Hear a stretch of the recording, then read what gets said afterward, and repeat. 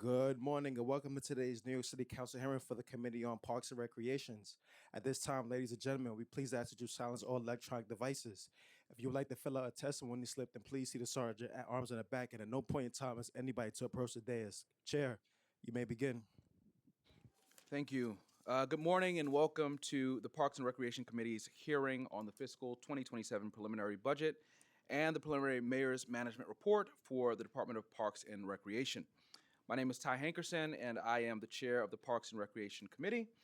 I'd like to acknowledge my fellow council member, Dr. Yusuf Salam, who is also here present today, and I'll acknowledge others as they come in. Today we'll be hearing testimony from the Department of Parks and Recreation on its fiscal 2027 preliminary budget, which totals $654 million, a decrease of $33.7 million compared to the fiscal 2026 adopted budget. It may seem like this amount is enough to properly fund our Parks Department, but this is still nowhere near the 1% goal that the mayor campaigned on.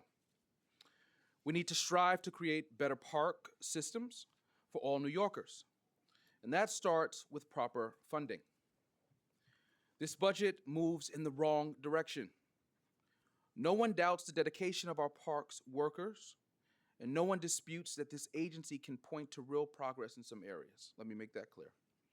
But New Yorkers cannot be asked to confuse progress in some areas with stability. When core services still depend on one-shots, the message to workers and families is that standard care is still negotiable. Public safety still leans on temporary funding. Fully funded capital projects are still waiting because the staffing capacity needed for review is not there. We're now just trying to recover from the Adams administration's 2-for-1 hiring reduction. Too many neighborhoods still go through hotter summers with less shade and less relief because the tree canopy remains uneven. And as we head into summer, beaches and pools will again depend on lifeguards and other seasonal staff to open strong and to stay safe. Routine expiration does not make the impact routine. If these services are essential every year, then the funding should be there every year. Our workers, our parkies, need stable jobs, better pay, and real protections. And our communities need a park system that serves every borough with the same standard of care. The fiscal 2027 preliminary budget includes $50,000 in new needs for fiscal 2027, $127,000 in other adjustments, and no savings. There are only 2 new needs included in the plan, with a majority of the funding coming from mold and asbestos removal at the Owen Dolan Recreation Center. There's also a state grant of $1.6 million for lifeguard recruitment. The committee is excited to hear testimony related to the FY27 preliminary plan, specifically one-shots, lifeguards, and recreation centers. Before we begin with testimony, I would like to thank council staff for their hard work, our finance team, Isha Wright, Jack Story, Michael Sherman, and our committee staff, Christopher Satori and Patrick Mulville, and my own staff, Chief of Staff Maricela Cano, Cleve Destiny, and Amari Johnson. I will now ask the committee council to go over some procedural items and swear in the representatives from the department, but before they do so, let me acknowledge Councilmember Shekhar Krishnan, Councilmember Sandra Ong, Councilmember Frank Morano. I think that's all we have so far. With that, I give it to the committee council. Thank you, Chair. Would the Commissioner and representatives of the Parks Department please raise your right hand if you're able?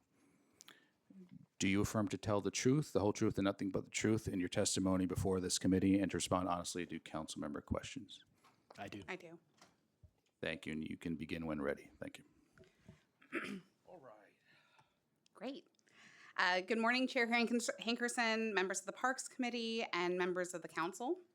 My name is Tricia Shimamura, Commissioner of New York City Department of Parks and Recreation. I'm pleased to be here today to testify regarding the agency's fiscal year 2027 preliminary budget and to be joined by several members of our agency's senior leadership. Since this is my first opportunity to testify at a council budget hearing as commissioner, and some of you may be new to the council or to the Parks Committee, before we speak to the proposed budget, I'd like to offer a brief overview of our agency, outline some recent successes we've enjoyed, and provide a sense of what we want to achieve in the years ahead. New York City Parks is responsible for over 30,000 acres of land, 14% of New York City's surface area, including more than 5,000 individual properties spanning from Rockaway Beach to Pelham Bay Park, with an incredible array of uses and functions, ranging from tiny community gardens to miles of green streets. In the properties under our jurisdiction, you'll find over 800 athletic fields and nearly 1,000 playgrounds, 1,800 basketball courts, 700 public restroom buildings, 550 tennis courts, 65 public pools, 51 recreational facilities, 15 nature centers, 14 miles of beaches, 1,200 monuments, 23 historic house museums, and over 5 million trees. 2 months ago, I was appointed by Mayor Mamdani to lead this incredible agency, tasked with improving the lives of millions of New Yorkers each and every day. The mayor has outlined his vision for a more affordable city, and I am very proud to be leading the agency of affordability because parks are for everyone. Our park spaces are free and open to all New Yorkers, regardless of your zip code, your ethnicity, or your tax bracket. To go out and enjoy our city parks, you just need a comfortable pair of shoes and the clothing on your back. In a city where a gym membership can cost you hundreds of dollars every month and a simple family night out at the movies can break the bank, we are providing completely free recreational, educational, and cultural programming in parks throughout the year, as well as free and low-cost access to our recreation centers that every New Yorker can enjoy. As commissioner, I will work to ensure that our parks and facilities aren't just accessible. They need to be engaging and active spaces that New Yorkers can be proud of, whether they're looking for a chance to exercise, get closer to nature, gather with family or neighbors, or simply just sit and take in a moment of peace from our crowded and noisy streets. New Yorkers rely on our city parks as essential city infrastructure, so our staff needs to care for these spaces just like their own backyards, because for so many New Yorkers, that is exactly what they are. And they need to be clean and welcoming public spaces that provide a sense of belonging and joy. In just these few past months, I've already seen countless examples of the hard work and dedication that our incredible employees, who are essential workers striving for excellence in the public realm and delivering for New Yorkers every single day. When New York experienced record levels of snow and severe weather from the recent winter storms, including a deep freeze that felt like it would never end, Parks employees were out on the front lines, working 12-hour shifts cleaning our park perimeter sidewalks and intersections, resolving dangerous tree-related conditions, and patrolling the lakes and ponds within our parks, keeping New Yorkers safe. This is the level of dedication that our employees bring to this agency every day, and I look forward to living up to the example that they set. Last month, we were thrilled to celebrate the opening of Shirley Chisholm Recreation Center, the first new park recreation center in over a decade, the first ever in Central Brooklyn, and the largest recreation center in the entire borough. Located right in the heart of Little Haiti, the residents of East Flatbush and Midwood finally have access to a state-of-the-art facility with 74,000 square feet of space, offering swimming and competition-sized 6-lane pool, team sports, exercise, educational programming, a teaching kitchen, and even an audiovisual production media lab. Like all of our parks recreation centers, memberships are entirely free for kids and young adults and incredibly affordable for New Yorkers of all ages. We're grateful to our partner agencies for their collaboration, especially the Department of Design and Construction for delivering the project through a design-build contracting, years faster than would have otherwise been possible, and to our elected officials and local community members for their tireless advocacy and support for the project. Shirley Chisholm is an American icon and as well as a hero to me and millions of others. Opening this facility in her honor is an incredible testament to her legacy and a reminder that our government can and must deliver for everyone, not just the rich and powerful. This commitment to equity and fairness means that we also believe that all New Yorkers should have access to vibrant, high-quality parks. So we were excited to recently announce the newest phase of our Community Parks Initiative, also known as CPI. $50 million in new capital investment will deliver the transformative reconstruction of 10 parks, serving neighborhoods in all 5 boroughs that have historically been neglected and underserved.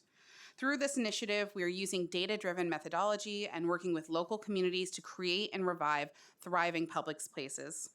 Over the past decade, we have wholly reimagined and reconstructed 70 CPI projects for local neighborhood parks, with dozens more actively underway. Over $500 million of capital funding for rebuilding parks and playgrounds that haven't seen significant investment in decades. Many of those underserved neighborhoods are also impacted by higher heat vulnerability, and some communities aren't benefiting equally from cities' urban tree canopy, which is vital living infrastructure.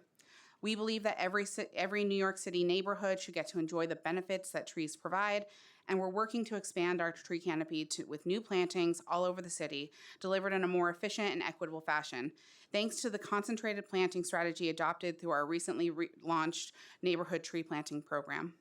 Now, new streets are planted on a data-driven basis of fairness and efficiency, prioritizing the most heat-vulnerable neighborhoods first as a matter of environmental justice.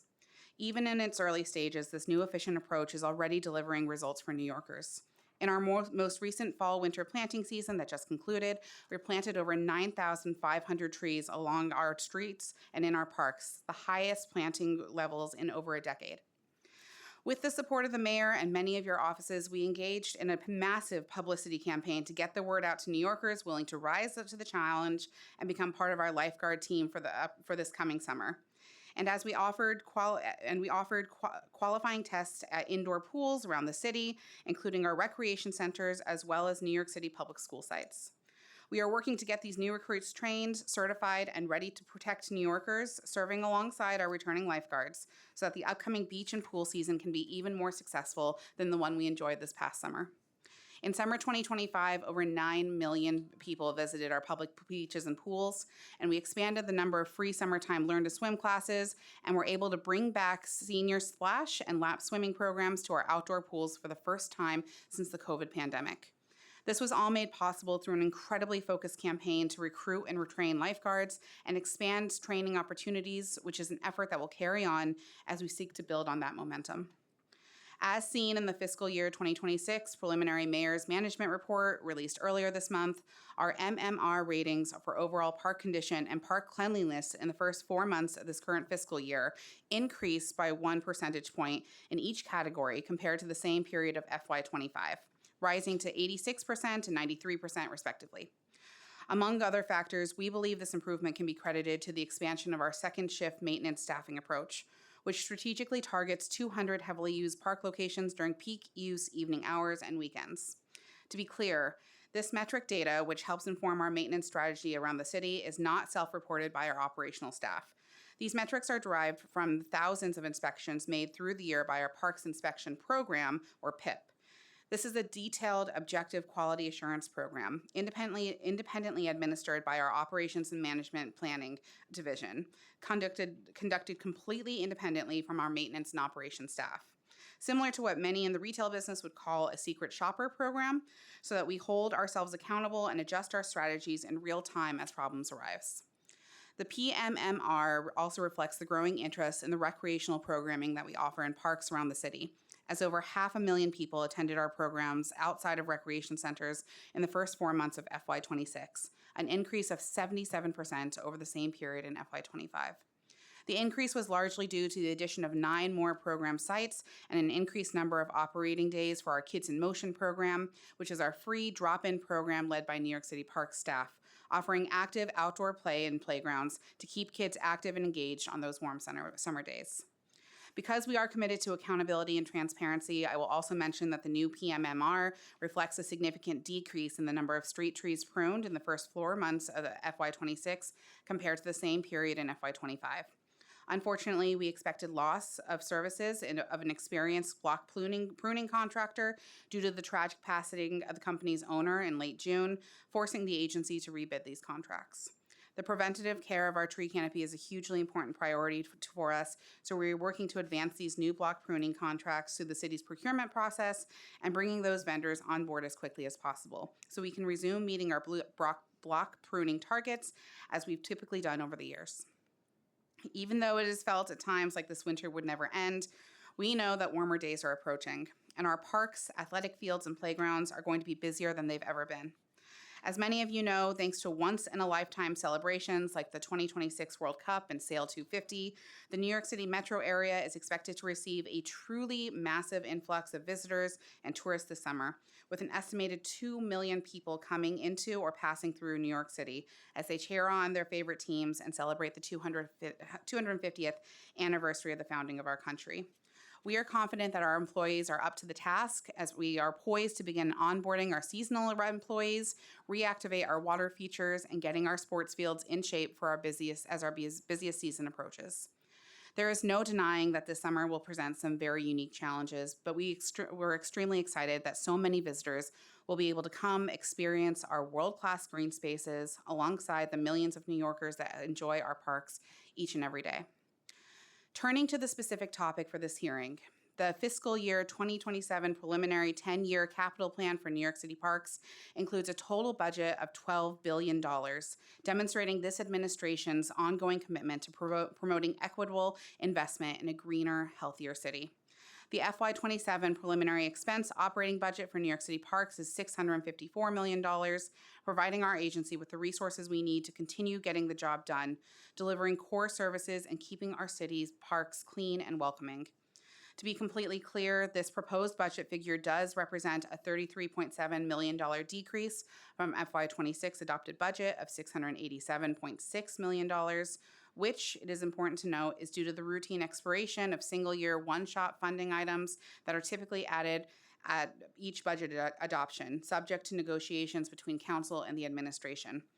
In our current FY26 adopted budget, this yearly funding includes Council's Park Equity Initiative discretionary expense funding, as well as additional staffing, supplies, and equipment to support various efforts throughout our agency.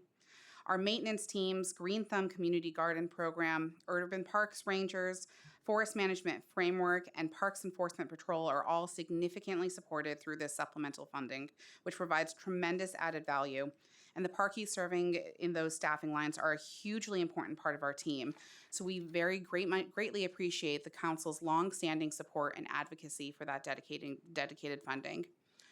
Though we don't have enough time today to exhaustively outline every operational aspect of every effort and initiative being undertaken by the agency to ensure the long-term success of our park system, I hope this overview has helped demonstrate our commitment to growing and protecting green and open space around the city. And we look forward to working with the council in close partnership to make sure our park system can be the envy of cities around the world. To be clear, we cannot do this alone. We rely on the support of our elected officials, our partners, and friends groups ranging from large conservancies to small neighborhood associations organizing volunteer cleanup events, and most importantly, the individual New Yorkers and park visitors who use our parks every day and who need to do their part by treating these public spaces with respect and dignity that they deserve so we all can enjoy this vital resource that we have to share. In closing, I want to thank my entire team for their continued hard work and dedication to our mission. I'm honored and grateful to have been granted the privilege of leading this agency, and I look forward to working with each of you to continue improving our parks and open spaces for all New Yorkers.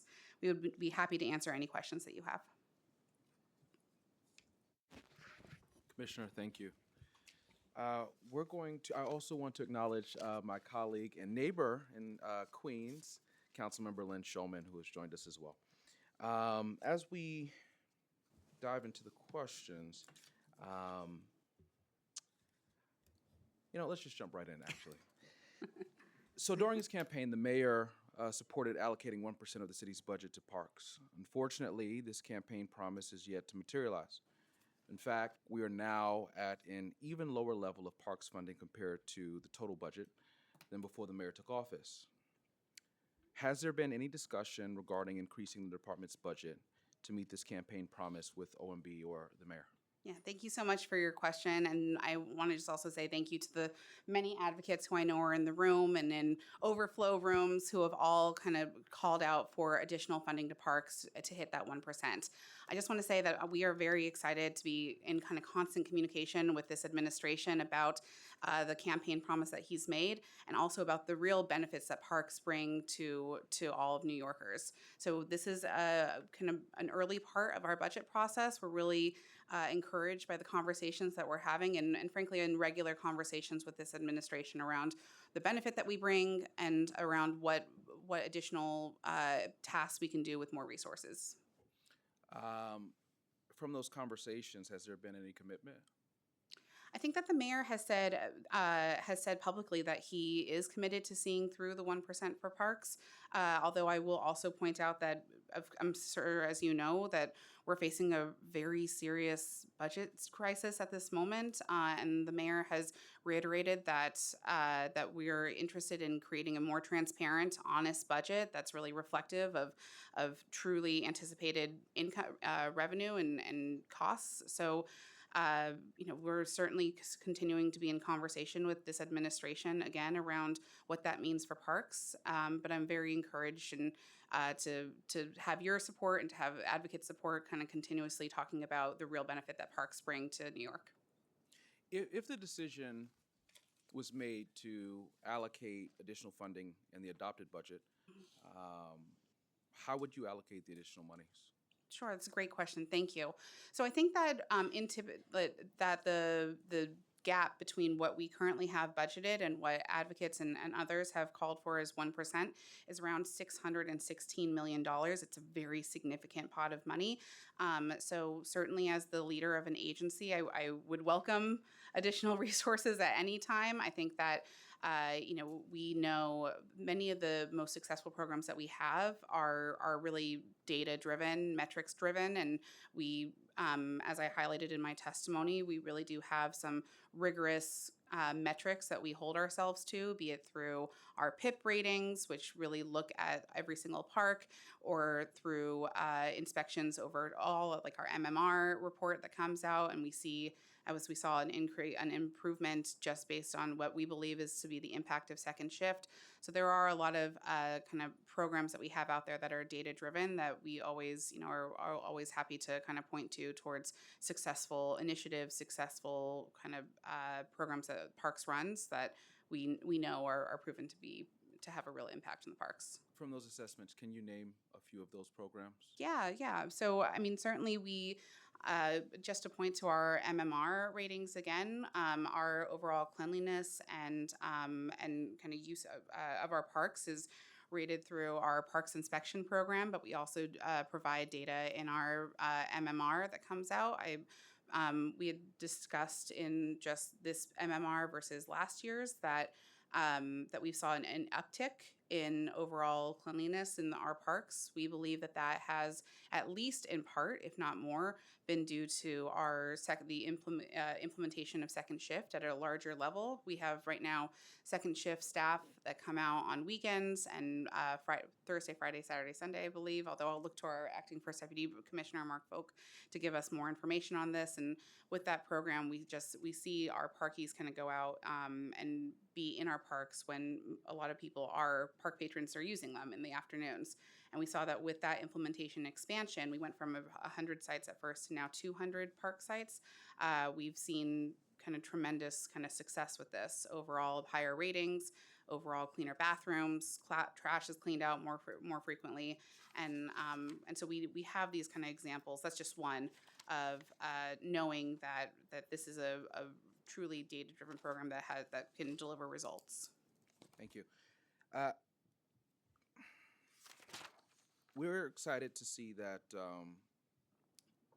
there are no savings in the CSO plan, the Chief Savings Officer plan, but there are also no restorations to the agency's budget after the effects of the PEG program. We saw hundreds of positions reduced and many programs delayed or outright eliminated as cost savings measures. This has undoubtedly had an impact on our parks and the city's ability to care for our parks and green spaces. While there is not a PEG program, there is still an instruction from the agency to institute savings across the board with recommendations by the CSO. Can you please explain the savings that you found as well as any impact on services in your report? Sure. So I think the EO 12 had instructed our agency to designate a chief savings officer and then to kind of look through and look for opportunities of inefficiencies, look for opportunities of savings. That report was to be submitted by March 20th, which I think was just on Friday. And we and the agency has complied. I want to reiterate, though, to reiterate something that the mayor has said, and that is certainly true within our agency, that none of these efficiencies and savings were to have any sort of impact on the actual services to New Yorkers, and we know that Parks provides many services.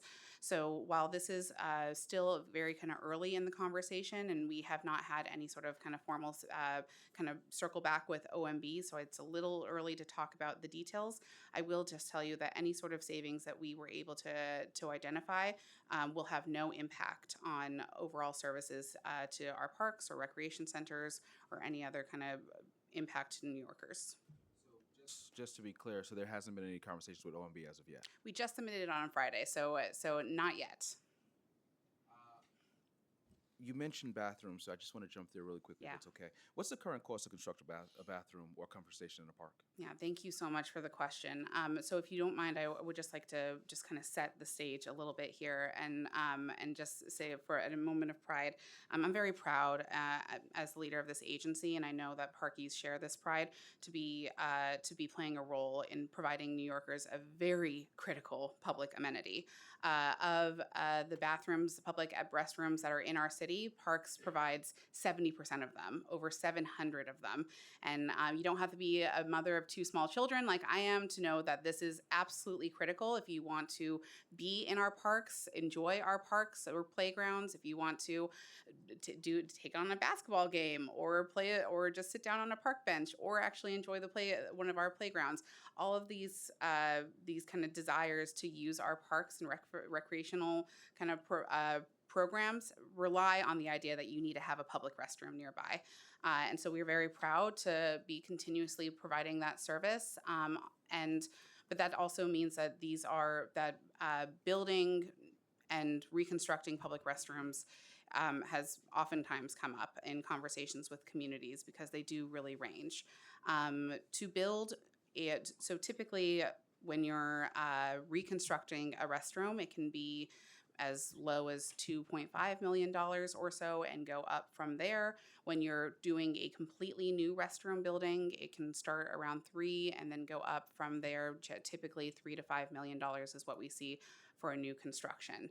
Now, I am looking here, and there are so many council members who have been sitting in their seats for a little bit, so I'm sure that you're not new to this idea that we oftentimes have been saying that now, more often than not, we're probably recommending that we are doing fully new construction of restrooms in your districts and in your parks when possible. Because really, we also know that it's not just about restrooms. That you oftentimes hear us talk about, like maybe restrooms plus an additional staff space that we can then have a fixed post staff in there. It does cost more, but it typically has a lot of benefits to be able to have the option to have fixed post staff in your parks. Maybe we're talking about reconstructing, but reconstructing will only barely give us the accessibility that we know that this park or neighborhood needs. And so it would just make more sense for us to construct a new facility that will give us more accessibility, more stalls, instead of kind of reducing down a limited number down from there. So it's a little bit of a complicated answer, and I'm happy to talk to you more about it. But typically, depending on if you're reconstructing or doing something new, your costs can range. I mean, just as a follow-up to that, has the agency explored any ways to decrease the cost of construction and design of bathrooms in parks? Absolutely, and thank you for the question. So there are two components that oftentimes we hear about when it comes to any sort of capital project, and I'll also look for our Deputy Commissioner of Capital, Eric Borston, to come join me if you have any other questions on that, if there's anything that I'm misstating or any additional details that you'd like to add. But just a couple years ago, the agency, in recognition that it was taking too long and too expensive to build these restrooms, that we undertook a little bit of a pilot to see if there was ways to speed this up and reduce some of those costs. And so that's when you started to hear about the Portland Loo, which was a pilot in order to put like a single stall, open air, year-round bathroom in every single borough to see if that would bring down the cost, if that would be successful. We also tried prefabricated modular bathrooms, some of which have been very successful. We've received design awards, did it very quickly, but some of them which have kind of brought up other problems that were not as quickly anticipated. So I'd say that the Portland Loos just went through that whole kind of initiative to try out different pilots of different types of bathrooms. Just went through its first winter season. We've learned a lot of lessons in this, some good, some bad. But certainly we're continuously looking at ways to kind of, again, to deliver this incredibly important public amenity at faster pace and for a cheaper price. And I'll just look to our Deputy Commissioner to see if there's anything you'd like to add. Thank you, Commissioner, and thank you for your question, Councilmember. I must say to begin that the Commissioner got it all right and told a very complete answer to I'm that sorry, question. Commissioner. We have to swear you in. Yeah. Deputy Commissioner, my apologies. Thank you. Please raise your right hand if you're able. Do you affirm to tell the truth, the whole truth, and nothing but the truth in your testimony before this committee and to respond honestly to council member questions? I do. Thank you. May So continue. again, the Commissioner told a very complete story and really did get everything right. I would just add to that first of all, we all know that construction in the city is expensive no matter what you're building. Construction in parks more so because you're far from utilities, sometimes you're far from the street and the delivery of materials and workers. As to the complexity, we're also building, the smallest public building imaginable. Larger buildings have greater efficiencies. Our buildings are built by union labor, so you're talking about full union wages and operating governance. And to build a 720 square foot building has a lot of inefficiencies that you don't encounter when you're building, a more normal size building. But to that end, we have a number of different design options that we're utilizing. The Commissioner mentioned our standard prototypical public restroom building, PRB. It has 6 fixtures. It's hand-built, I should say, on site once the foundations are in. These are masonry buildings, hand-laid masonry. But these are intended to last, decades. These are not buildings that we expect to suffer from weather or abuse. They're designed to be where they are. The existing buildings that we're all familiar with, the 20 by 20s, they're much smaller. They have currently 4 fixtures in them. But again, as the Commissioner said, to make them fully handicapped accessible, we lose 2 of the 4 fixtures. So in that case, you're getting a public restroom with 2 fixtures, 1 men, 1 women typically.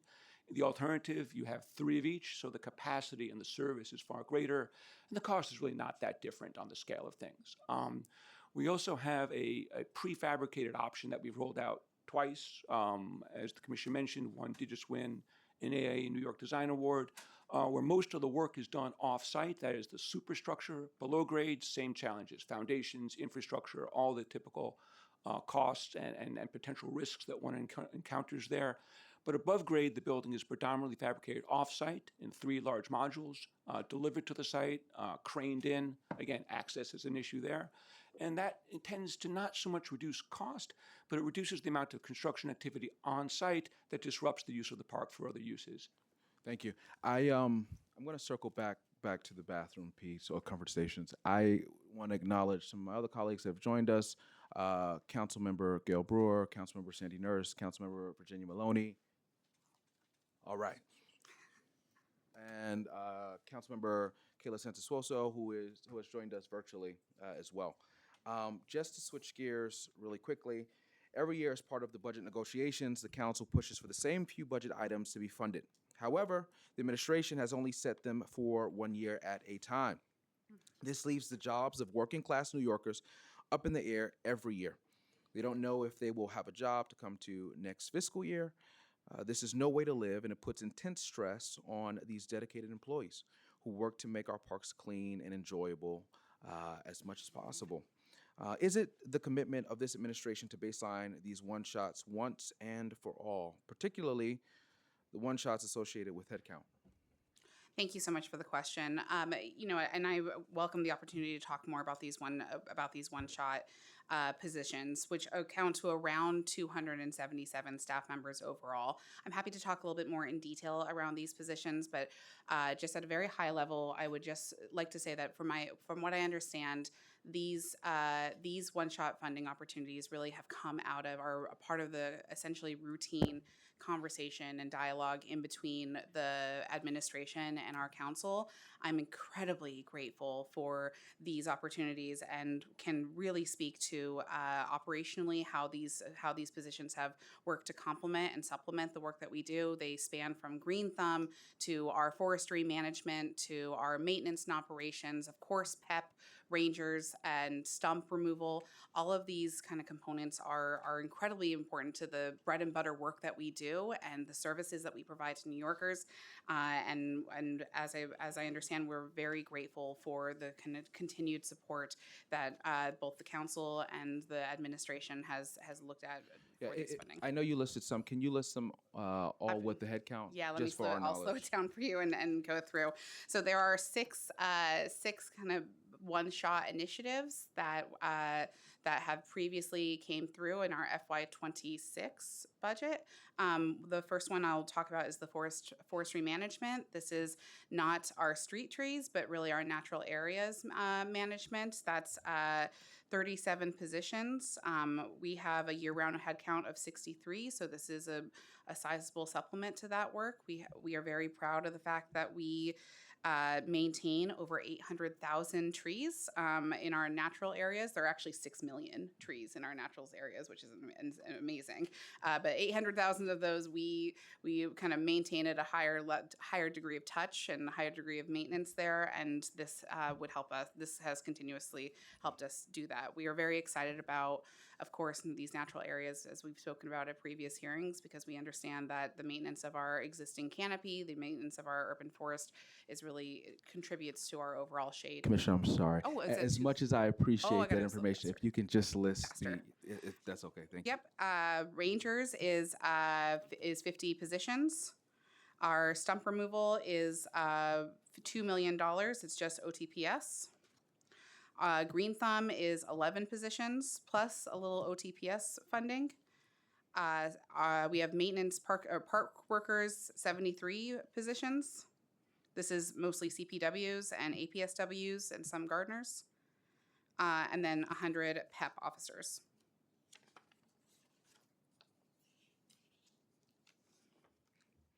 By chance, did you list the urban park rangers? Did I miss that? The park rangers is 50. 50. Thank you.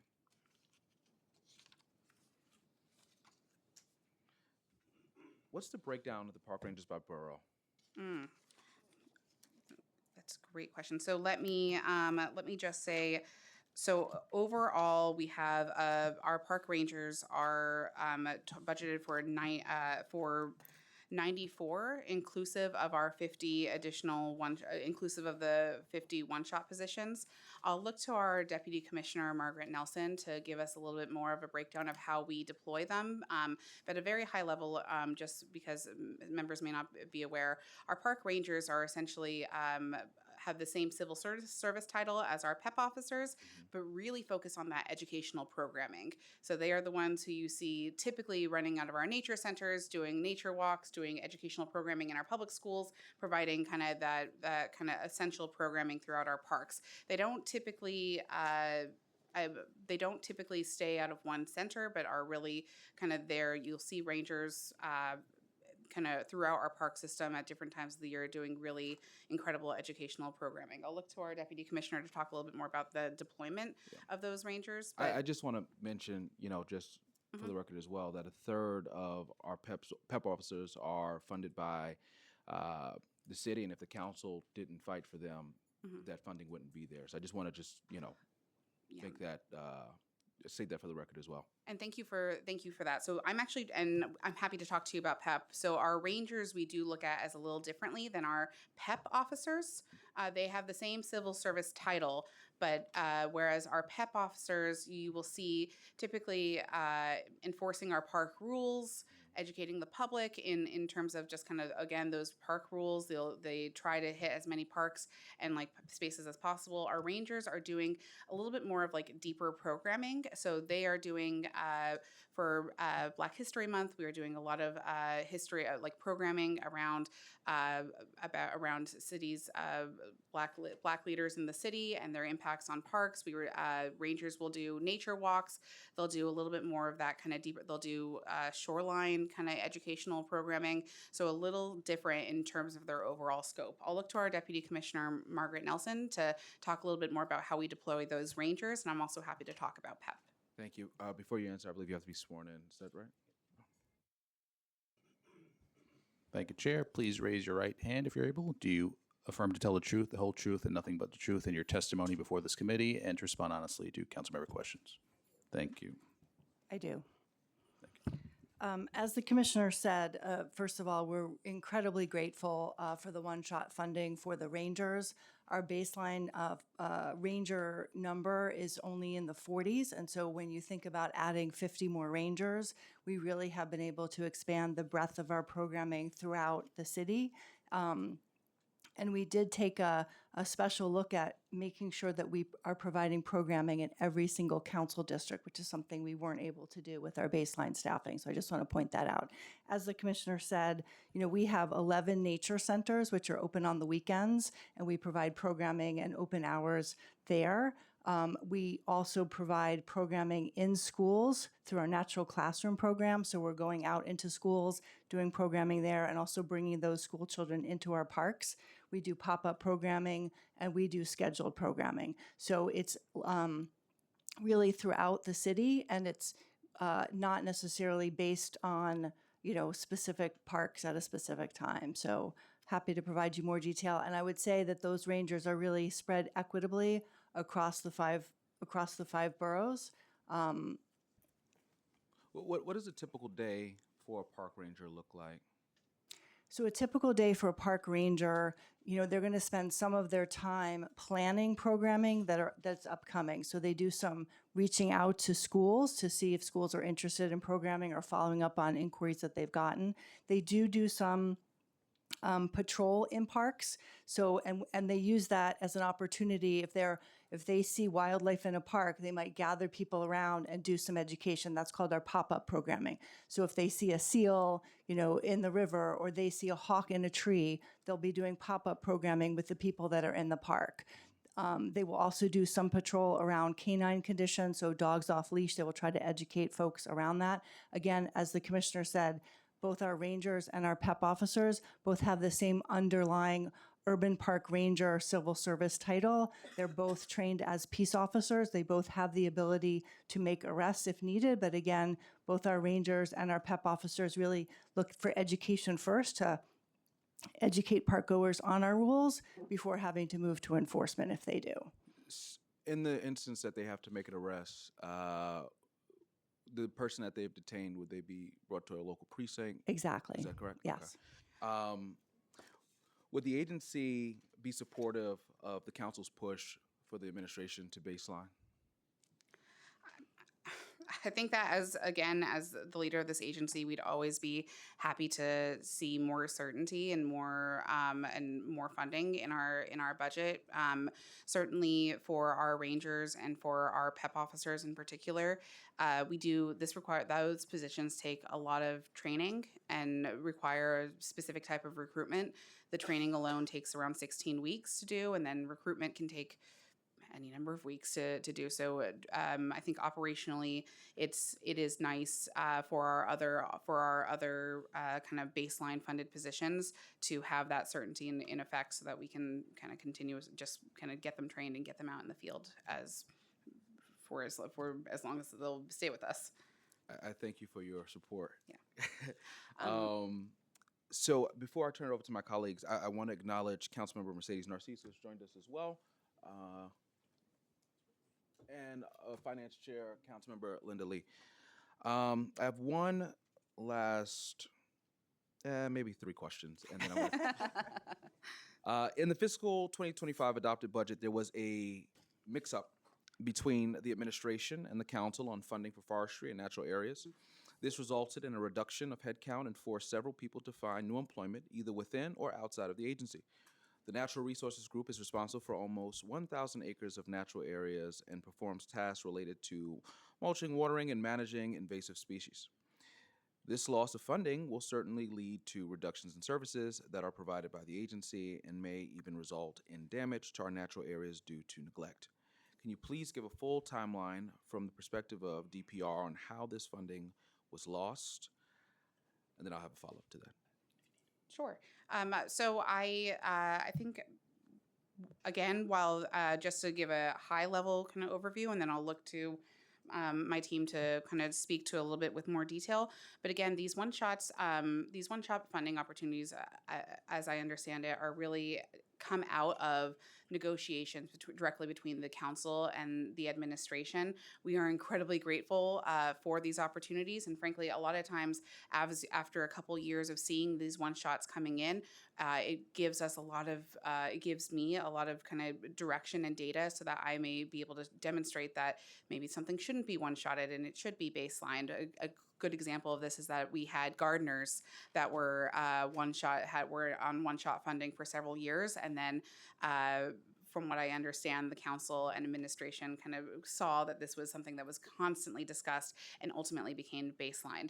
So I will say that it is pretty routine and pretty typical to see these one shots come up, but they are in direct communication between the council and the administration on how and whatever kind of finally comes up. And so I'll look to you, Matt, to give us a little bit more detail. Sure. Thank you, Commissioner. My name's Matt Drury. I'm the Chief of Citywide Legislative Affairs. Yeah, and I can kind of talk a little bit about the sort of tick-tock that sort of led to the situation you described. I'll take a step back and note that the Forest Management Framework is a partnership between our agency and the Natural Areas Conservancy, and that was released in 2018. And what that sketched out is sort of a forward-looking 25-year plan, again, specifically looking at our forested natural areas. So this is different and separate apart from all of our efforts related to street trees or trees within landscape parks. So it is very much focusing on those natural forests.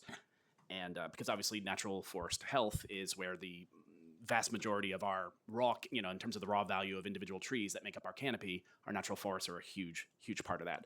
So starting in FY20, the agency received one-shot expense funding.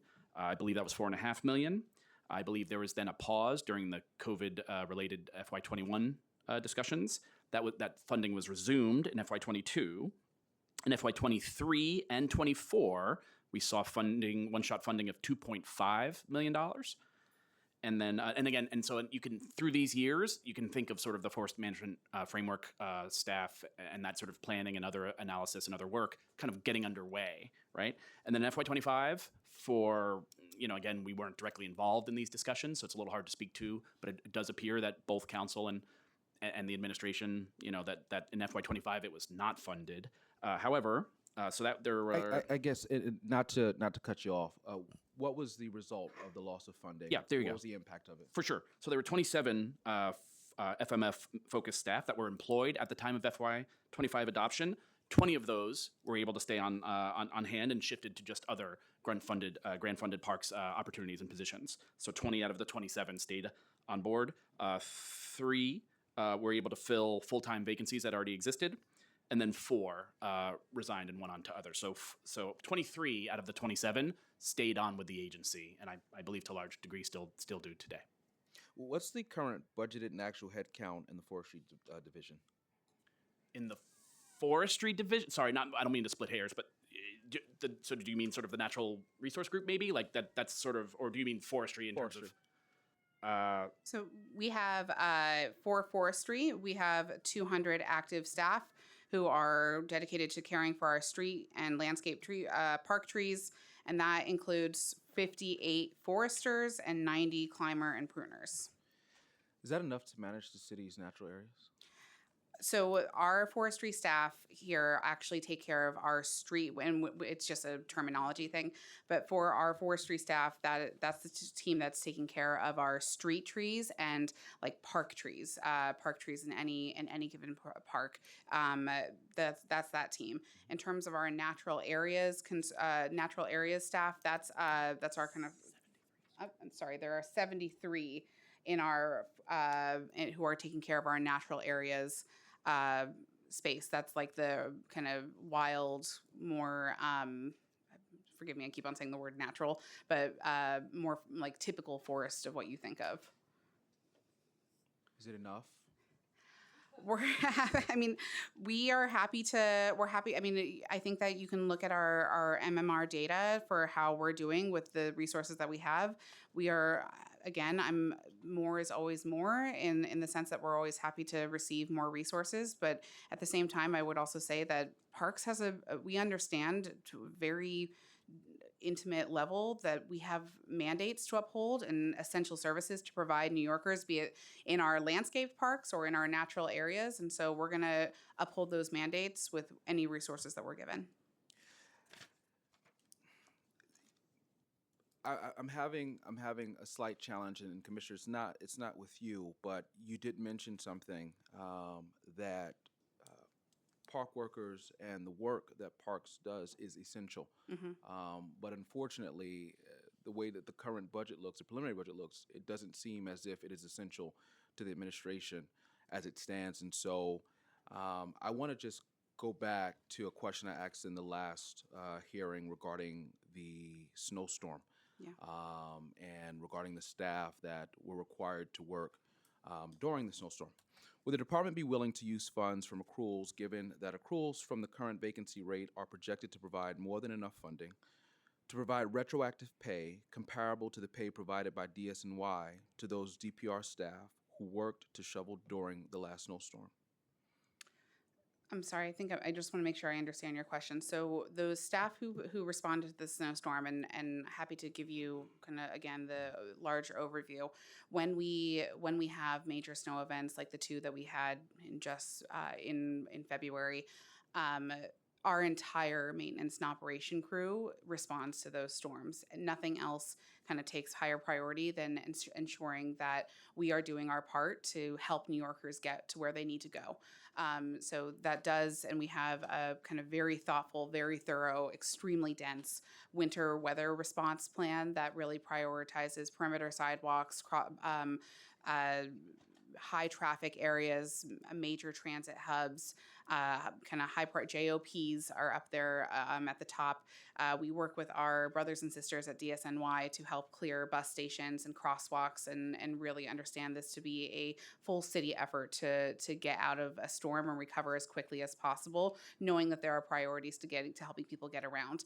That work, Parks works very closely in hand with our other sister agencies, DSNY, NYCM, DOT, NYPD, and FDNY to kind of respond to the storm. And while those parkies are responding, they are getting paid for that work. So they are there, so they are getting paid. For So that. I don't think the question it has to do with them being paid. We know they were paid, but it doesn't seem that the pay was comparable to those in the Department of Sanitation and those that were hired per diem by the city.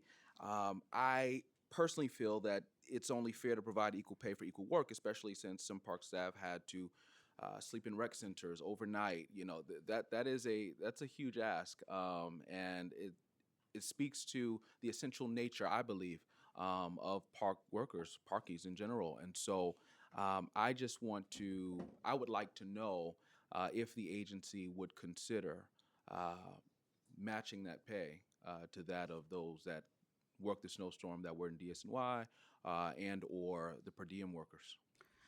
Yeah, thank you. Just one kind of caveat to that, and I'd say that we're happy to. I'm always happy to uplift the work of parkies. We'd have to, I think, look closer, and I don't know if I can speak to exactly how those DSNY or DOT staffers were compensated, or to do a comparison between them. Although we did provide overtime for when parkies were there. The only caveats that we, to talk about a little bit about that snowstorm, which was so intense. Frankly, only in rare occasions did we request those park staff to stay overnight. We offered it though, because we do want to take care of our staff, and oftentimes we know how important it is that the work that they do is that they would go through extraordinary lengths to show up for work the next day. So this was oftentimes we were kind of helping them accommodate and stay overnight in park houses and rec centers and things like that, because we knew that it was going to be dangerous for them to kind of travel back and forth, and that was an offer to them, not necessarily a you have to do this sort of thing, but just that was a small caveat. Out of curiosity, were meals provided to them for those who stayed overnight? I would have to check, but in most cases, and I myself was going around to the centers and to checking on staff during the entirety of the storm. Park staff were overall in really good spirits. They were very happy about the situation. Most of them had gotten pizza or gotten other kind of like the managers had gotten pizza for them and kind of helped support them. And some of our rec centers, they were watching movies into the night and then like getting up the next morning getting back to work. So I think overall we're happy to give you a little bit more look into that further. But overall we do what we can to make sure that they're supported and most of all safe. I'd appreciate you Yeah. all following back up with Yeah. us. I don't want to take too much time. I have a lot of colleagues who are here who have questions. I want to acknowledge Councilmember Pierina Sanchez, who has joined us as well. Uh, for questions, we'll start in Harlem with Councilmember Yusuf Salam. Thank you, Chair. Thank you for your testimony as well. I want to start with Central Park's maintenance decline. As noted, there was a decrease of about $18.7 million from fiscal year 26 to 27. I want to know what services or maintenance activities will be reduced, and does this decline affect park cleanliness, safety, or recreational programming? Thanks for the question, Councilmember. To my knowledge, although I'll look to my team to see, I don't believe that we actually have a decline of $18.18 million to Central Park. Although we can double check that to confirm. I am happy to actually talk about, maybe you may have seen, there is a line in our budget that goes towards funding that goes directly towards CPC's maintenance, and that is around, I think it's $14 million. Although we can confirm, and I can talk a little bit about that because it is a little bit of a strange thing to see overall in our budget. But essentially, this comes out of our license agreement with the Central Park Conservancy. The overall maintenance of Central Park, just given the kind of prominence, the landscape, the kind of long scale vision of this park, is well into what I understand to be like $100 million a year, if not more. And so that sort of kind of matching from the city came out of their license agreement that the city struck with the Central Park Conservancy many years ago. And so while the city does contribute, I think it's $14 million, $16 million. Sorry, $16 million. That is kind of matched many times over by the Central Park Conservancy. And to my knowledge, that has not changed. There's nothing in the next budget that I think is going to impact that. I do want to point out that out of this relationship also has come something I think that spans beyond Central Park, which is very important to me. CPC has, I'm sorry, I say CPC, but Central Park Conservancy has agreed to partner with parks to expand the horticulture practices and kind of maintenance of that park and expand it to other parks throughout the city. And that's through a kind of an annual kind of parks, an annual kind of fellowship where CPC puts their resources in other parks around the city to help kind of maintain and other kind of portions of different parks and help teach our staff and others kind of some of those practices. We're happy to talk a little bit more about that, and I'd look to our acting first deputy commissioner if he wants to speak more to that sort of program. But in fact, our kind of relationship goes beyond just Central Park, and you should see, actually, we were in your district in Marcus Garvey Park for a while, and then we are now I think we finished up 2 years in, what is it, Highbridge, and then are now moving to a different park entirely. But you see this kind of residency happen with CPC staff, and generally we see a lot of benefits from that. Thank you. The capital program budget decreased by $2.675 million from fiscal year 26 to 27. What capital projects are being deferred or delayed, and how will this impact the East River Esplanade Phase 3 and the Hafen Park Pool reconstruction timelines? Thank you again for the question.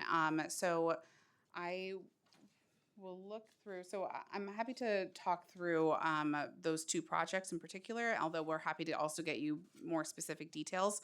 So Hafen, sorry. East River Esplanade Phase 3 is here. Okay. Okay, so I'm not sure about about the budget reduction component to where that number is referring to, although we can look into it and get back to you if there is. Our kind of 10-year capital plan is reflective of $12 billion of capital projects.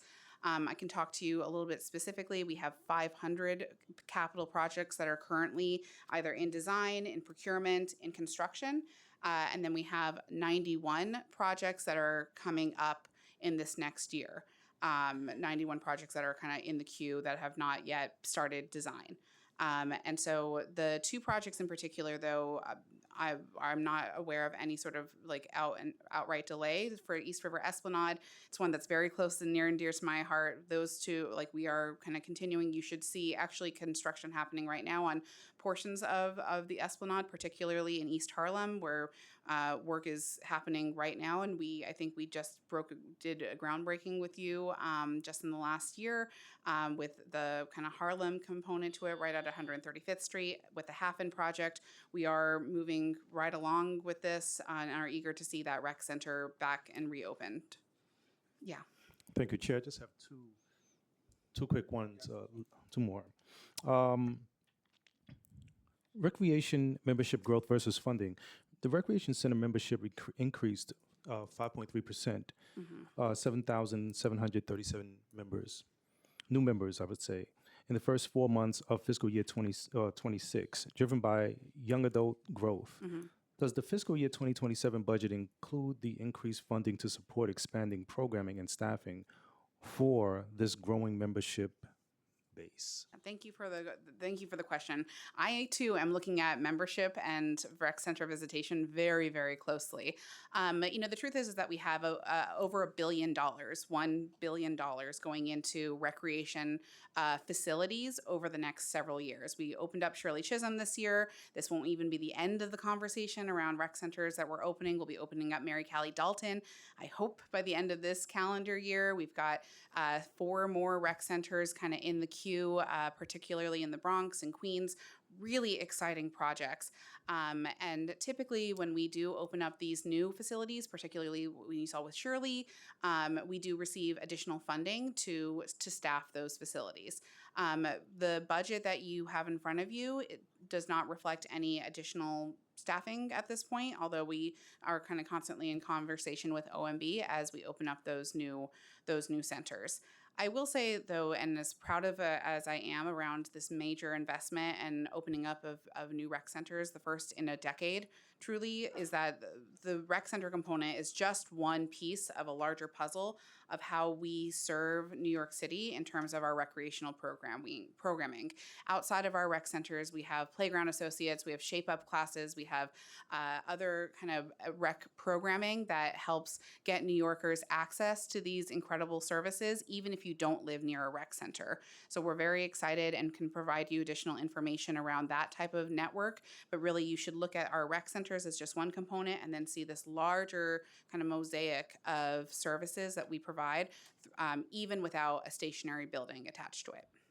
And finally, DPR received $1.6 million in state funding for lifeguard recruitment bonuses to achieve 1,200 lifeguards.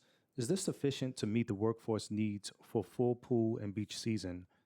And what is the current lifeguard vacancy rate, and how does this compare to fiscal year 25? Thank you for the question, very much so.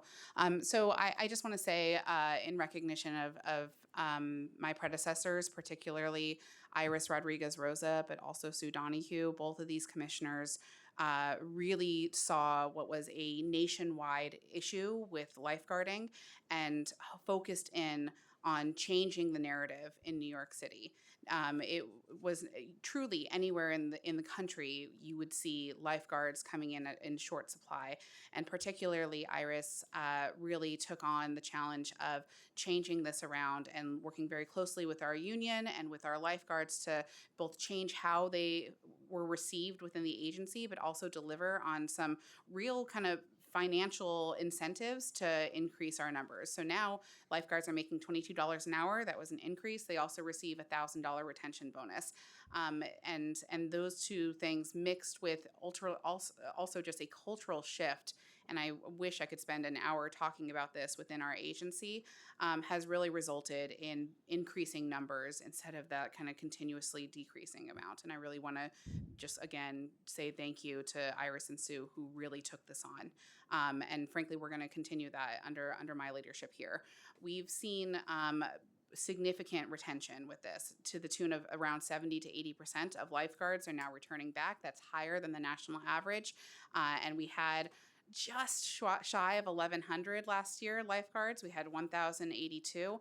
It's still too early to be able to tell you exactly what we're going to have this year, but I'm very hopeful, and the numbers are looking good. We're just in training right now, so it kind of depends on who sticks out through training, and ultimately we do the last tests, and we won't be able to know for sure until, frankly, the end of June, start of July, in terms of our total numbers. But you do feel a difference here. I have to tell you, particularly even at our pools, you saw at our big Olympic-sized pools just a couple years ago, we were only able to open up those pools to like 15%.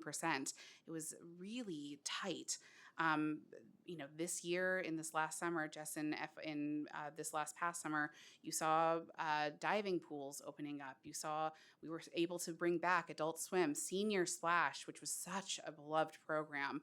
And so we're really hoping to see kind of that continued growth, and are very grateful, frankly, to my predecessors for their their focused effort here. Thank you, Commissioner. Thank you, Chair. Absolutely. I also want to give kudos to the former Commissioner Iris Rodriguez Rosa. She did amazing work. So I just want to. I know she's watching. So Yeah, I know. Yes, Great job. she'll happily be texting. Yes.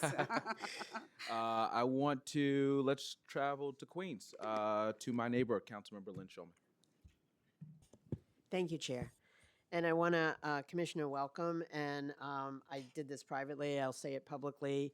I think you're going to be a great commissioner. And I know you from a lot of other things, plus you were the Manhattan, right, Commissioner?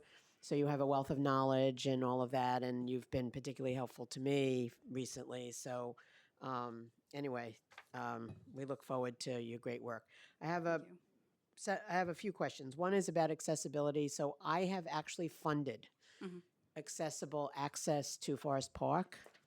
And then I'm told that it's going to take years for anything to happen because you don't have enough engineers. So that's one. And this is a fully funded project that that I did in my first year here. So that's the first question. Yeah. Thank you, first and most importantly, for your partnership and for your continued advocacy for our parks. I very much appreciate it. Second of all, thank you also for prioritizing accessibility in your parks. I would truly think at a very high level, we should be judged based on how we serve our most vulnerable, and that means our accessibility. So I appreciate the funding and the continued follow-up here. While I'm happy to get you a specific update as to where we stand on this, it is true that these projects are capital projects, and it doesn't really matter if we're talking about a bathroom, but in this case, we're talking about accessible pathways into our parks. They do take quite a long time.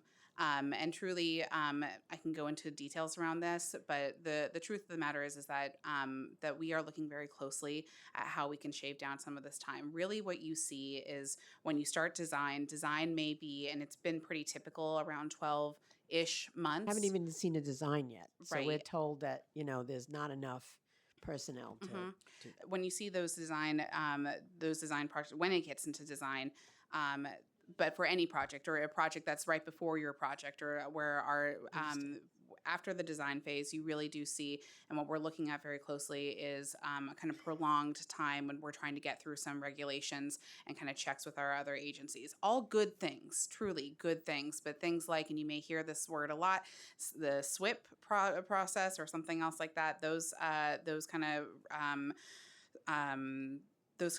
type of checks within our other agencies are very important, but also time just can really lengthen projects significantly. We're looking at this closely. There are some things that the agency has done. Actually, a piece of legislation that Councilmember Krishnan had passed just a few years ago around the whole capital process and ways to actually shorten this. I both read your legislation and the report that came out, which was very helpful. And the agency has taken steps to actually reduce some of this. We need to be doing more. So we will certainly get back to you on this one. Because it's a park that's accessed by everyone, including the chair's constituents, and it's rather big. So, all right, that's one. The other is, what is the new process now for trees to get trees planted? Yeah, because a lot of the public doesn't know about that, or there's issues. And so thank you for the question. So in recognizing that every single community in New York City deserves trees, every single community needs to benefit from the overall canopy. The agency has shifted away from what was a very long kind of ad hoc list of 311s and elected official requests, kind of where we were jumping around to different areas based on the requests that came in, and then decided to shift to a comprehensive tree planting plan. The good news is with this plan that I can tell you that in 9 years, which is I know a long time, but in 9 years' time, I can confidently say to you that every single corner of this city will have been reviewed, assessed, and planted for. But not only are we planting, but we're also expanding tree pits for overall tree health. We're removing stumps. We're filling empty tree pits that can no longer sustain trees in them, and really touching every single corner. So typically it is from essentially this in these 9 years, we will be able to touch every single corner of the city. Specifically for your exact neighborhood, or if you have a specific location, we're happy to look that up and tell you where we are in the queue, because But my it's done hope is through that the it should Parks be done. Department now, is what? Sorry? It's done through It's the done through the Parks Parks Department. Department. Yes. And can you explain artwork in the parks? And you know that Yes. because a lot of people don't realize, and I've figured that out. So if you can, I love artwork in the parks. Frankly, just to be very clear, we have a really great program where for 364 days, you can work with our agency to put up artwork in our parks. And we know that this is not just a luxury. This is something that shows investment. It shows excitement. It can show a sense of place and pride of place, as in the case of the one that you and I were just working with in Queens. And so we are very excited to work with artists of all types to really think through how they might be able to showcase their art in the parks. And I actually think there are some advocates here today who have run really successful sculptural programs, photography programs, who are showcasing their works in the parks. They should work with us. We're excited about the opportunities here. And if you have a park space or a green street or some other space that you think could be activated by artwork, we would love to hear about it. but do you mind if I just finish up my? So just so folks understand, it's free. It's for a year. Like there's it's under the charter. That's what I want people to know. Yes, it is. So we base our rules off of the Public Design Committee, which is also based on the charter. If you do something, if you hold a piece of artwork for over a year or at a year, then it requires additional kind of reviews. It is then seen as a permanent artwork. But we are committed to having temporary artwork that can have a revolving kind of audience and have other opportunities to bring in other artists. So in order not to trigger some other kind of problems with adherence to the charter and around kind of permanent artwork, we do it for 364 days.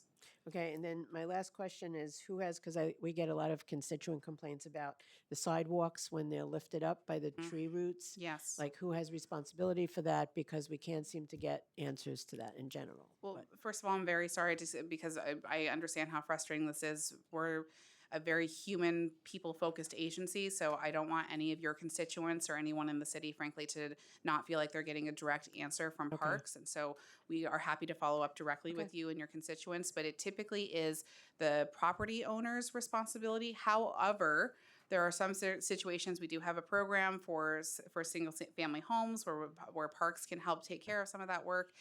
We still want to know about it so that we can monitor these things. So it's probably worth a larger conversation, but would love to follow up directly with your Chair, team. thank you for the accommodation. and thank Absolutely. you. I just had a follow-up to the council member's question regarding that 9-year plan. The legend has spoken. Given the budget, is the 9-year plan, set to be stay on track? Yes, it is. The 9-year plan. So we received baseline funding to continue with this comprehensive tree planting program. So yes, it is funded. Okay. Speaking of great predecessors, the former chair of this committee, Councilmember Shaker Krishna. Well, thank you very much, Chair. But you are taking it to another level now with your leadership. So great to see all you're doing with this budget hearing too, and asking all the important questions. Commissioner, first of all, good to see you. Matt, good to see you too, and everyone from Parks. Very nice to see you all. I just want to echo what's been said before too. I want to thank you very much for your leadership, Commissioner. You've been great, both with your passion for parks and your prior work, and how you're leading the agency right now too. And I know that Commissioner Rodriguez Rosa, who may be watching as well, would be proud of all that you're doing to take her work to the next level. I just had a few questions to follow up on some of the things that we've talked about already. So, I have to say I am disappointed that the mayor's preliminary budget does not fund parks at the level that we need it at. Essentially, if you take out the one shots, as you testified to as well, the preliminary budget proposal is lower than what it was last year, and if you put it back, it's about the same. So it's basically at best it's the same, at worst it's actually lower, and we obviously need to be much further along. So one question I had for you was, what gets impacted most? We all agree, and I know Mayor Mamdani agrees too, on the importance of increasing our parks budget to 1% or more. So when we're not there, what gets impacted the most? And I think I think we should have an honest conversation about what that means. Of course, you're going to do all that you can with all that you have, but I do think if we're all in agreement of where we need to get, what are the trade-offs that are being made right now when we are not getting there with each successive budget? Sure. Thank you. Thank you, of course, Councilmember, first and foremost for your leadership and for your continued advocacy. Really appreciate it, and your partnership. I will just say, this being my first time around, that the preliminary budget is just that. It's a preliminary component to this, and I understand that there are many kind of conversations that are happening. Certainly, we are having them with the administration as well. But we're grateful for the council's kind of continued advocacy, and the council understanding on a very granular level what's at stake here. And I think that's really what your question is about too. And so to respond with it as detailed of granular level in response to that, when you look at those one shots, and I think our Deputy Commissioner for Public Programs had mentioned it before, but the Ranger I think it's a fact that the amount of funding that's going to our Ranger program is almost 50% of the Ranger program. And it's a fact that as the chair mentioned, that the PEP program, it has around 250 baseline PEP officers, but the one shot is 100 additional officers, so a significant component to that kind of overall unit completely. So I think that it's we can kind of see at a level, and same thing with forestry management, even maybe not to that high degree, but significant supplemental support. So I think that you can look at those and understand that that even though overall it's 270-ish positions of our 5,000 kind of workforce, they are significant components, supplemental components of these kind of work units. I mean, it sounds clear to me. I think we all know it's these are all the core functions of the department that obviously when you have more funding where you need to be, you can more, address these core issues, but also do it more equitably too. And I do think that, and I hope to see improvement in the executive budget that brings us closer to it, even though it's a process and it'll take time to get there. We've got to start somewhere and not be sliding backwards. And I'm glad to hear the conversations that you all are having with OMB and City Hall to get there too. My next question is, where do things stand with the hiring freeze that we've had for a long time at the Parks Department? And if it's going to be lifted, what were the conversations to get it to that place to have it lifted? Yeah, thank you for the question. So just to give a little bit of background, over the last several years, as I understand it, the agency has been instructed, as many agencies have, to be to not be allowed to replace one for one the vacancies of people who naturally leave our agency, be it through retirement or finding another job or what have you. And so we do have a number of kind of vacancies here in our agency that we're very excited of the possibility of kind of bringing on additional folks and filling those vacancies. I want to just say that this is a really direct result of this administration's kind of desire to see a honest, transparent, and functional budget.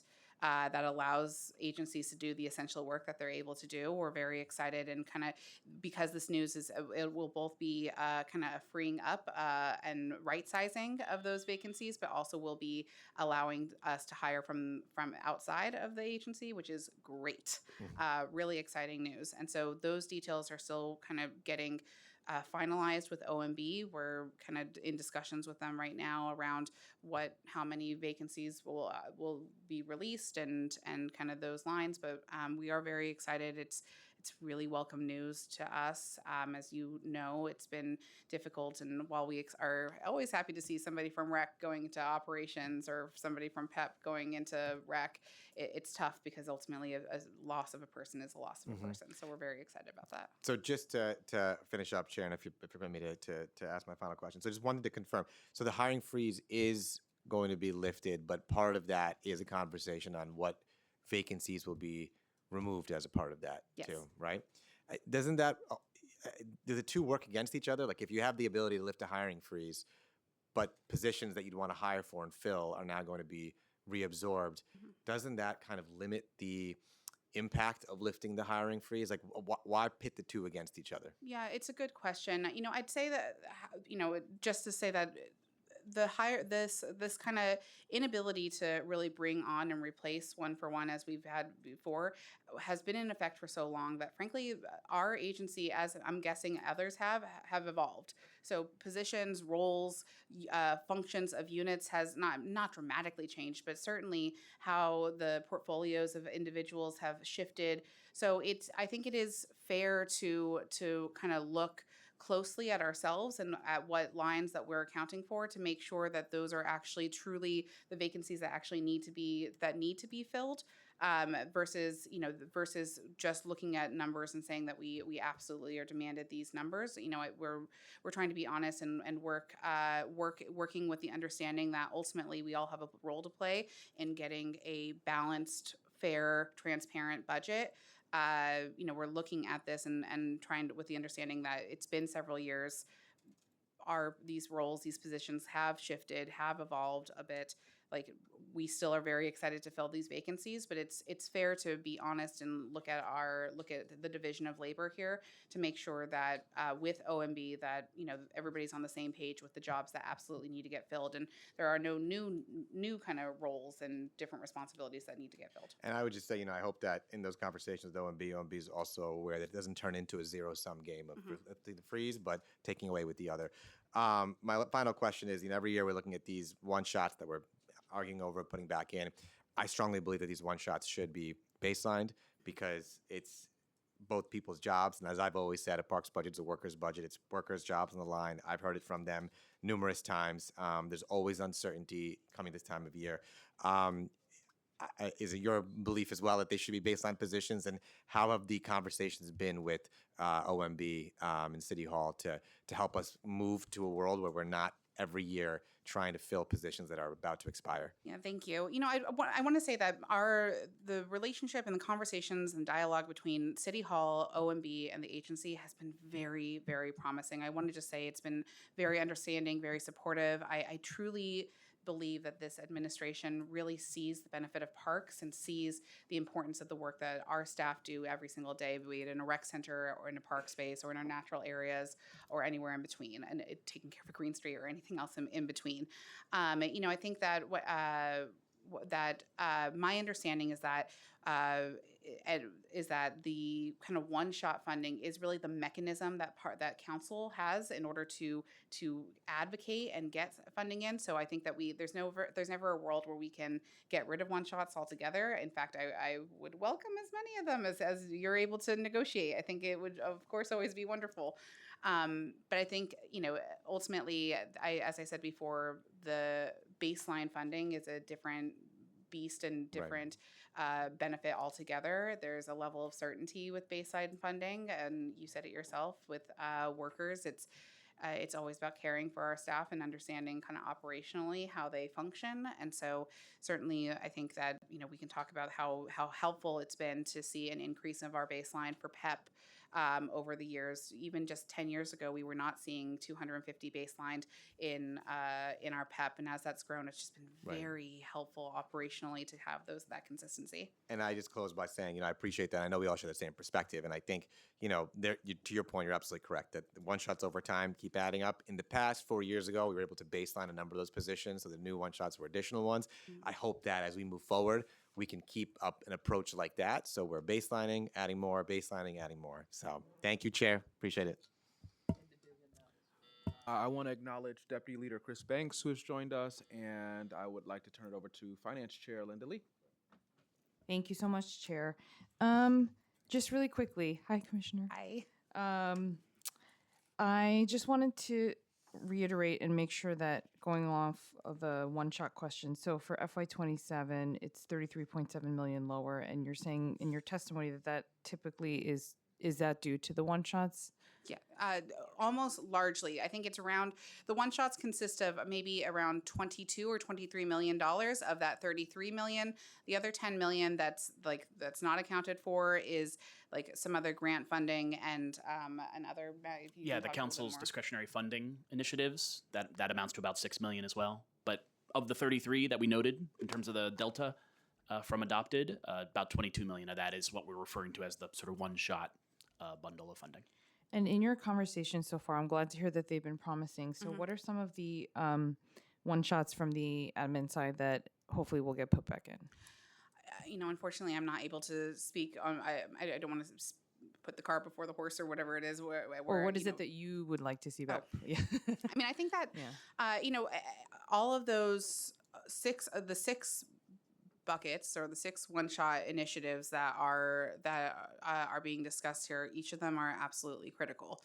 And we've spoken a lot about them again, but I'd say operationally, the PEP one shot, the Ranger one shot, those are oftentimes with one shots maybe a little more difficult in that it requires us at least 16 weeks to train, weeks more to recruit. So first recruit, then train. So in order to get these folks into the field, it does take a while. So it's, it is nice to have our baseline funding for those positions because there's a little bit more certainty.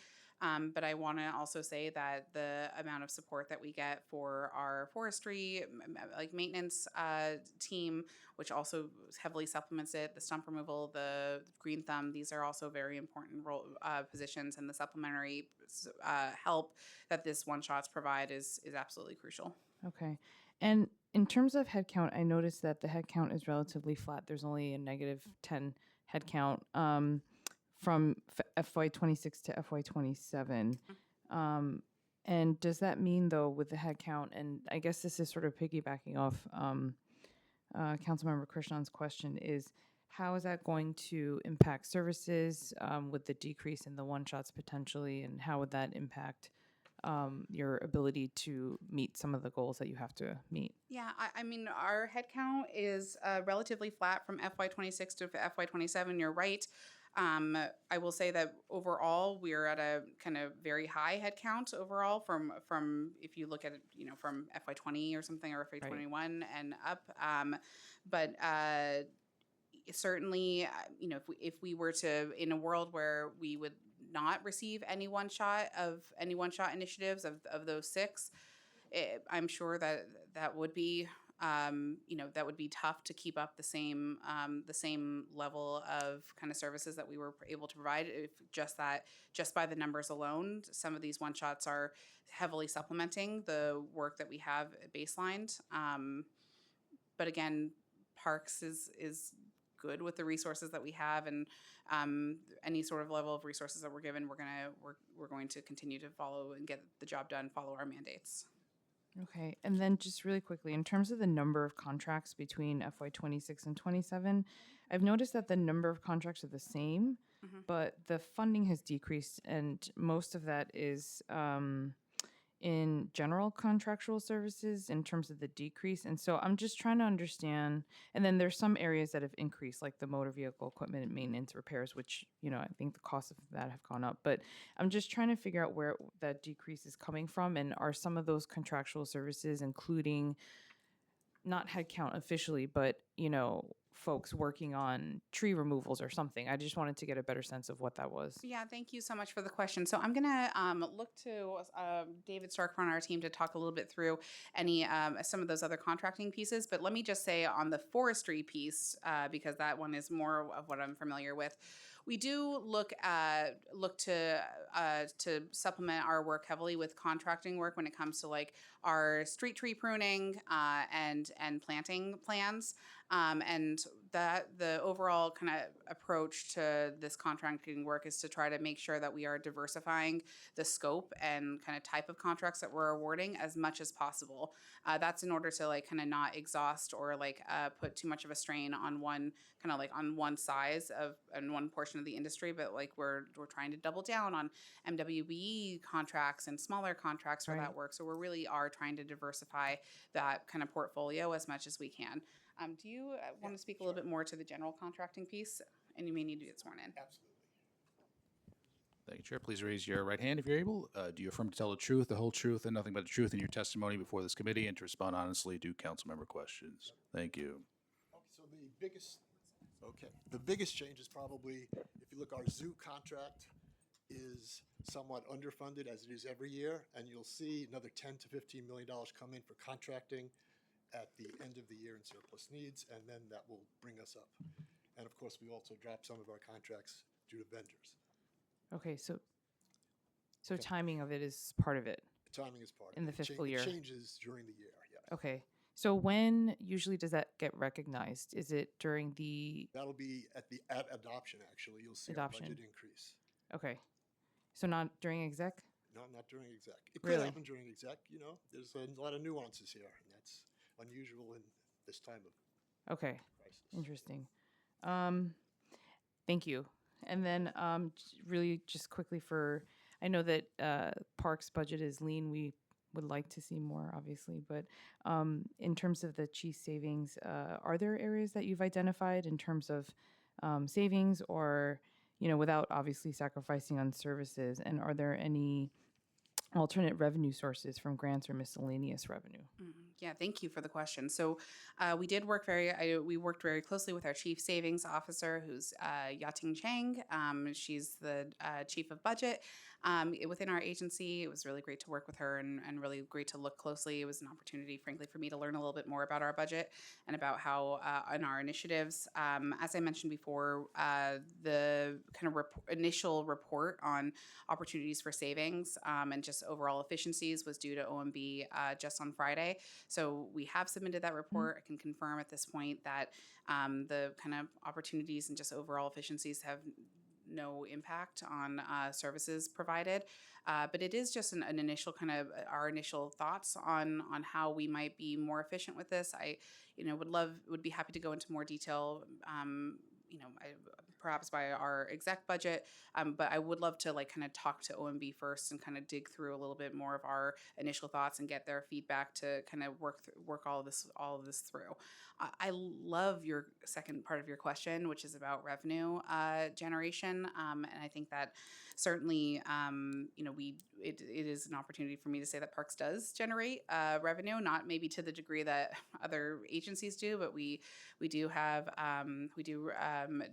a concessions kind of team that works through this, and so we are kind of constantly talking about both the revenue that we bring in, while also highlighting that we very much like that we have the freedom and flexibility to be creative with our concessions, be creative with how we generate revenue to really bring in vendors and businesses and ideas that really kind of complement what's going on in the city. And one example of this that you're going to see right here downtown is we're really excited about kind of unveiling a Deliverista hub right here at City Hall, where you'll see kind of a battery swapping library system over there, helping serve our Deliveristas with some modest bike repairs. That's actually going to be a concession of ours that we're really excited about unveiling very soon.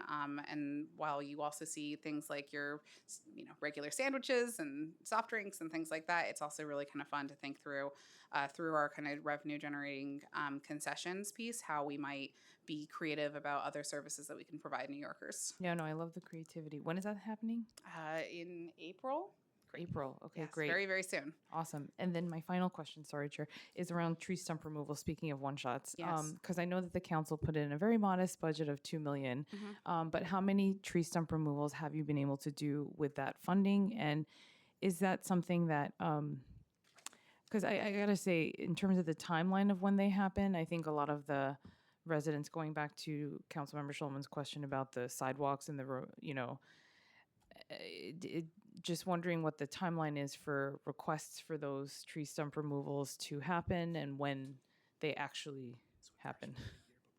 Okay, thank you. Thank you for the question. So it does vary from year to year. We are also doing tree stump removals through our kind of block tree planting program that we've taught, our neighborhood tree planting program. But typically, with that amount of funding, we're able to remove somewhere between 4,000 to 5,000 tree stumps per year.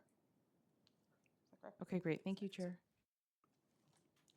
Thank you. I did have one follow-up question, and then I'll turn it over to Councilmember Brewer. So you mentioned that some of the roles require 16-week training. Is that for PEP officers and rangers? So how do you deal with retention if 3 months out of the 12 months that these roles are, I guess, essentially in effect until the one shots come up again? How do you deal with retention? That has to be difficult. Yeah, it's a great question. In general, retention for PEP has been a big priority of ours and an ongoing. 15 weeks. That's 4 months. 4 months. Wow. Yeah. Okay. It's a great question. In general, I'd say retention for PEP has been an ongoing conversation within our agency for some time. And let me just start out by saying that I'm so incredibly grateful for this incredibly talented workforce.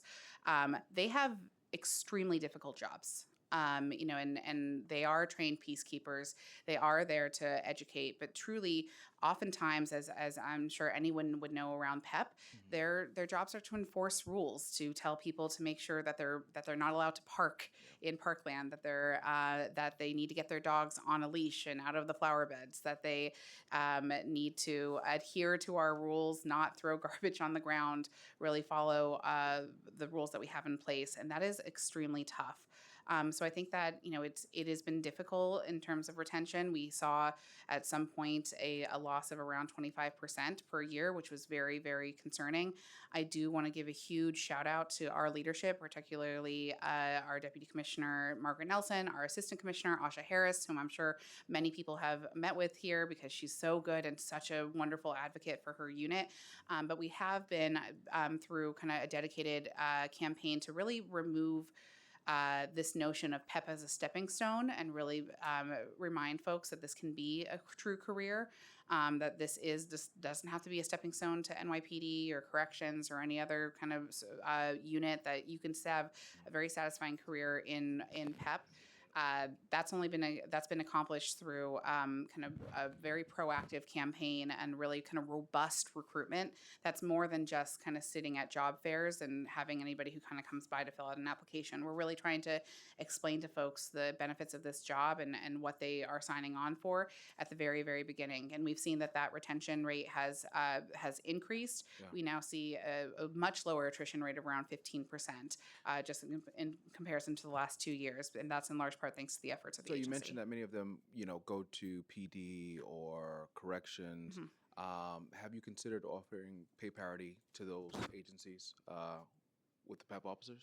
It's a good question. Again, I'm not unable to speak to the kind of pay that these other agencies are providing to their staff, but we're happy to look into this and get back to you more further.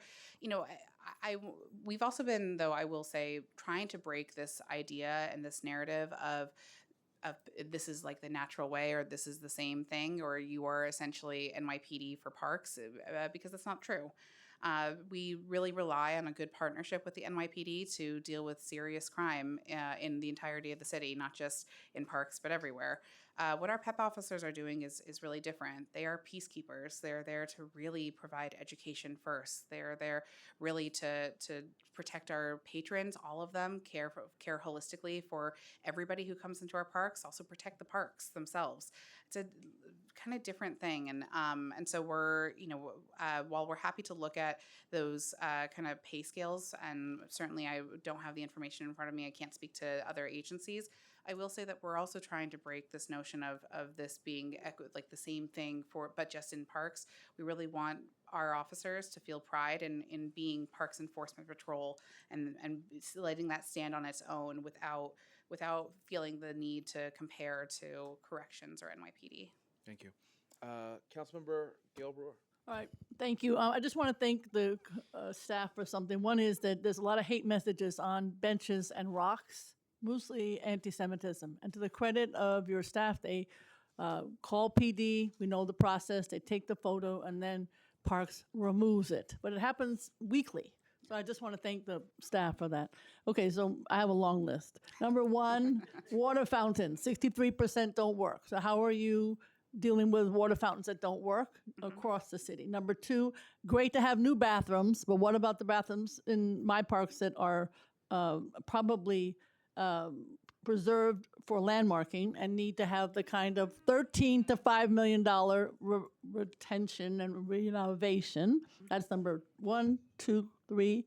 Trees. I hate that program. So my question would be, we have a bill that's going to be introduced to have a parallel program. So do you have a list of all the vacant tree pits, stumps? Is that on your map? I think your map is just new trees. So that program, we can't wait 9 years. I got people call me every day, and so I'd like to know if you have some suggestions of what it would cost to have a parallel program.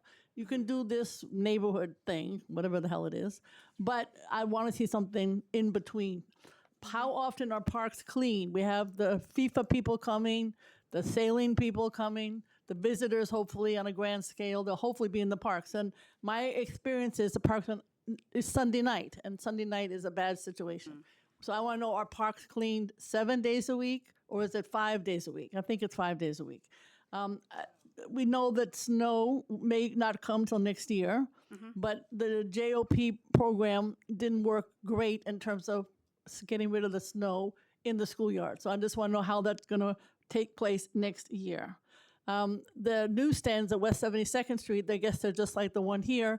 We'd love to see them filled with something. I think the Flower Man is supposed to come. I don't know what happened to the Flower Man. And then the other one is vacant. So again, revenue. And finally, Drums on the Hudson wants to know what happened to their, I guess, electrical issue. And also they want the stage, which they don't have this year. They need it back. Okay, great. Okay, I'm going to try to I think I got you on most of these. Okay. Water fountains. None should be on right now because it's still early. I know, but they were on last year. They didn't work last year either. We're happy to look into this. I think that I saw the list particularly because I was the Manhattan BC. So I think the list that was mostly reflective of water fountains that were in Central Park. We work very closely with Riverside also. In Riverside. But we work very closely with our Conservancy partners, and we'll happily be kind of proactively looking at this. But nobody should have water fountains right now. Everybody should be having water fountains in just a couple of weeks from now, because even if it's warming up, it's not time just if they yet. work. We'll be following up there, but we hear you, and we're typically pretty much on it, and our entire team in terms of plumbers will be doing this work. Thousands of water fountains will be being turned on in just a couple weeks' time.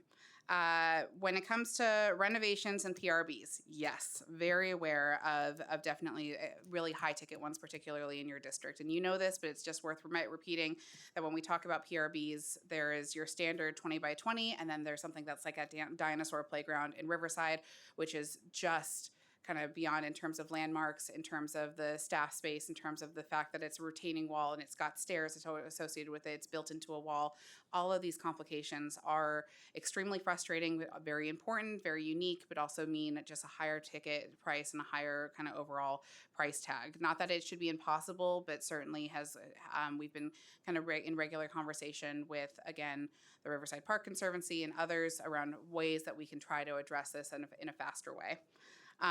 When it comes to trees and tree pit map, I don't believe that we have this, but I do think that this is why, in part, I know you don't care for the 9-year program, but it is our way of being able, our timeline right now to be able to assess every single sidewalk. And we have hundreds of vacant trees, hundreds. Yeah. That's not going to work. 9 years, not going to work. Yeah, I definitely hear. Okay, so I definitely hear it. we're going to do legislation to try to come up with something else, just so you know. I hope my colleagues sign off. Great. But we're happy to get back in terms of any other data around your district and trees. Parks are clean 7 days a week. Parks are clean 7 days a week, and parks are cleaned at a minimum. We have staff mostly, and particularly in your district, we have staff because your parks are often opened and closed. We have staff who are opening them, doing an initial. I'm talking about the cleaning. big parks, not the community parks. The big parks. Is Riverside is clean 7 days a week? Yes, and I'll look. Yes, yes. So it's clean, and then on top of that, we have our second shift staff, which are also in both Riverside Park and others that provide additional layer of cleaning on top of that. But parks are clean 7 days a week. JOPs are built into our snow winter weather response Well, they were not plan. clean this year. That's a fact. It's definitely secondary to perimeter sidewalks. So first and foremost, we hit those perimeter sidewalks. First and foremost, we hit those major transit hubs, and then we go to JOPs. Happy to look into this closer, but that is definitely our kind of prioritization. Okay, the kids were not able to play in the yards. That was the issue. Okay. And then in terms of the revenue for 72nd Street, we're happy to look into this further, but I think that concession spot in general has been discussed, and we're actively They're vacant right now. Yeah, we're looking to. But you would think you would want some revenue for them. Absolutely. Okay. And my drums on the Hudson, what about their stage and electrical? So I'm happy to look into this more. So, They've but always had one. in They didn't get general, it this year. Yeah, if this is a good question for just the group. We do have limited access to Wanger wagons, and this policy has been adjusted in the last year or so. So typically, because this is, and just to be very clear, we started to look at how groups in Manhattan were having access to Wanger wagons versus groups in Queens versus groups in Brooklyn, and realizing that the rules were not the same based on the borough, which is not great. But this group has had it for years. It brings in Native Americans from all over the country. So I hope that it can be reconsidered for this particular one. We definitely have a policy in place. I'm not sure if they're in adherence with that, but we're happy to talk to them. We're also happy to direct them towards other alternatives if for whatever reason it doesn't comply. But we know Drums on the Hudson really well. We've worked with them. They're calling me every day.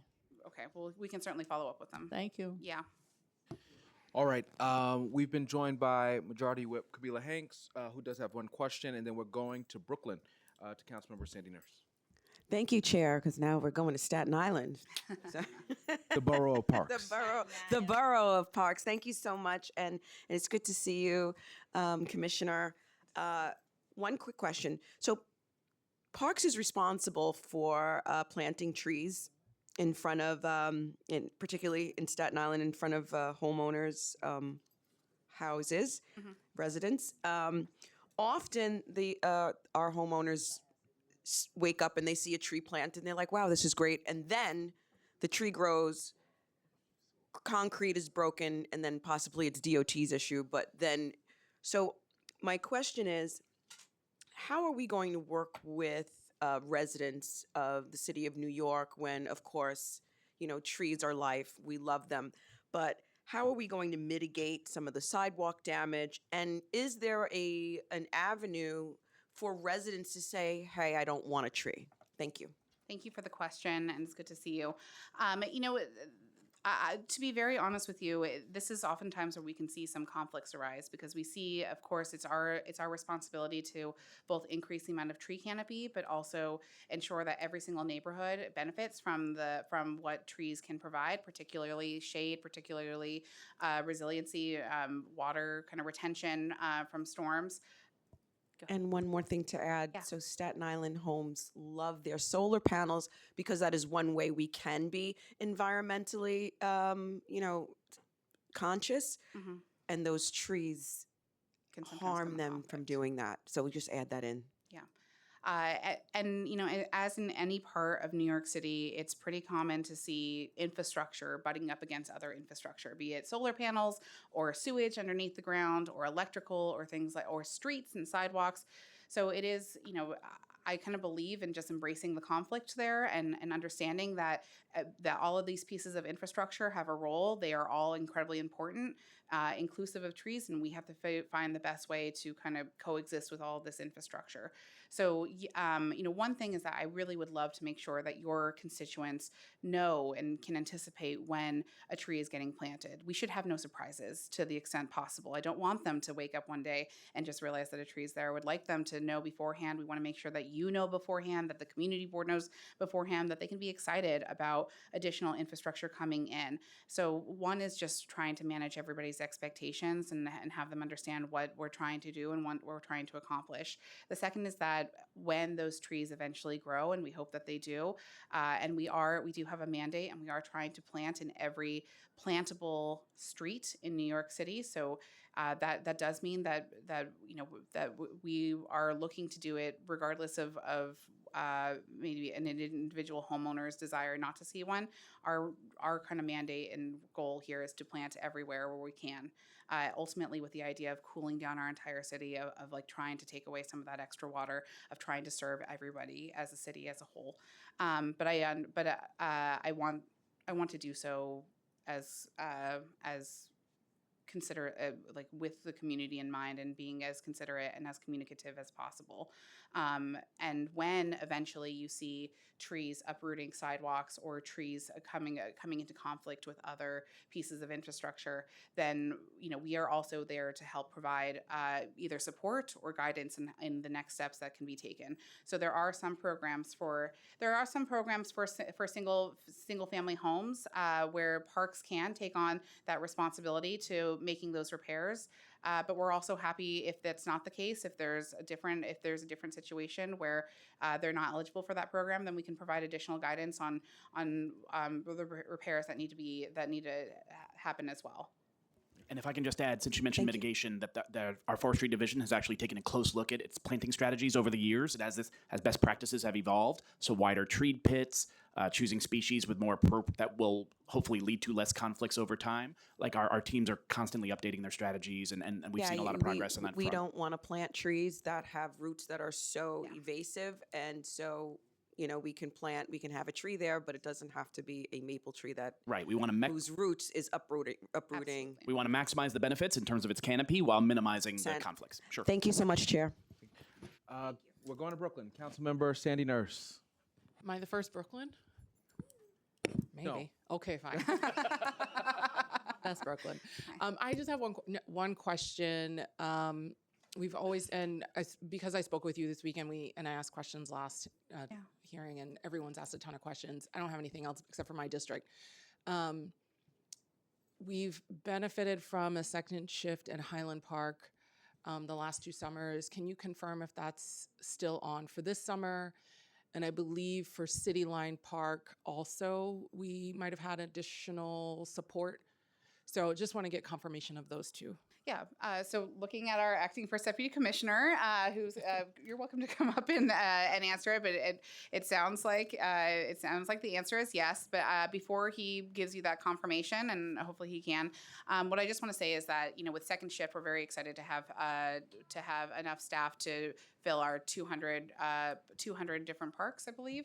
And so we really do so using a sort of data-driven approach. We want to make sure that these staff are put in parks where we see the most activity, so that we can kind of address the most pressing needs. But with that being said, I'm pretty sure that these 2 sites are included in that. Go ahead, Commissioner. Please raise your right hand if you're able. Do you affirm to tell the truth, the whole truth, and nothing but the truth in your testimony before this committee and to respond honestly to councilmember questions? I do. Thank you. Councilmember, thank you for your question. Bottom line, yes. Both sites are, all of our second shift staff are baselined versus one shot, which is a lot of conversation here. Wonderful. They're baselined and they're permanently located, so they are year round. So in both of the parks you mentioned, City Line and Highland, they are there not just seasonally, they're there year round. Okay, that's great. And then I do have one more question. I don't know, are you familiar with what's happening at the Bushwick City Farm? For No, you I'm all? sorry. Please, I'm happy to hear more. And I'm just raising it here because there are some folks here who probably will testify about it later on. But Bushwick City Farm on the just south of Broadway has been around for a very, very long time. Huge community asset, lots of food growing. They were also incredibly supportive during the influx of asylum seekers and supporting a lot of the folks in a temporary housing situation there. I believe recently DOB has come in and maybe issued some threats about evictions because of like a shed or something that's been there for for years. So really hoping that you all can have conversations with DOB to resolve this so we can keep this really beautiful community asset here. Sure. So let me just say, and of course, I just said that I'm not too familiar with this, but we're happy to look into this more. In general, our Green Thumb Gardens should have a very close relationship with park staff. I love our staff that does the Green Thumb work. Green Thumbs are very important. They provide a different way for people to connect with the soil, the land, to advocate for their communities and care for their communities, as you just said, to reflect the kind of diversity that's in their communities. So it's a very important kind of portfolio piece, and we're happy to look into this a little bit more. And certainly, at the very least, I want to make sure that the folks who are a part of this Green Thumb Garden don't feel that they have to wait for a public hearing or something like that to get our attention on this. They should be able to kind of work with us directly all the time, so that they know that we're. And to be clear, and sorry, I don't have all the information in front of me, but I'm not sure if it's specifically Green Thumb Garden or not. But it is a garden space, and it has been there for a very long time. Even if it's not, it's a well-established community garden. And I'm seeing the head shaking, so I'm like, I get what you're about to say. Yeah. But even when we have gardens that have emerged and have really taken root, I think Parks has a role to play in helping to support those places stay established, regardless of whatever the status is, because especially when it's been there for a very long time and so integrated into the community. Yeah, I'll just add, to the notion, my understanding is it's right. So it's not, I don't believe it's on Parks jurisdiction, but having said that, our Green Thumb team has there are hundreds of gardens that fit under that rubric that aren't on but they are either, registered with us or we provide services or guidance. And so I'm sure we're happy to look into this and help wherever we can in terms of, because obviously it's a key community asset. Okay, thank you very much. Thank you, Chair. No problem. And I stand corrected. You were the first from Brooklyn to ask questions. Thank you for repping Brooklyn. We're going back to the Borough Parks. Councilmember Morano. Thank you, Chair. As the Chair pointed out, I do represent the Borough of Parks proudly. The issue of tree restitution is something that gets talked about a great deal when it comes to housing, but a lot of folks aren't aware of the Parks Department's role when it comes to tree restitution, including the fact that they need to pay the city when there's park construction, either for a park or addition to park. I'm wondering if you could mention, a lot of people think that maybe we should just exempt the Parks Department from paying tree restitution, but I'm wondering if you can talk about that concept generally and how much the Parks Department pays specifically when it comes to tree restitution. Sure. Thank you so much for the question. Sure. And I'll look to our Assistant Commissioner for Forestry to come up and just give a little bit more details. But let me just, when you talk about tree restitution, we talk about like what happens when we have to remove, when anybody has to remove a living, healthy tree. And this happens sometimes for housing purposes. They want to build. This happens oftentimes, we may say you have to put in a new tree. If you're building more than, I think, 25 feet of space on like a city block, then it's expected to put in a new tree. But also it can happen with our own projects. You'll see many projects being designed that will show you a new design. We try to avoid it at all costs because, yes, even the Parks Department is beholden towards kind of that tree restitution piece. If you were the Borough of Parks, we're the Department of agency of Trees, trees, sure. right? And so it's who else but the Parks Department would be there to try to defend and protect our existing tree canopy to the fullest extent possible. And there are some pretty hefty fees and kind of costs associated with taking out a healthy tree, because as you heard from Councilmember our last hearing on the subject, when it comes to canopy, even though we're very happy about planting new trees, it's those existing trees, the maintenance of those existing trees, the maintenance of the existing canopy, that's really what's going to get us that shade. That's really what's going to get us that canopy in our lifetimes, is really that existing kind of the trees that we have in place. So I'll let our Assistant Commissioner, Ben Osborne, talk a little bit more specifically about the costs associated with it, but it is a kind of portion of our responsibilities that we take very seriously. Thank you. Please raise your right hand if you're able. Do you affirm to tell the truth, the whole truth, and nothing but the truth in your testimony before this committee, and to respond honestly to council member questions? Yes, I do. Thank you. Good afternoon, council member. Thank you for the question. Yes, as the commissioner said, Parks mandate includes the preservation of existing trees wherever possible, wherever appropriate, and that is consistent with the legislation that the council passed in 2023 for the city to increase the canopy cover across all jurisdictions to 30%. And as the commissioner mentioned, the vast majority of the canopy increase that we have seen in recent years, 90% of that is from the growth of existing trees. So preserving existing trees wherever appropriate really is essential to meeting the city's goals. Now, of course, we know that there are times when trees need to be removed. Our policies do allow for us to permit the removal of healthy trees when there is an unavoidable conflict with a construction project, whether that's a residential project, whether that's park construction, or another agency. The same laws and rules apply to any entity who may need to remove a tree. So just a little bit on terminology. When we're talking about the removal of permitted trees, we kind of speak about that as far as tree replacement. Restitution tends to be used to speak about fines for illegal activities, damage, or destruction of trees. The council did pass legislation in 2021 limiting the value of permitted tree removals in residential districts R1 through R3.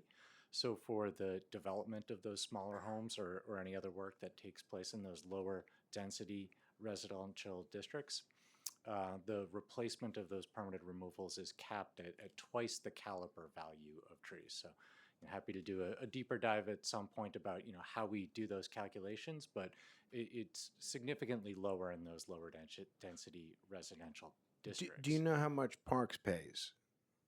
Well, Parks, in terms of a Parks capital project, when we're removing trees on our own property, right? I don't have those dollar values in front of me, but just as far as the policy. So the objective of the law and our own rules and our internal policies is to replace the trees. It's not necessarily the dollars. So if we're removing trees in a park, we first start by planting trees right back in that park. Any balance that cannot be met within that park would be moved typically from the project of that capital, the budget of that capital project to our tree planting project budget, and we can get you those dollars. That would be great. Thank you. I'm going to take advantage that the chair stepped out for a second and ask you a couple more quick questions. Commissioner, as you know, Staten Island has just one deputy chief of operations, while every other borough has two. Given that your own testimony emphasizes equity and fairness, how do you justify, not you, but how does one justify that imbalance? And do you think it would be wise to bring Staten Island to parity with the rest of the city? Yeah, thank you so much for the question. So, and well done on the knowledge of the staffing of Staten Island. Very impressive. So, what I'd say is that, we are looking at, it's not just looking at every single borough to just make sure that they have the exact amount, but we really are looking at, we take a data-driven approach. We look at our PIP ratings, our Parks Inspection Report ratings, to make sure that, to see where we stand, to see where we're hurting in terms of maintenance. I spoke to the council member from Brooklyn just a couple weeks ago about wanting to make sure that for her constituents that live in Brooklyn, they should not have a vastly different experience of their parks and the cleanliness of their parks in Brooklyn than they do in Queens. For Staten Island has a really good picture right now of overall incredible PIP ratings. I could tell you when I was the Manhattan Borough Commissioner, I used to hate going behind Staten Island in terms of our reports because it would always be a dip compared to what's happening in Staten Island. But you're also right that there are some pieces to the maintenance and operations plan that we are keenly aware of when it comes to making sure that the team in Staten Island has what they need in order to again carry out their responsibilities. We're kind of in constant communication, particularly with this administration and all our colleagues at OMB, to try to make sure that we're continuously advocating for what Staten Island needs to continue to have high ratings, high performing parks, and also make sure that the rest of the city is also getting the support that they need. But we do use a data-driven approach. Staten Island's data is very strong. They do currently have one deputy chief of operations. We're always happy to kind of look at this closer to make sure that that staffing does not impact kind of their overall. So kinda output. in general, Staten Island has the most parkland per capita in the city, right? And we're proud of that. That's why we're the borough parks. In general, do you think we're receiving staffing and maintenance resources proportional to that responsibility, or are we being asked to do more with less? Yeah, it's not. Thank you for the question, and I appreciate the advocacy. It's really not just the amount of park space per capita. We really look at overall usage. We look at overall kind of like where we see most New Yorkers gathering. We look at our PIP ratings, which again are like our secret shopper program that is completely neutral to see where are we performing highest, where are the most folks going, what like overall looking at that picture. Of course, how much ground are our staff covering, and how much are we responsible for? Where are we seeing additional support? And so with all of that bigger picture in mind, we make our staffing decisions. Ultimately, I think that given Staten Island's consistently high ratings, we're happy with that. But we also, I trust me when I tell you that, and I just came from Fresh Kills just yesterday. I was spending the day out there with my kids. I was just at South Beach just 2 weekends prior to there, walking along the boardwalk, looking at the boardwalk there to think about what can be done in the future. It is, I certainly don't want anybody in Staten Island to think that they are secondary to any other portion of this portfolio that is parks. They're a very important borough to me. The parkland over there is incredibly important to make sure that we upkeep to the highest degree possible. Thank you. And the next time you're on Staten Island, I hope you'll let me know so I could show you some of my favorite Tell me some food parks. places to go. I was looking around. You just let me know the next time you're there, and you will not be disappointed. Okay. Thank you, Commissioner. All right. I know I stepped out for a second. Back to Brooklyn. Imagine I'm the sorry. time clock for me. I'm going to go back to Brooklyn. Yes. Councilmember Nycc and Deputy Leader Banks. For the sake of, we can give them an additional 2 minutes each to their time clock, so 7 minutes each. Thank you, Chair, but Staten Island took 20 minutes, so I'm going to take 30 because we're the best part of the city of New York. Commissioner, again, congratulations. I appreciate you so much. I had to go to the best part of New York City, but I had to stay here because it's Brooklyn in the house, so we have to ask the question because I have the pleasure to represent one part of the New York City that have a lot of parks. And thank you to all your leadership because I love parks. I don't know if you know, we fought very hard to get that $1 billion, but we did not. But God knows, we probably will get. It's probably before we leave here. So thank you for all the work you're doing. I'm looking at the lifeguards. I wish I can have some in my district. I'm helping to hire, but I don't have no place to give them. We don't have no swimming pool. except the beach. So I hope we're looking at to how we can get swimming pool equity around New York City. The prior speaker fought very hard for that. And congratulations for Shirley Chisholm. I know my colleague Farrah Lewis worked very hard to get that. And yes, you can go like this for her. She worked very hard to get it, and I'm looking forward to have one before I go. Even I would not cut the ribbon, but I would like to see it happening. Marine Park Playground. I know one of my colleagues started talking about it. 6 years in the making for the playground. The families are getting to me every single day. I hope we can do something about it. So for me, what the delay is so bad. 6 years in the making, fully funded. That's not acceptable. And it's playground for the children. That become a safety issue. So I'm going to leave to that. So we have a few, because I have some of my colleagues in the house that really helped me. NYCH2O, thank you, and all the organization that are doing amazing thing. To follow up with the chair question about park department salaries. The average salary for a New York City Parks gardener is $55,000. The gardener at Tompkins Square Park hasn't been filled in 2 years. How many gardener positions need to be filled? Yes, thank you so much for your questions and for your partnership and advocacy. It was really good to see you at Shirley Chisholm a couple times, I think. And I also look forward to talking to you about certainly about additional funding for either pools or just also just access to the water for your constituents. It is incredibly important. We know that what Parks is doing is teaching life-saving skills that completely change the game, change outcomes for constituents, and it is a very important work. So I would love to continue to partner with you on thinking through what that looks like.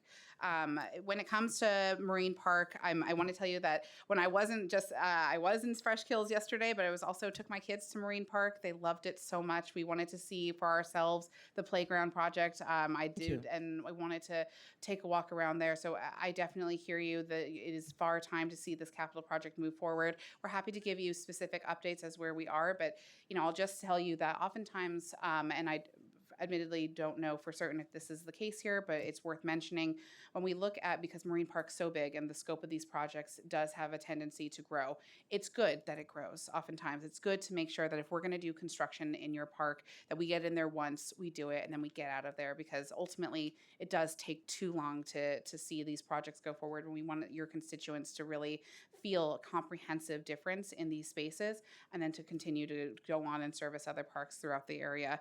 The kind of increase in scope, the increase of design, oftentimes what we see when it comes to stormwater retention and things like that, all very important parts, but we've seen kind of expanded the timeline for these projects.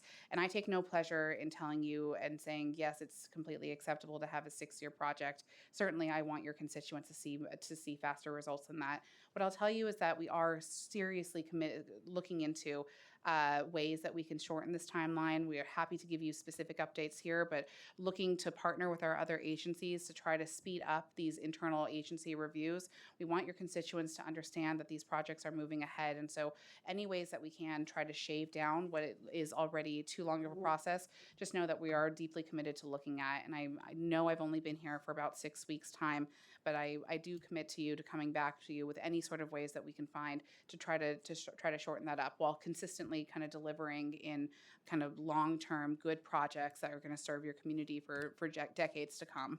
And then when it comes to, I'm sorry, you said, and then gardeners. Yeah.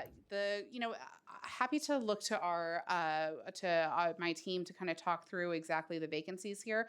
But we have had a little bit of we've noticed that our gardener lines were kind of difficult to fill just with the requirements needed for getting gardeners. And so this was one specific title that we actually tried to now create a gardener training program on to help build a little bit of a pipeline to get folks more interested into coming into these roles. Similar to what you may have heard around climbers and pruners, another kind of forestry role was also another kind of piece where we tried to build out a little bit of a pipeline program. We're really excited about, it's early, but I think just less than 2 years old, but we're very excited about the kind of results that we have from that. So we are, I think, very excited to see a new wave of of gardeners coming into our ranks. It's very promising. We're very eager to see that happen, and we'll continue to be creative around ways that we can kind of increase this workforce, because the requirements are pretty high. You can't, unfortunately, I thought, actually naively enough, before I came to the agency, that it would be something where if you had enough experience doing gardening in your backyard, or if you were a little bit of a green thumb person, you could do it. But we actually have pretty high standards when it comes to actually being hired for this role, and you need to have kind of a lot of work experience out there. That's been kind of the reason why it's been hard to kind of get folks into this field. But I'm personally very encouraged by this kind of new pipeline program that we have coming out, and we're seeing some promising results. So happy to talk about that more to come. And I really thank you for your attention to it, because the more we can get New Yorkers and other folks to think through like what a horticulture career could look like, helps me. It helps me attract more people to forestry. It helps me to attract more people to gardening, to gardening programs and other kind of resiliency and natural areas. I appreciate you, but we have to, because my time is coming up. We need equity around it, because compensation attract people. When you give them, then you can retain them, and people will come more. Given the shortage of resources for natural areas, what concrete steps will parks take to establish a reliable and sound protocol for entering into legal relationship with governmental park steward? How will parks ensure an accessible, transparent, and actionable pathway for NGOs to have formal status in fulfilling essential services in park stewards' role? Yeah, thank you so much for the question. So we are only able to do this work, frankly, with the help of not only the team that we have at Parks, and I'm very proud of, but also a kind of robust group of partnerships. Many of the folks who are in this room or who are listening in from home or to this hearing. And our park partnerships come in all different types. They come in volunteer groups who are 3 people strong, who show up every Saturday to weed, to robust kind of conservancies and friends groups and alliances that have much more of a formal role. We are in constant communication right now about ways to make sure that we are supportive and open partners with them, be that through creating maybe some sort of MOU that could better encompass some, providing some more best practices, kind of even for being just the convener to allow for more of these kind of dialogues to happen from across different groups and different boroughs. Kind of all options are on the table, but we certainly hear the desire from our park partners for more easier ways to kind of fast track and streamline formal relationships. And the answer to that is that Parks is definitely working on kind of talking through what this could look like. I appreciate you, because I have great colleagues, access partners, and collaborators that help me going with my parks in my district. There's something I'm going to ask you the last question. Dog waste in the parks. I know it's a very minute thing for some, but for my community, it's persistent. And on a very every day, there's complaint that coming through about folks are bringing their dogs and they're not cleaning after the dogs in the park.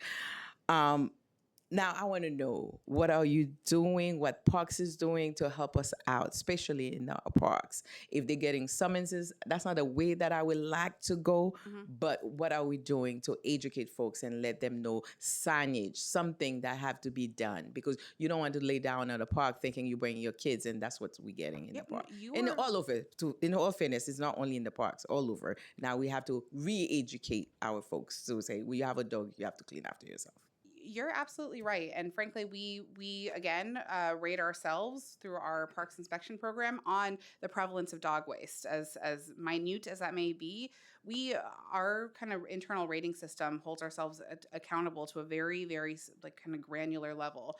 We rate ourselves on whether or not there's soap in bathroom dispensers, whether or not there's toilet paper, whether or not there's dog waste, graffiti, the grass is cut, there's broken steps, any of those kind of features. All if the kind of light pole is open and leading to the electric wires inside, we get dinged for that. So it's not minute. It does impact people's experience. It does talk to the level of care and investment in these parks, and it is something that we take very seriously. We can do additional signage. We can talk through with you. We can do some addition. We can think through if maybe the area needs a dog park somewhere. We should think about that. Maybe we should be flagging for our PEP officers who are education first, so they wouldn't be doing a summons first, but they would be there to to try to educate Warning. folks first, warning people. So let us follow up with you offline, because particularly if you have a given park or a given, especially as the weather gets warmer, we know it gets more prevalent, but it is an important aspect of your park experience, and we take it seriously. My chair is ready and I gotta go too. But the dog park is so expensive. I don't know. I'm gonna try. But the old bathroom, the intake, the one that we can probably put in auction, we need to look into them too. Thank you. Thank you. Thank you, Chair. I'm going to keep it in Brooklyn with the deputy leader, and then we're going to jump to council. Thank you, Chair, and thank you to my amazing partner, Councilmember Nurse. Particularly Brownsville Recreation Center. I spoke to you the last time about it on my way out of the room at the last hearing. Want to know the project status, the timeline. We're constantly getting calls from our seniors and our young folks, and just everyone in the community who, the BRC is a staple in Brownsville and East New York. We want to know, we know $160 million was allocated to this particular center from the last administration along with the council.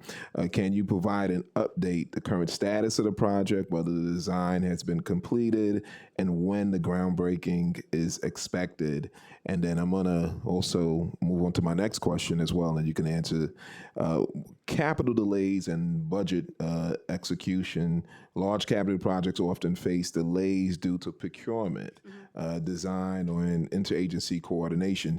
Can you speak to if this project has any challenges that it's currently facing, and whether the FY 2027 preliminary capital plan includes the necessary funding and timelines to ensure that this project moves forward without further delay? Sure. Thank you so much, Councilmember, for the question and for your continued advocacy for our recreation center. We need so it. we do have $160 million Yeah. that's allocated for this project. We do right now. The project is still with our colleagues at DDC, and frankly, the amount of damage that's happened at Brownsville, and the amount of the scope that we're looking at covering is still something that we're trying to reconcile with.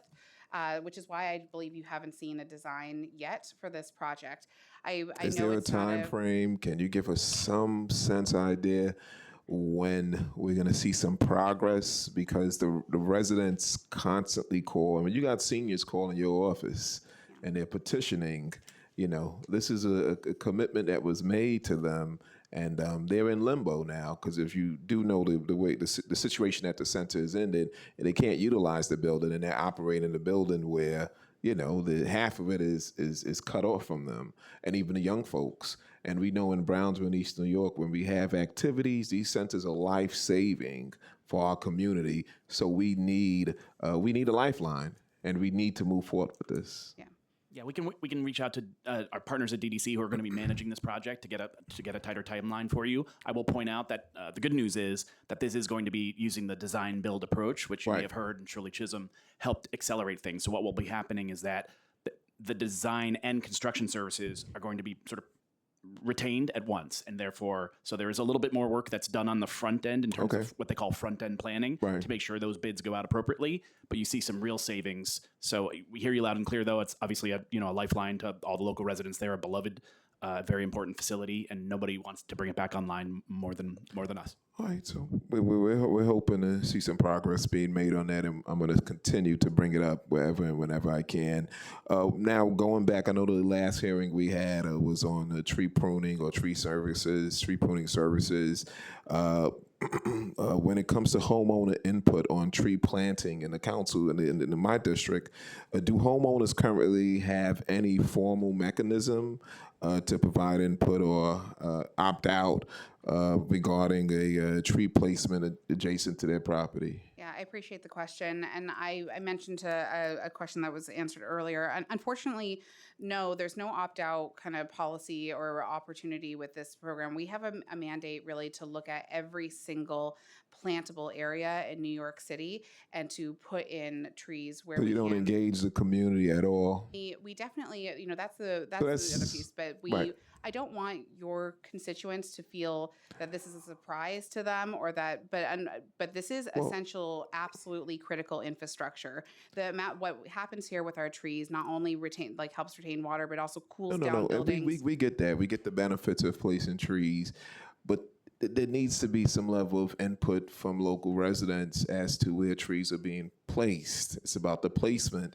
and when you're just imposing on a community, on residents, that's not fair to them. Unfortunately, though, it's not actually just like a sewage line or an electrical line would be placed in, the decisions around where we place is not based on it's not a surface kind of where people would like to see them. It's where we actually can. So I definitely hear you. I've served on my own community board. I don't like any surprises at all. I would want to make sure that your constituents anticipate what's coming. Notification, and I think that will go a long way with helping to ease the surprise So on typically, constituents. we notify, and I'm sorry, just because I know you have limited time, but typically your office is notified, our community board office is notified, and we just came out with additional messaging that we put on individual residences so that they know when trees are coming in. So we definitely want everybody to be aware.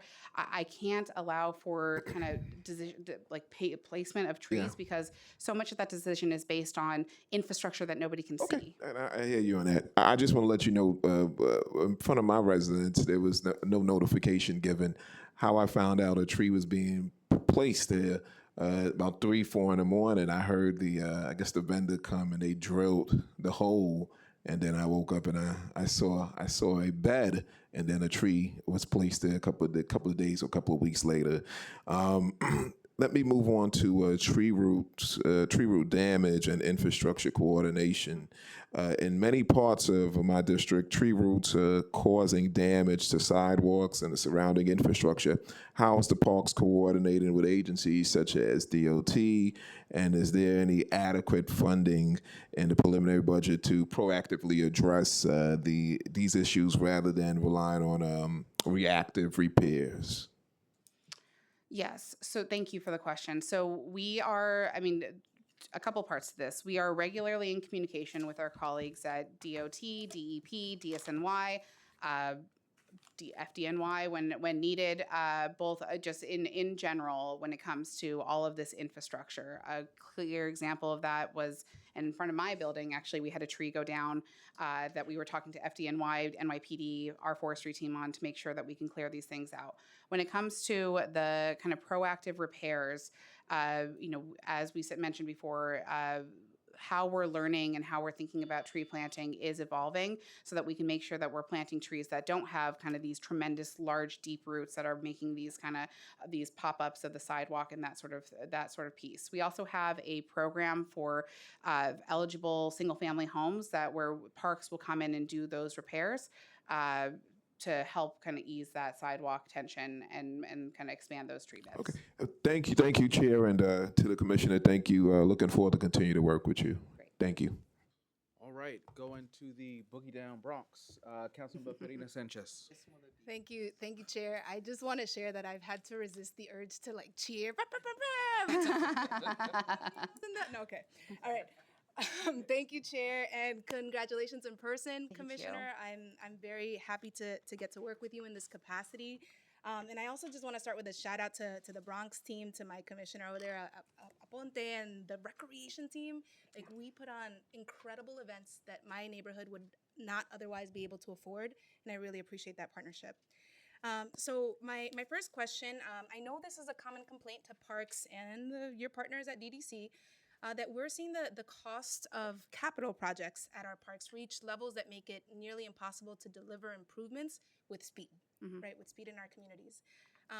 I personally, in conversations with the capital team about Bronx parks, can't fund any parks upgrades in a single fiscal year without heavy lobbying to the mayor or without heavy lobbying to the speaker.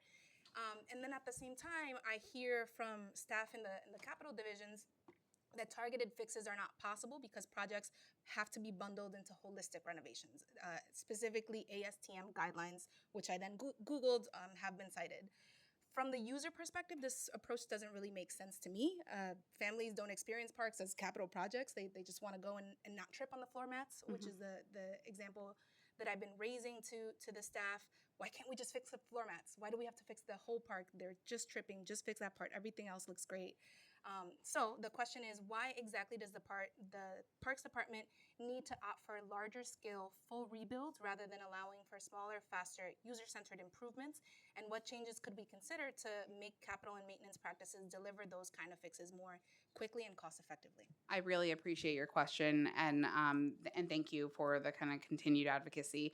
It is true. So typically, when we, particularly if we're talking about safety surface and that sort of piece where you see safety surface starting to buckle, we typically like to see, instead of doing this kind of targeted repair, we want to see and want to deliver for the community. If this is going to be our time where we have to shut down this playground, we want to deliver as much new kind of improvements to this space as possible.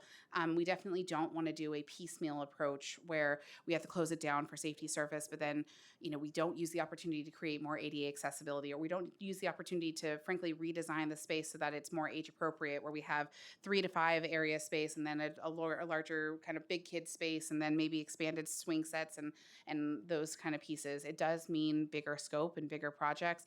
But typically it's been our kind of policy to try to do as much good in one go as possible. But I hear your question too about then having to wait years for something that starts out as simple as safety surface.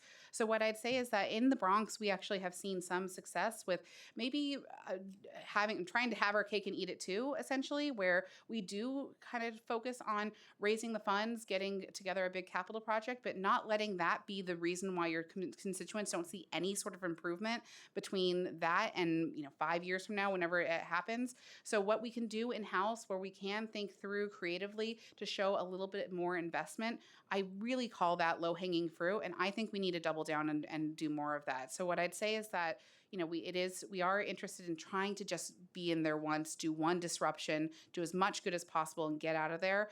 It shouldn't be an excuse for your constituents not to see any sort of increased attention to a space. So we're happy to work with you. Jesse Ponte, as you mentioned, is a great borough commissioner who kind of focuses on this too. But in my capacity as possible, we should work together to try to find other opportunities to show at least a little bit of increased care for these spaces that are very important. Yeah.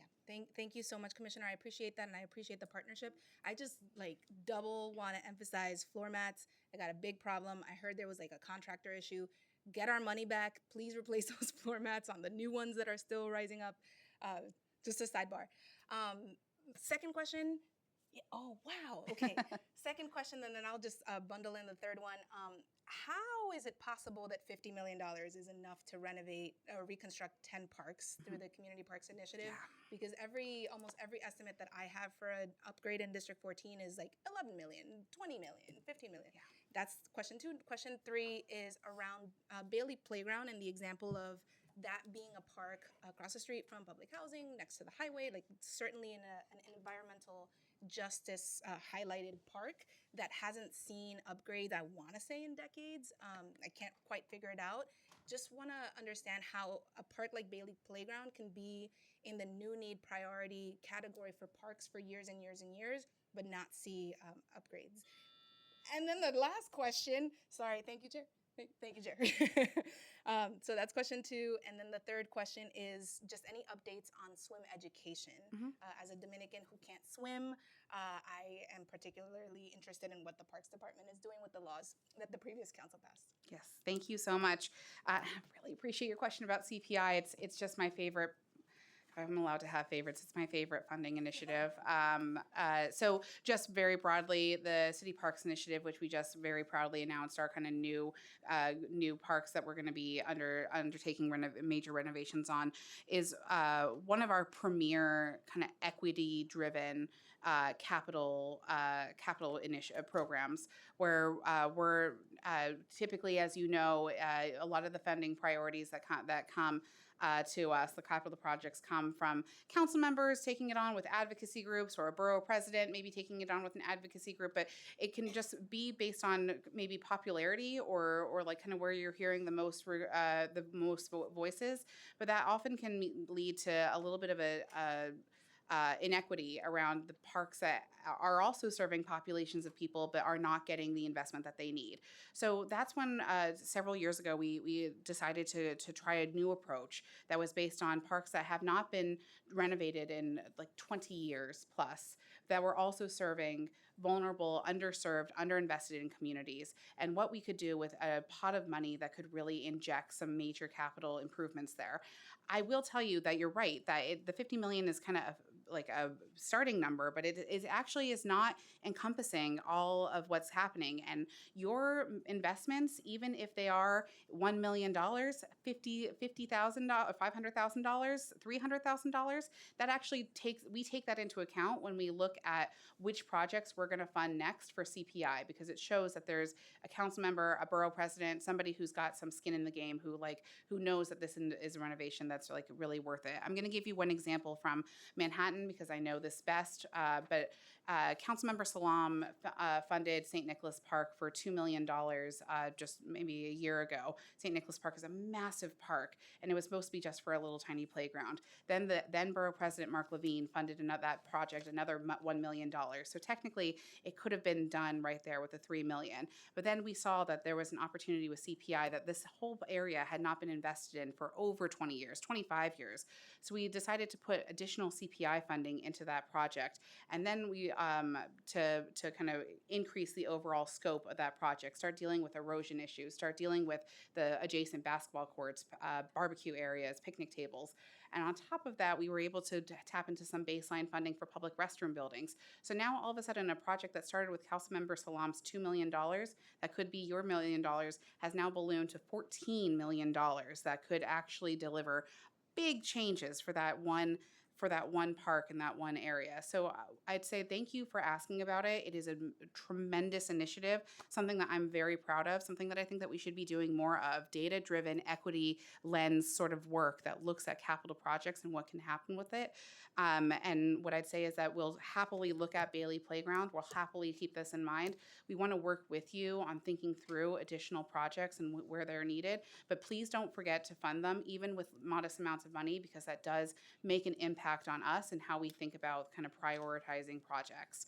And then when it comes to swim education, we are very proud of what we're doing. I'm happy to give you more numbers on this. I don't know how much time we have, but if we are able to provide a little bit more time here, I tell you that we are increasingly partnering with New York City Public Schools, with other partners like Asphalt Green and others, and then doing our own swim education to try to serve and teach kids how to swim as many as possible. I think that in kind of this concerted effort has been undergoing for just a couple years, and we're just hitting, I think, hopefully aiming for around 5,000 young people to learn how to swim in this next year. Although I'll look to our Deputy Commissioner, Margaret Nelson, to confirm that number for me. There's always more to do. That 5,000 is not every single second grader. We would love to have more. Even though you're not in second grade, I want you to know how to swim, and others. So, we're constantly in conversation. I was just in the conversation with your borough president about thinking about access to water, access to pools, and trying to think through creative ways, partnering with the YMCA, partnering with others, looking at pools that are defunct, even if they're not parks, to think through how do we kind of comprehensively think about access to water and access to swim classes. Thank you, Chair, for the time. Matt Drury is the best, by the way. Good to see you. Yes, yes.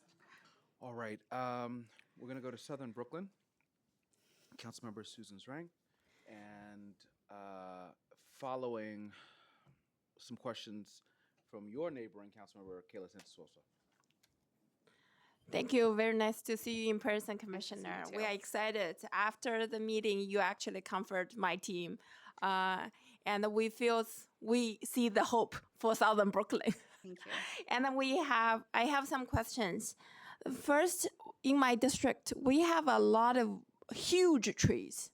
During the storm, it's always damaged the house roof, and sometimes when it's in the storm, fell down and have the branch dropped on the cars, break the car windshields.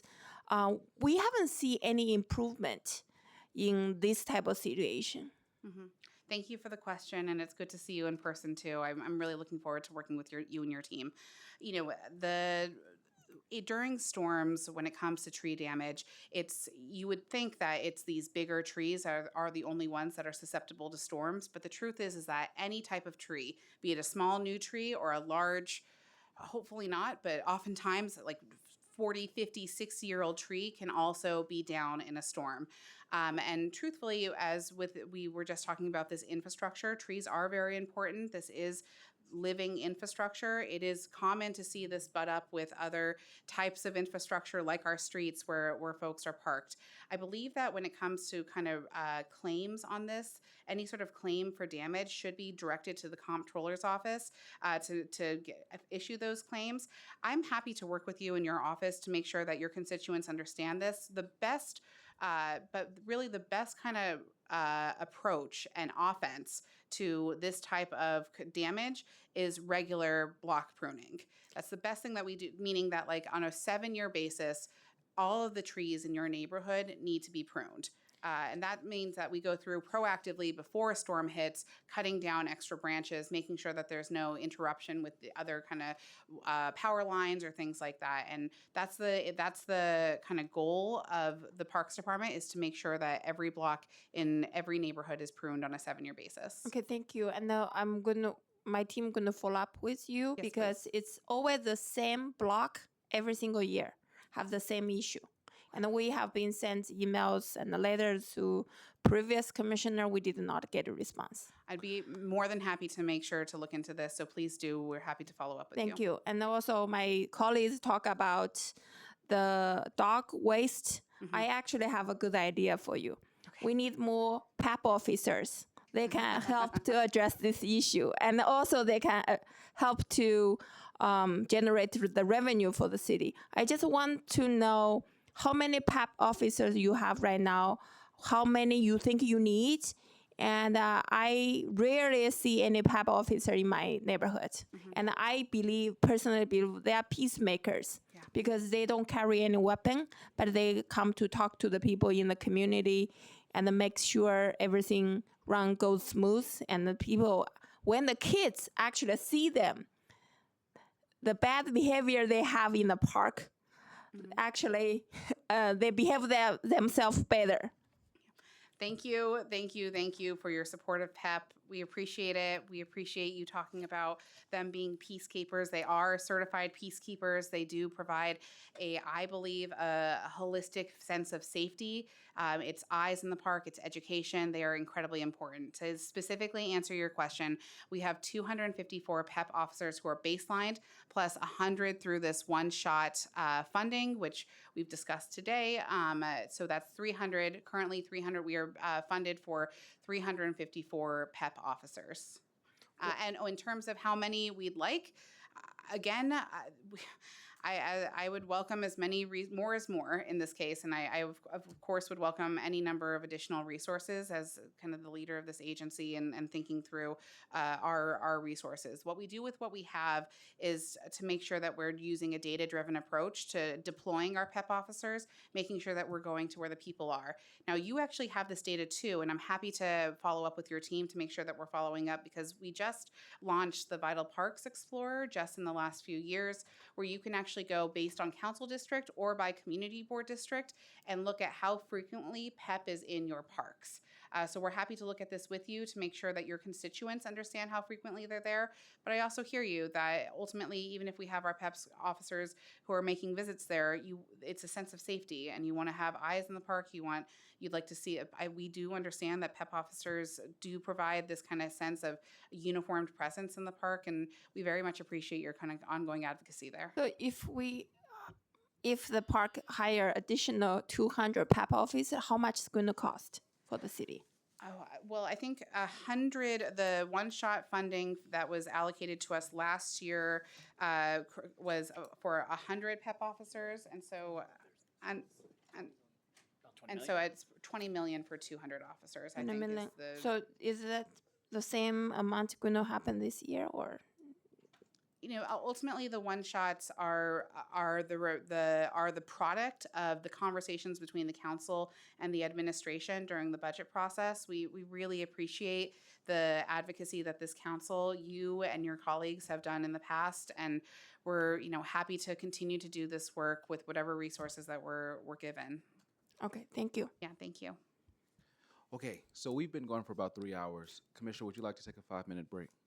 I could do this all day. Let's keep on going. I wanted to offer. I want to be courteous. You're very sweet. Okay. Given that, we're going to jump online. We're going to go to, instead of Southern Brooklyn, we're going to go to Brownsville, Brooklyn, and then Southern Brooklyn. So we're going to jump to Councilmember Darlene Mealy, who's been online, and then Councilmember Virginia Maloney.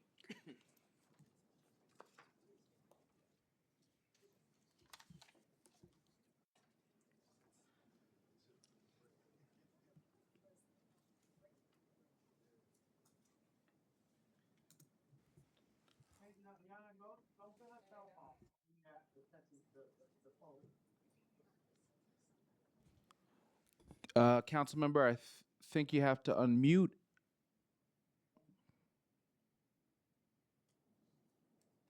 Good afternoon. Good afternoon. There we go. Thank you. I was just wanted congratulations to our new commissioner. I have not met you as of yet, but I would love to know. I had a quick question. I was in office, came out of office, and now I'm back in office, and I gave money for a comfort station at Lincoln Terrace Park. And I was wondering, could you tell me what's the status of that and what is the holdup? The community, I mean, I go there a lot, and it's sad how they say, when is this going to be finished? Eastern Park, Buffalo Avenue is almost like a 8-lane highway. So for that comfort station to be there, that would be a tremendous help to this city and to my community. So could you please give me at least a status on this comfort station? Thank you, Chair, for giving me this opportunity. Hi, Councilmember. Thank you so much for your question. It's really lovely to meet you, and I'm looking forward to meeting you in your district in person. I would absolutely be happy to walk through with you in any park, if it's Lincoln Terrace Park or any other one. I'm looking forward to working with you. And thank you so much for your question about funding. So I do not have at my fingertips here the current status. However, there are two pieces. One, I'll be sure to get back to you directly with where we stand, but you can also look online. We have what's called a capital tracker as part of our parks website. You can just Google capital tracker, and typically for any capital project that we have fully funded in our queue, we've put together this kind of data tool online where you can look up exactly where a project is, if it's in design, procurement, if it's in construction, anticipated timeline. Certainly I don't want to have any of your constituents go through a website to try to learn this, but we are trying to just make sure that more information about timeline is available. Commissioner, I don't know if you understand the severity of this. I gave about 2.5 million or 3 million for this comfort station. That was almost 18 years ago. If I did not get back in office, I don't know where that money would have went. When the community graced me with another opportunity to serve them, the first thing was why we do not have this comfort station. So Department of Parks had the money, did not do what they say they was going to do with the money, and now that I'm back in office, this has been 4 years, and the first year I came in, I said, where my comfort station, they started working on it. Now it's 4 years and still nothing. So it's not about looking it up.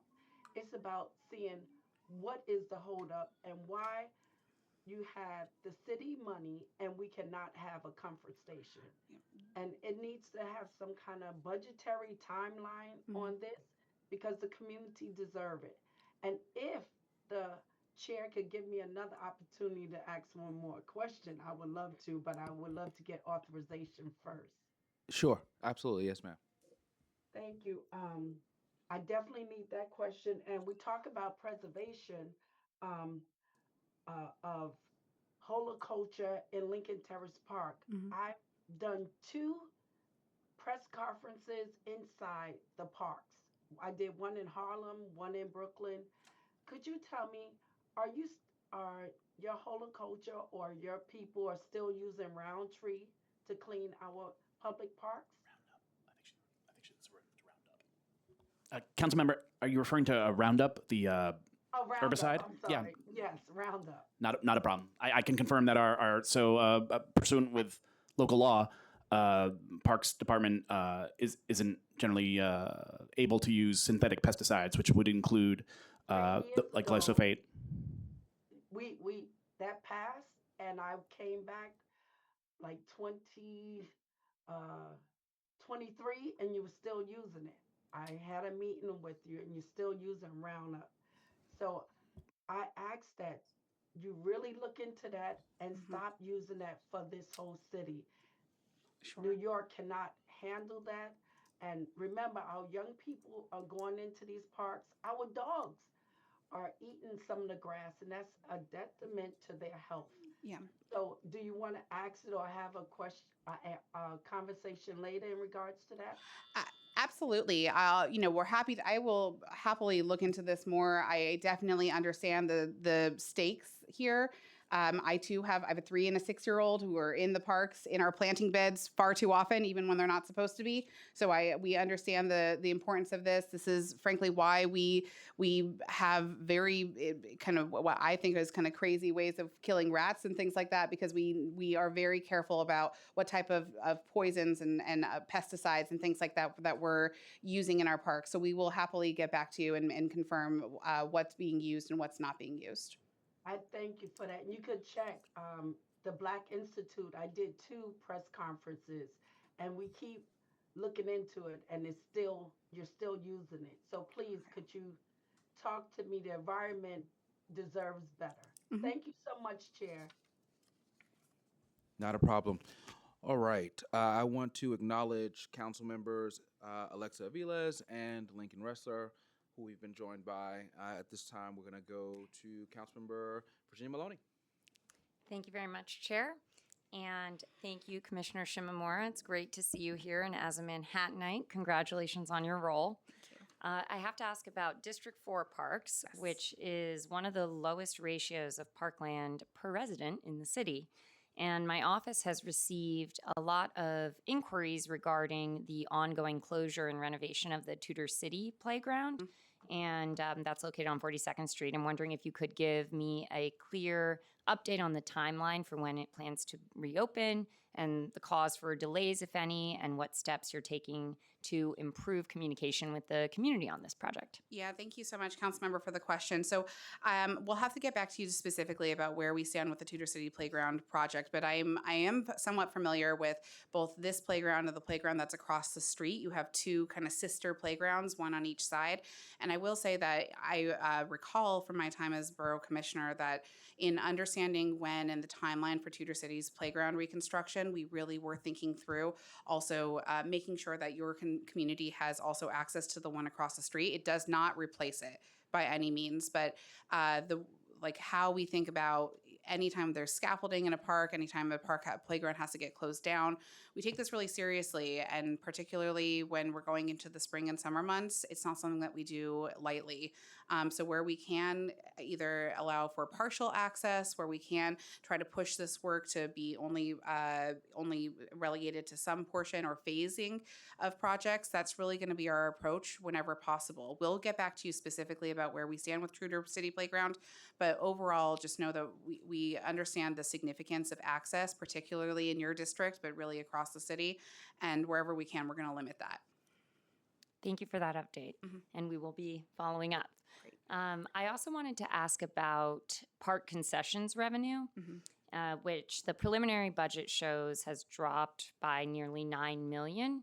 Wondering if you can give more information on the breakdown of the cause, specific concession sites or contracts, or any specific locations that account for those losses, and also what steps the agency is taking to backfill lost concession revenue. Yeah, thank you for your question. I really appreciate the attention to the role that Parks plays It may not be as much as other agencies, but we're really proud of our contributions to the overall fiscal health of our city and ways that we bring in revenue, particularly, and I'll flag our Assistant Commissioner of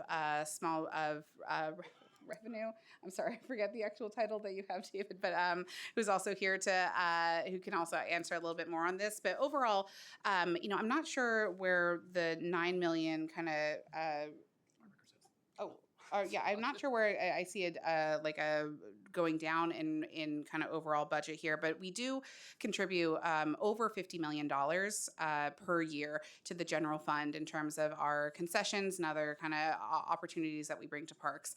I mentioned this earlier, but we find in general that the type of concessions that we bring in, the type of businesses that we work with, really does provide a benefit to our park system. People like to have access to sandwiches and drinks and food options. They like to take advantage of opportunities to either to rent a bike and go bike riding through the park, or in the case of Central Park, to rent a sailboat and sail through the model sailboat piece. It's also an opportunity for us because we don't have necessarily kind of strict targets to meet or extremely high targets to meet. It gives us an opportunity to be creative with the type of concession that we look out for. And a good example is what you'll see in City Hall Park in just a couple weeks from now. We've partnered with the Workers Justice Project, Los Deliveristas, to take over one of our, what was a newsstand, and then turn it into a bike battery kind of library system where you can swap out those batteries, get some tuning of your bike done. It is also a concession of ours, and we're really excited about how that's going to complement and provide essential services to New Yorkers. So it's a really diverse portfolio. I'll look to our Assistant Commissioner to see if there's anything else he wants to add about this portfolio of revenue and concessions. Forgive me, David, for forgetting your exact title, but we're really excited about kind of the opportunities ahead. And I'd say the last piece is that we're deeply committed to making sure that the type of opportunities that we have to do business with parks and to do business with the city are diverse and accessible to as many people as possible. Please raise your right hand. Thank you. Do you affirm to tell the truth, the whole truth, and nothing but the I the do. truth in your testimony before this committee, and to respond honestly to council member questions? Yes. Thank you. Hi, council member. Thank you for the question. I'm David Cerrone, Assistant Commissioner for Business Development, Special Events. Apologies for any confusion. The good news is we are doing well this year. We're tracking ahead of the same time last year. Our revenue target for OMB for this fiscal year is $54 million. We do intend to meet that goal. As the commissioner mentioned, we are always seeking to do more, looking for creative ways to make our parks engaging and fun and activate our open spaces. So if you have ideas, if there's other suggestions that you'd like us to look into, we'd be thrilled. Thank you very much, and thank you, Chair. Okay, we're going to go over to, is that Western Brooklyn? Yeah, okay. Councilmember Lincoln Ressler. Thank you so much, Chair. Appreciate your thoughtful leadership of this committee. And Commissioner, it's great to see you. It's good to see you. I want to thank you for being so generous with your time earlier this month or last month in meeting with me and my team and talking through, 100 parks-related issues in District 33. We could have gone on for hours, but you were incredibly gracious, and really appreciate your thoughtfulness and eagerness to partner, which really comes through in every appearance you have before the council and in every conversation I've had with you. I apologize that I'm late, so I may be bothering you about something that's already come up, but as I think you've heard me say before, I've been deeply concerned about the reduction in part-time headcount in the Parks Department. In the Adams administration, we lost 1,600 part-time workers. It's had an enormous impact on the conditions in our parks. And so while the full-time headcount has been steady, the reduction in the part-time headcount has been a major concern for me and for members of my community as they look around their parks every day. Could you give some insight into what you're planning for currently for headcount, for the part-time headcount for next year, and how we can be helpful in supporting your efforts to ensure that Parks is fully staffed. Yeah, thank you so much, Councilmember. It's really lovely to work with you always, and I really appreciate the focus here. So, in the short term, and speaking of part-time headcount, I think through also what our seasonal headcount is going to be. We in general, and we haven't actually covered this yet.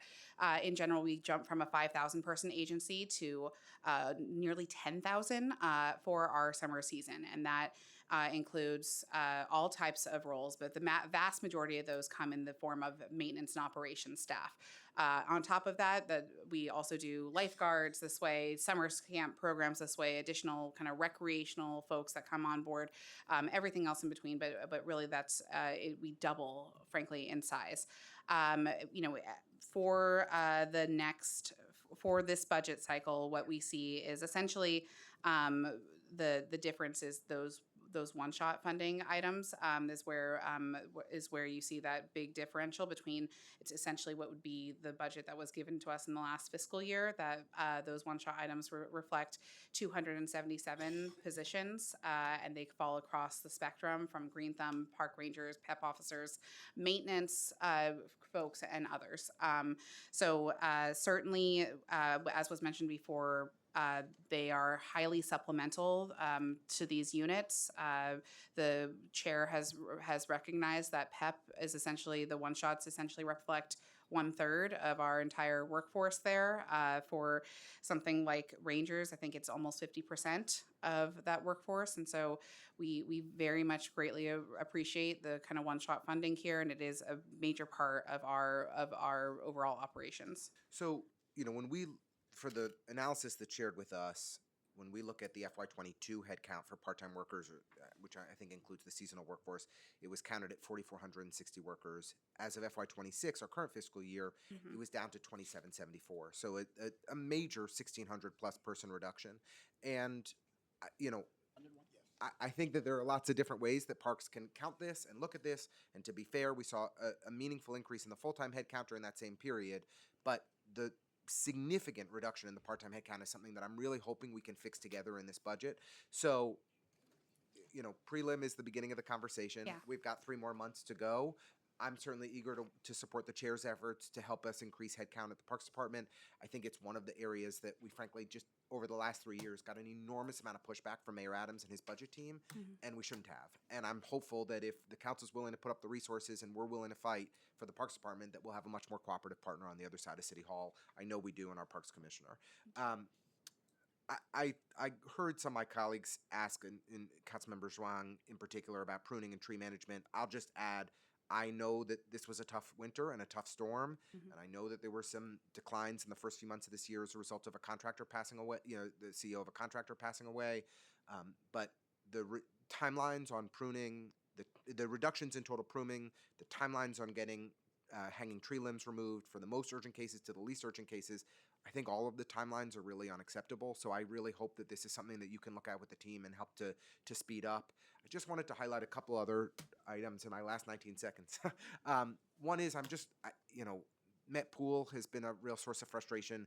Members of my community are having a protest this Wednesday about the conditions and the fact that it's been closed so long. We had tried to get the Parks Department to begin the capital project while they were trying to identify interim repairs. I don't think that happened, and so we're looking at an extended closure there. Would love to get an update on Parks containerization of garbage. I know there was funding in last year's budget for that. My office has funded Parks containerization of garbage at Cadman Plaza, WNYC Transmitter, McCarran, McGolrick, and other parks, which my community is thrilled about. I think you guys are putting in the money, so I don't need to cover anymore, which is great. But would love real updates on that.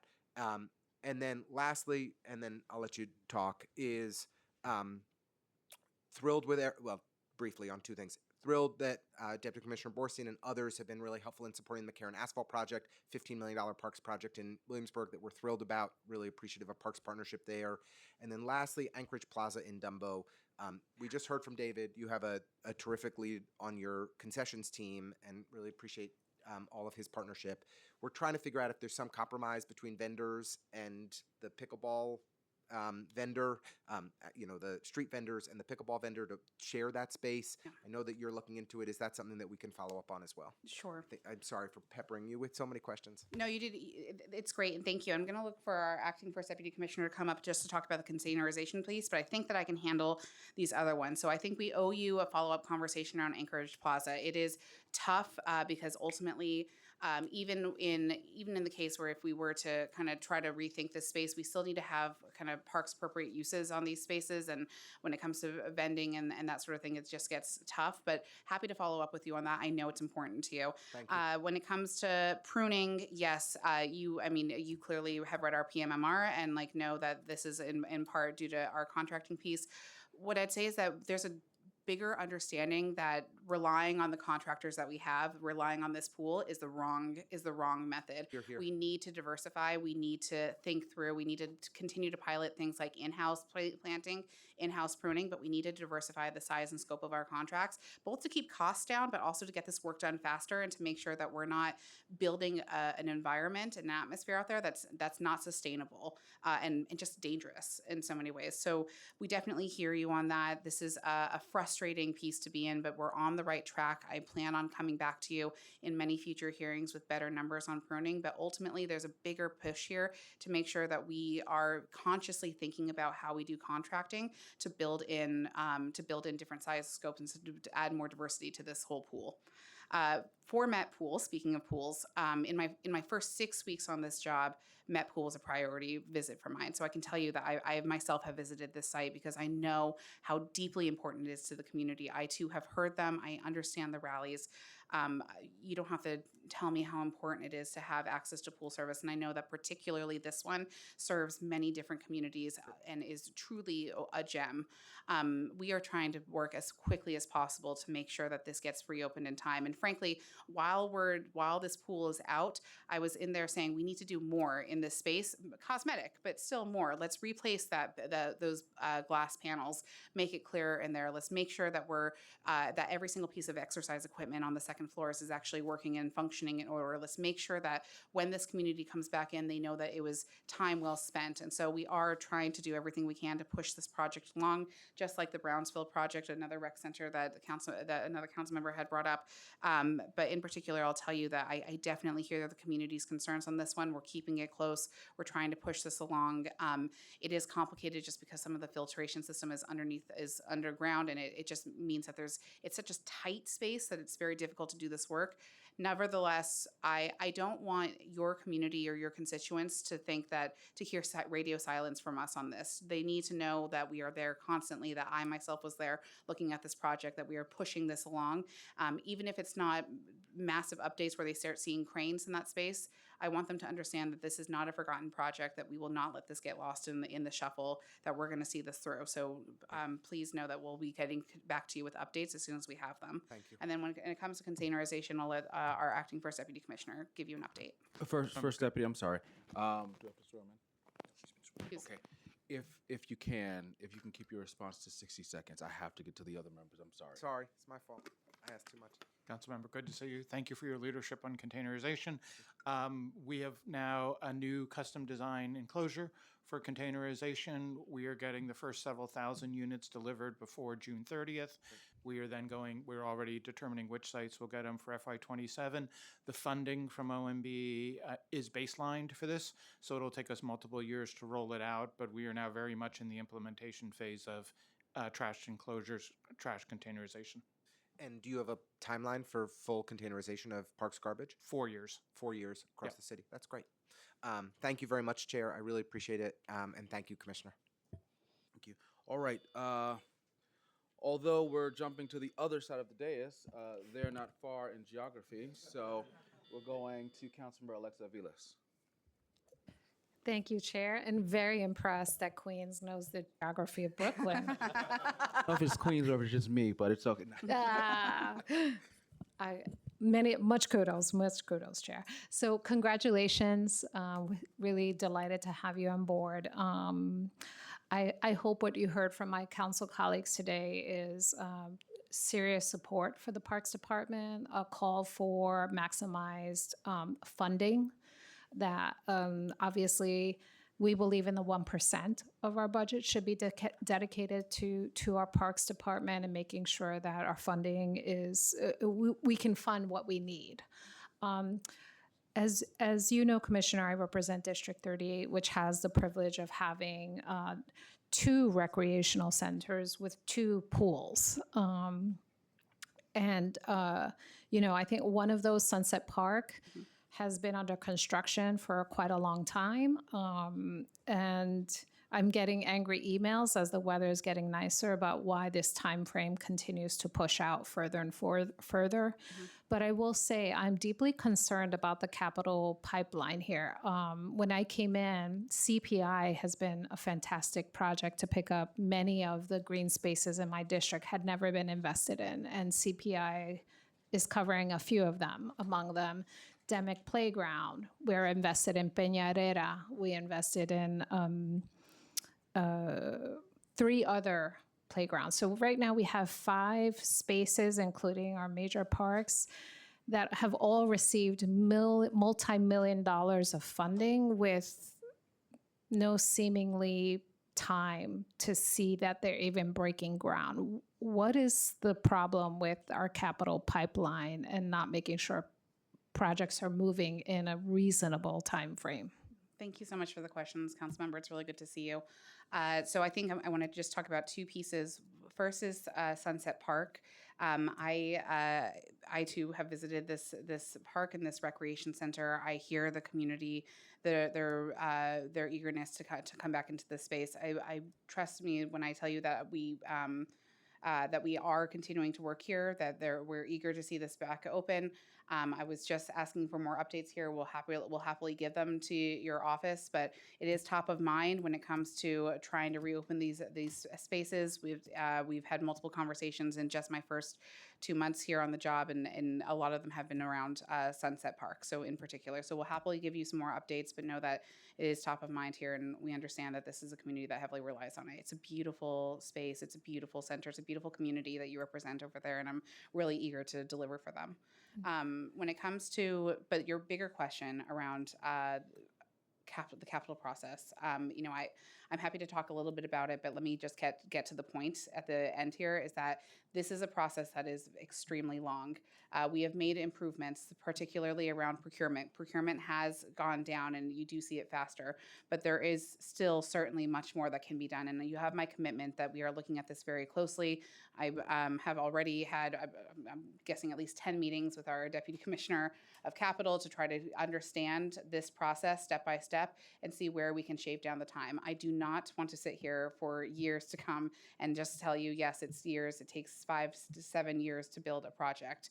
We are deeply committed to trying to shave this down and make sure that your community can actually see some benefits. Ultimately, you do see a pretty standard design timeline of 12 months. But before you get to procurement, you do see a post-design kind of process where we are trying to we have to, by law, adhere to a lot of different regulations around, be it stormwater management or other type of kind of adherence to rules with DOB and others.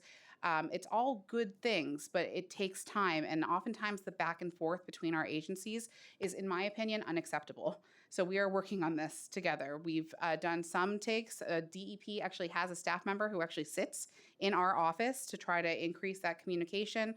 We are in frequent communication with our colleagues at other agencies, and I really sincerely hope to come back to you to demonstrate ways that we've both improved this, because we have since 2023. We have made some modest improvements, but there is still more work to be done, and we're looking forward to continuing to think through this with our other sister agencies to make sure that this timeline can get shortened.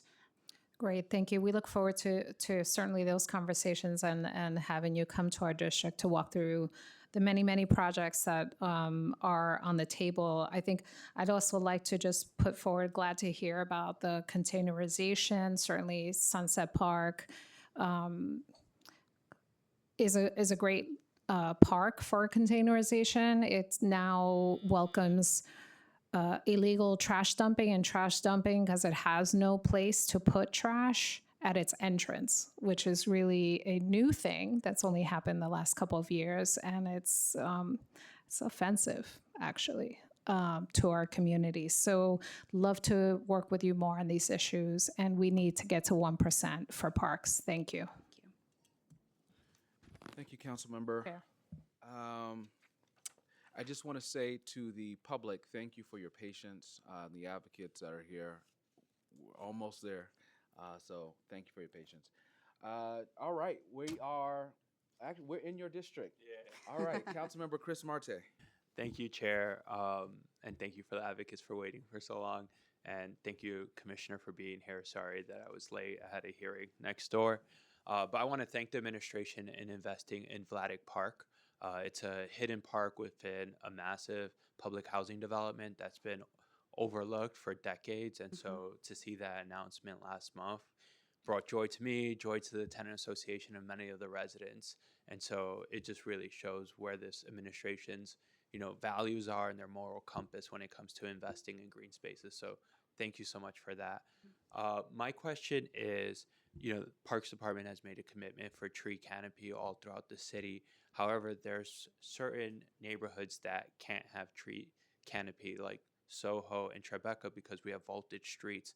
What methods are you looking to help greenify or make those streets greener to try to at least accomplish something in those neighborhoods if we can't accomplish tree canopies? Yeah, thank you for the question. If I I just want to spend just a quick moment on Vladeck. You know this, Vladeck is very near and dear to my heart. Vladeck, even to our community board, was unknown as a park space for years, and that community board knows their stuff. So it was amazing to know that this park went under the radar, smack dab in the middle of very, very dense Nycc housing around everywhere, has not been touched in over 20 years. This is the beauty of CPI. This is the beauty of projects like this. It's done in partnership with our elected officials when we know that something needs to get done, when we know that it is going to take in a major influx of money. We're very proud to be able to have a program like this. So thank you. I look forward to breaking ground on that project. When it comes to neighborhood parks in your neighborhood, and you mentioned them that have like an inability because of the underground infrastructure to grow trees, this is where then we look at other tools in our toolkit, particularly around the green streets. And you have worked in one. You and I have both worked on one in particular. We have a good partnership with DOT to think through some of these green streets and the areas where we can add more green infrastructure. We know what's at stake. It is not just kind of luxury tree trimmings here. It is actually water retention. It really does create a sense of community in these spaces. And so where we can, we're happy to work in partnership with our elected officials, with the community members there, to think through how do we improve these green streets and make the most of these spaces. It is always in partnership with our other agencies, and I want to emphasize that because sometimes that gets frustrating to work with more people and more pieces of government. But to the best of our abilities, what I can commit to you is that we are trying to ease this as much as possible, that we're trying to be the convener, that we're happy to work in partnership with DOT, with others, to try to build out as much kind of green infrastructure as possible. And parks is really the human entity. That's really the difference between us, and I'd argue, with other agencies. With all due respect to my other agencies, we start every single capital project with community input. We really do think through what is going to activate these spaces, not just what are they going to do and serve, but how are we going to activate it? How are we going to bring into the community? So wherever possible, that's going to be the lens that we take to these spaces, one of high collaboration, and try to build spaces that the community can actually use and appreciate. Yeah, thank you for that response, and also thank you for all your quick work in Barnett-Newman Triangle. It looks night and day out there, and I think the community really loves it, honestly. Is there a database to show not only all green streets, but parks that don't have a friends group? And so as elected officials, maybe we can help organize our neighbors to start some sort of, coalition or group to be that partner on the ground. It's such a great question. So the Green Street piece, we have lists, but I don't think we have a publicly accessible database. It is long, and we are frankly actually in communication with DOT right now on refining that list. So we can happily get back to you with either an information that we have, but thinking through how we make that more publicly available. When it comes to the Friends groups, what I think that you have currently on the Vital Parks Explorer, which is public, is looking at any sort of volunteer projects that have happened. So it's not necessarily a Friends group, but it gives you a sense of like, where is there good things happening in these spaces? We can certainly think through that. We have Partnerships for Parks, which is of course our kind of arm of the agency that helps activate, but I think it's a great kind of goal to set to make sure that we have active groups in every single park, Green Street, and any other space that we have in our portfolio. Awesome. Thank you so much, Commissioner. Thank you, Chair. Oh, thank you. Alrighty. With that, 11. Okay. So I do have just a couple questions, and then that is it. Has the department considered putting housing on top of future recreation centers? Thank you for the question. So, two pieces. One is that just in general, parkland needs to be used by law for park purposes. So, any sort of like looking at any. This wouldn't happen, I'm assuming, but if you wanted to put a piece of housing on Central Park or something like that, it would mean a true alienation would go into effect, and you'd have to go through several kind of steps with passing legislation on the state and city level in order to make that happen. However, on the flip side, while we are kind of mandated to protect the parkland that we have and use it for parks appropriate purposes, we are also thinking through creative ways to expand park services and recreational services beyond parkland. And one example of that has just recently come up is what's happening at 388 Hudson. This is a lot of land that will have completely 100% affordable housing go up on it. And on the first 3 floors, we're very excited to be partnering with HPD for the first time ever in a new recreation center that will be put and located on those first 3 floors. So we're talking competition-size swimming pool, basketball tournaments that could happen in the new basketball court, weight rooms, media center, dance labs, areas for after school, the whole 9 yards that could happen in partnership with HPD on a completely affordable housing development. It's game changing and is a really innovative way to think through kind of extending park services on parkland spaces. So we're really excited to see that to continue to go through, and are happy to think through other opportunities like that. Okay, I'd love to have further conversation Yeah. with you about that. I think I may have an idea for a space in my district. Great. Okay. Couple more questions. Has the department considered? Sorry.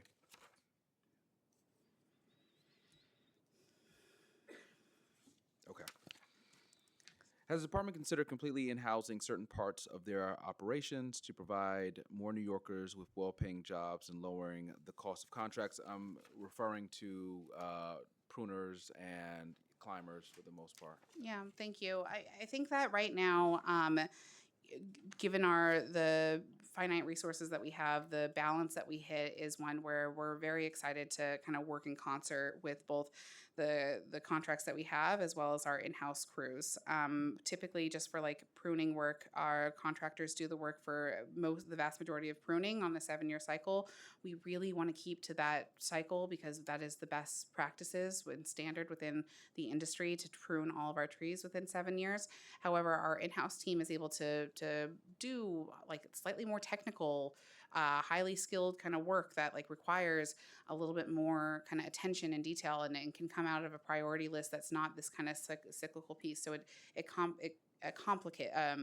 complements that work in a very good way. Similar with our in-house tree planting, this is something that we just started to undertake just since I think 2024, and we're seeing that also is able to complement the work of kind of our contracted work. Actually, our in-house tree planting, I was just looking this up before beforehand, is actually working in Queens right now, not in, I believe, in and around your district, trying to plant as much as we can there first and prioritizing these neighborhoods. So, it is something that it's a bit of a balancing act between the two. But certainly we're looking and monitoring very closely the impact of having in-house crews and how that has helped kind of further our work. I appreciate that. What is the current budgeted and actual head count for climbers and pruners, and what is their average salary? Thank you. I think our, while I looked this up, I believe our climbers and pruners are around 90 individual. We have 90 climbers and pruners, and starting salary is looking again is 75,000. And you may recall this, but our climbers and pruners are a very specific, very dangerous, very intense technical work. And we're very proud of the fact that we've had just the second cohort of kind of in-house training that we've done to kind of build up those ranks. I just congratulated 14 new graduates. We've already started training another crew, and they'll be graduating in a year. Is there an update on the apprenticeship program? Yes, that is the update. So we've had 2 successful cohorts go through, each adding around 14 or 15 people every time. This is a really intensive training. I can't emphasize this enough. Getting up at 4 o'clock in the morning, starting work, working in very cold, very hot conditions, trying to do heavy duty tree work, as you heard from other council members, in very tight condition, very tight spaces, and trying to work in New York City is an art. And something that needs to be really kind of has a whole different type of skill set. And so we're very, very proud of our success thus far. We're looking forward to having another 3rd successful cohort in the next year. Out of curiosity, are there any positions or areas where the department could effectively reduce its contract budget by bringing those operations in-house? It's a good question, and we'll continue to monitor this. Like I said, the in-house programs that we have, both for tree pruning and for planting, are relatively new. So we're still looking at how that work is complemented or can double down and work in concert with the contracts that we have. So certainly we're continuing to monitor this and look forward to kind of continuing to be cognizant of what happens in-house versus with external. As you all monitor that, is it more of an informal monitoring system, or do you have a formal way of assessing? Well, what I'd say is that certainly we understand the significance of, there are a couple major things that are coming up. One is that this year we plan on releasing the Urban Forest Plan, which talks about the significance of planting trees and maintaining our canopy in order to get to 30%.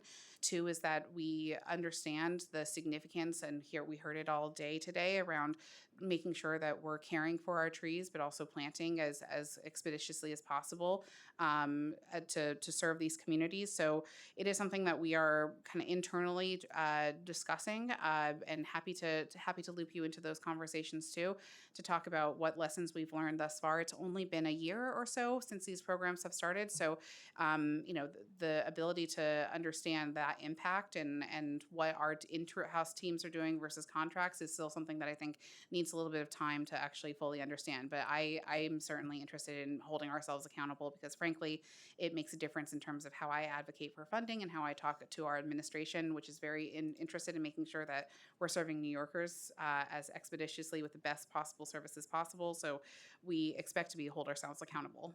I appreciate that. I'd like to have follow-up conversations about that as well. Okay. I do have, I'm sorry, I almost forgot about Councilmember Santos-Soso. Just a couple questions from the council member.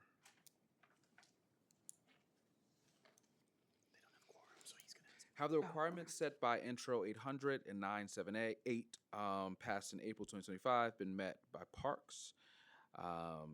Yeah. That would be publication of criteria for prioritizing tree maintenance, pruning schedule, etc. Great. So I'll look to our Assistant Commissioner, Ben Osborne, to give us an update on those specific pieces of legislation. At a high level, what I'll say is that we are tracking those passages of this legislation, and I believe that we are on track to meet those requirements. But I'll look to our Assistant Commissioner. While he's doing that, I'm just going to move on. How much does an inspection by a private contractor versus an in-house forester cost the city?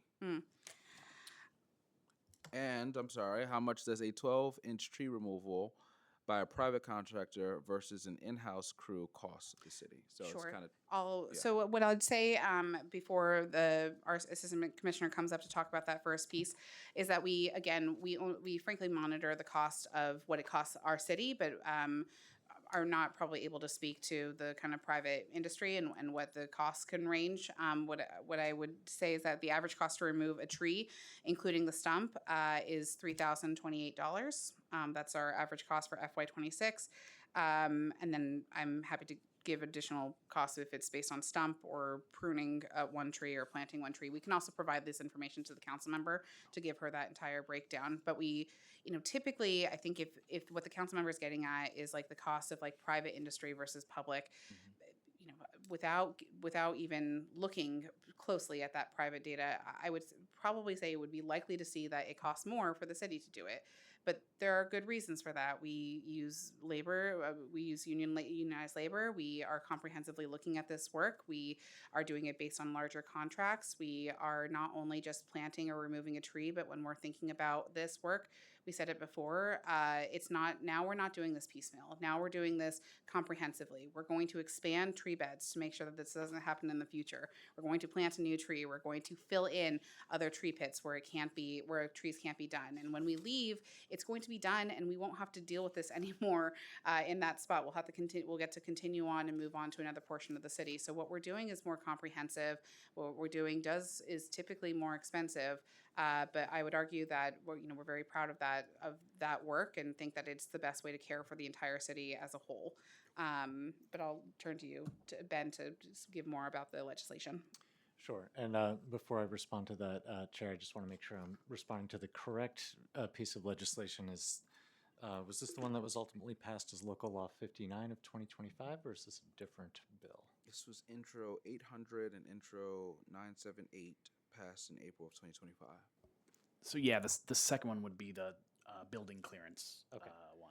So I'm happy First to one we'll have respond to to that. The first we may need to get back to you on. But in regards to the And I'm sure if there's any follow-up, the council member will follow up. Certainly. Okay. In regards to the law requiring prioritization for tree work, including a request for building clearance, we are on track to be compliant with that legislation, which goes into effect in May.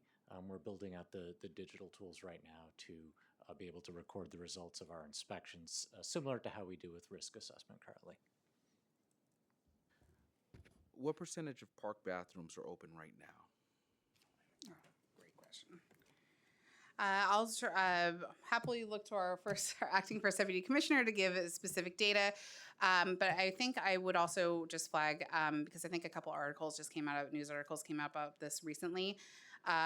Typically, the vast majority of our bathrooms are open and functioning. If they are closed, we report on that internally to ourselves to make sure that we know if closure is happening due to a reconstruction project or due to some sort of maintenance issue. We do track this pretty granularly on a monthly basis, looking at when these bathrooms are closed and the reasons why, and making sure that we are reporting this internally as well. So we take this seriously. It is not something that we kind of just will say openly, saying that all of them are open, when the truth is that we know when some are closed due to some sort of other kind of issue, and are pretty closely monitoring this. But I'll look to our acting first deputy commissioner to give specific details. Right before you answer, and I just want to keep my word, there was a constituent who stopped me and it just came to mind. St. Albans Park, renamed after the late council member Archie Spigner. The bathrooms or the comfort stations, there are no doors on these stalls. So just flagging that for you. I don't know who it would go to, but just wanted to flag that. Want to keep my word to the constituent. Oh, well, look at that. Thank you for that note, council member. That'll be taken care of. Thank you. On any day, our average rate is 90% of our 700 some public restrooms are open. Again, they change from day to day. They frankly change from hour to hour if we have vandalism or a medical emergency or a longer term closure.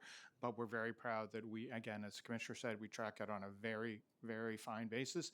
And our average open rate is plus or minus 90% on every day, 7 days a week. Thank you. Former Councilmember Justin Brennan passed a local law that all agencies must coordinate with each other to perform any work prior to repaving of a road. to what extent does DOT coordinate with parks when repaving?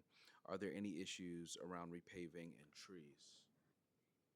So I'll look to our acting first deputy commissioner to give a little bit of detail here. I think that the truth is that we're talking to our sister agencies every day, if not every hour. Some coordination is happening. One in particular, which I think has to do specifically around paving, is maybe state of good repair, which I'd like to take the opportunity to kind of discuss or have our acting first deputy commissioner discuss. But when it comes to tree work, this is something that happens at a staff level regularly. Actually, the council member who was here before knows this pretty well, but we have, oftentimes parks won't plant a tree in an area because we have confirmation from another agency that they're about ready to dig up that area for another project or something like that. We do this type of clearance and coordination regularly, all the time. When it comes to particular sidewalk pavings and replacement and that sort of work, we actually have a great working relationship with DOT in particular. Our acting first deputy commissioner kind of leads a lot of that work, and so we're in close coordination with them, but I'll let you talk a little bit about that. Yeah, I think for two things. First of all, for paving, we work very closely with DOT on when they're repaving parks assets. We have a great working relationship with them. They've done what we call multi-purpose paved areas, large asphalt areas. They've done parking lots. They've done park roads for us. So obviously that's done at our request, so very close working relationship.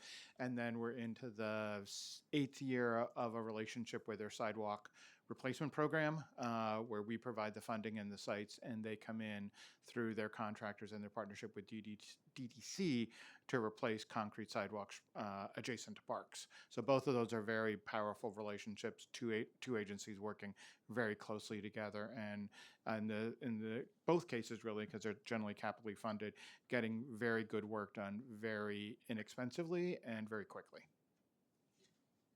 The next question is somewhat of a follow-up, I think, to the last question that I asked.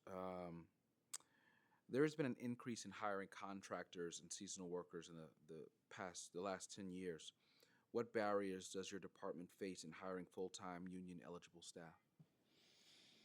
Yeah, thank you for the question. I think that, again, to be clear, my understanding is that the work that our contractors do is not the same work that our in-house team does. They're kind of specific scopes of work. The contractor work, particularly with trees, has to do with your sort of regular kind of pruning type and that sort of work, whereas our work that we have in-house is really more specialized in terms of like the type of technique and the technical skill level needed to address those concerns. This is something that's still relatively new for us to try to have those in-house teams and making sure that we have kind of discrete and specific portfolios of work that we're doing and making sure that they are complementary to each other. So we're still looking at this, but it is a way, the contracted work is a way for us to be able to still meet those mandates, still meet those best practices when it comes to tree health, when it comes to taking care of our canopy, and when it comes to kind of rolling out this planting. The amount of time, I know that there's oftentimes been critique of how long it's going to take us to do this entire planting of the city and assessment of the city, but in 9 years' time, to be able to do that in that 9-year time does mean having kind of the work in complement with like the contractors that we're working with. That's how we're going to meet those targets. But I do, I think that I appreciate the question because it does go towards the idea of thinking through what building out our own ranks would look like. And certainly, again, going back to the larger question of park staff, we're happy to do. We know that we have responsibilities and we have mandates to uphold and kind of goalposts to hit. We're very happy to do this work with the resources that we have. Were we given more resources, we'd happily receive them. But for the time being, with what we have, with the kind of goal in mind of serving New Yorkers, making sure that they all have plantable trees in the next 9 years, this is. I mean, would you say it's for you all? Is it more ideal to have certain responsibilities contracted out versus actually having in-house staff that would handle those? And it doesn't have to just do with tree pruning, but just whatever work is contracted out, those responsibilities. I think it really depends on the type of work. And to go away from trees, we also have things like technology contracts that we have that are doing some of this work. We have other, a kind of wide range of work. So I think it really does depend on where we're thinking this through. But I don't know if you, since we have our acting first deputy commissioner here, if you want to talk about the IT side of things. But I mean, we don't have to go into the IT side. Has there been a full assessment of the entire agency's contracts to see where certain work can be moved in-house rather than contracting it out to these different companies? I can't say that there's been a full assessment, but we talk project by project or type of work by type of work. And I think as the commissioner referenced earlier or very recently in her remarks, generally what we find is that bringing those resources in-house, bringing that work in-house will be more expensive more costly to the city than outsourcing it or having a private contractor do it. Largely because one of the reasons is if you bring the source in-house, you have to buy all the equipment, and when you're talking about tree work, you're talking about very expensive trucks. You have to buy a lot of equipment to outfit those staff members. You have to have a building or a place for them to work out of. So these are costs that are all built into the costs that are passed on to the private contractor. So I can't say we've looked at every contract, but I could say we've looked at specific types of work. Sure.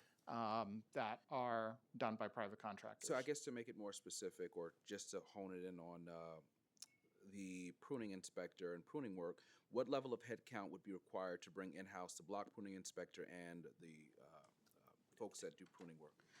We'd have to look at this more, but what I'd say is that the inspector piece is just one component. And oftentimes, I don't actually know, I'd look to our assistant commissioner for forestry to confirm this, but like inspectors, when I have just recently experienced the inspector pieces during the storms, when we have 2,000 311 calls saying a downed tree is there, we will typically send our inspector out first to go assess what type of what the severity of the work, the type of response needed, kind of where this is going to fall, the amount of manpower we need in order to respond to those pieces.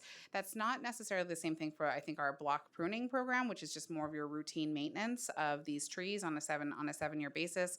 And certainly I think that like our entire forestry division is something that is frankly the work is only achieved, as our acting first deputy commissioner said, through this complement of contracts and in-house crews. So I'll let you, our AC for forestry, kind of talk more about the role of inspectors specifically, but just to kind of clarify, I'm not sure if inspectors are needed for block pruning. Sure. Thanks, Commissioner, and thank you, Council Member. So yes. Chairs. Yeah, no, it's no problem. We do inspect each of our trees using consultants prior to performing block pruning. And while those consultants do receive the same basic level of training that our in-house inspectors, our foresters do in tree risk assessment, the work is far more routine. And so it's not uncommon for folks who have worked as consultant inspectors to eventually seek employment with the Parks Department as they gain experience. But as the commissioner said, the scopes of work of the block pruning, contracted work, whether it's the inspection or the work itself, are complementary to that of the work that our in-house crews do, which is more varied, more diverse, and ultimately like a kind of deeper technical skill set that gets developed over time. Thank you for that. And final question from the council member. How many years long is the capital project backlog? How many additional landscape architects does the Parks Department need to hire to eliminate the backlog? We have, thank you for the question. We have 500 projects currently right now that are either in design, procurement, or construction. For this upcoming fiscal year, we have 91 projects that are kind of lined up to go into that process. And I believe that out of those 91, there are going to be 24 of those that there's a likelihood that we will not be able to begin them in this fiscal year. So we probably have around 24 projects that we'll have to wait until the next fiscal year to start. Uh, the question around specific landscape architects, it's a harder question to respond to because every project does not require a landscape architect. Some of those projects are PRBs, public restroom buildings, or require other staff. But right now, 500 in the process, 91 slated to start in this next year. 91 that are waiting to start. Of those 91, 24 are likely to wait until the next fiscal year to start. Understood. Thank you. Commissioner and deputy commissioners and chiefs and everyone else, thank you so much for being here today with us. That concludes our questions for you all. Thank you for, again, sitting out 5 hours, and thank you to the advocates and the public. We're going to open it up for public testimony now.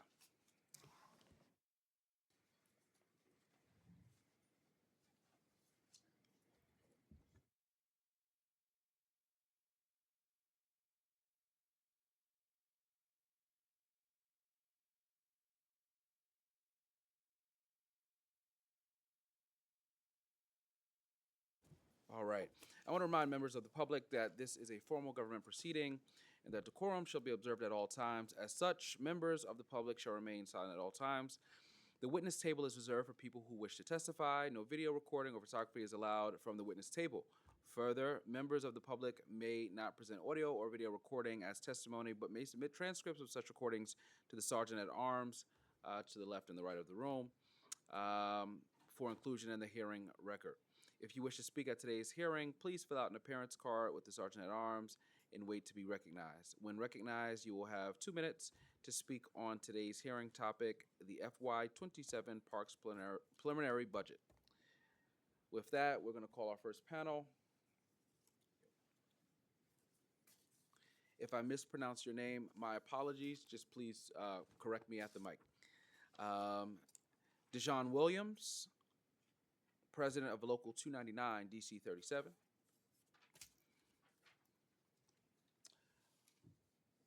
Ralph Bonelis, Vice President of Local 983, DC 37. Marshall Lee Welmer, DC 37, Local 375.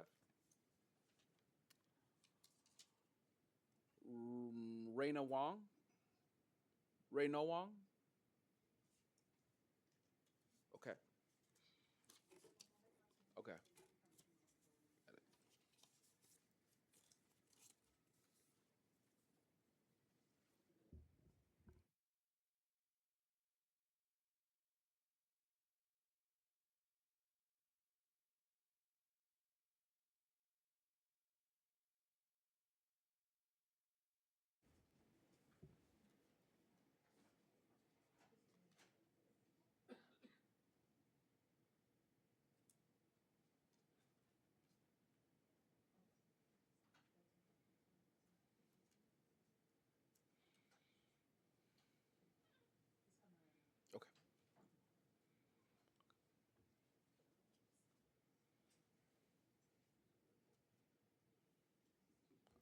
Are you all staying? Oh, I appreciate that. I really, no, let me take a moment and say that. I really appreciate that. And in several other committees, we've seen agencies leave as soon as their testimony was completed. So thank you for listening to the public and the advocates and the union. Thank you so much, really. All right.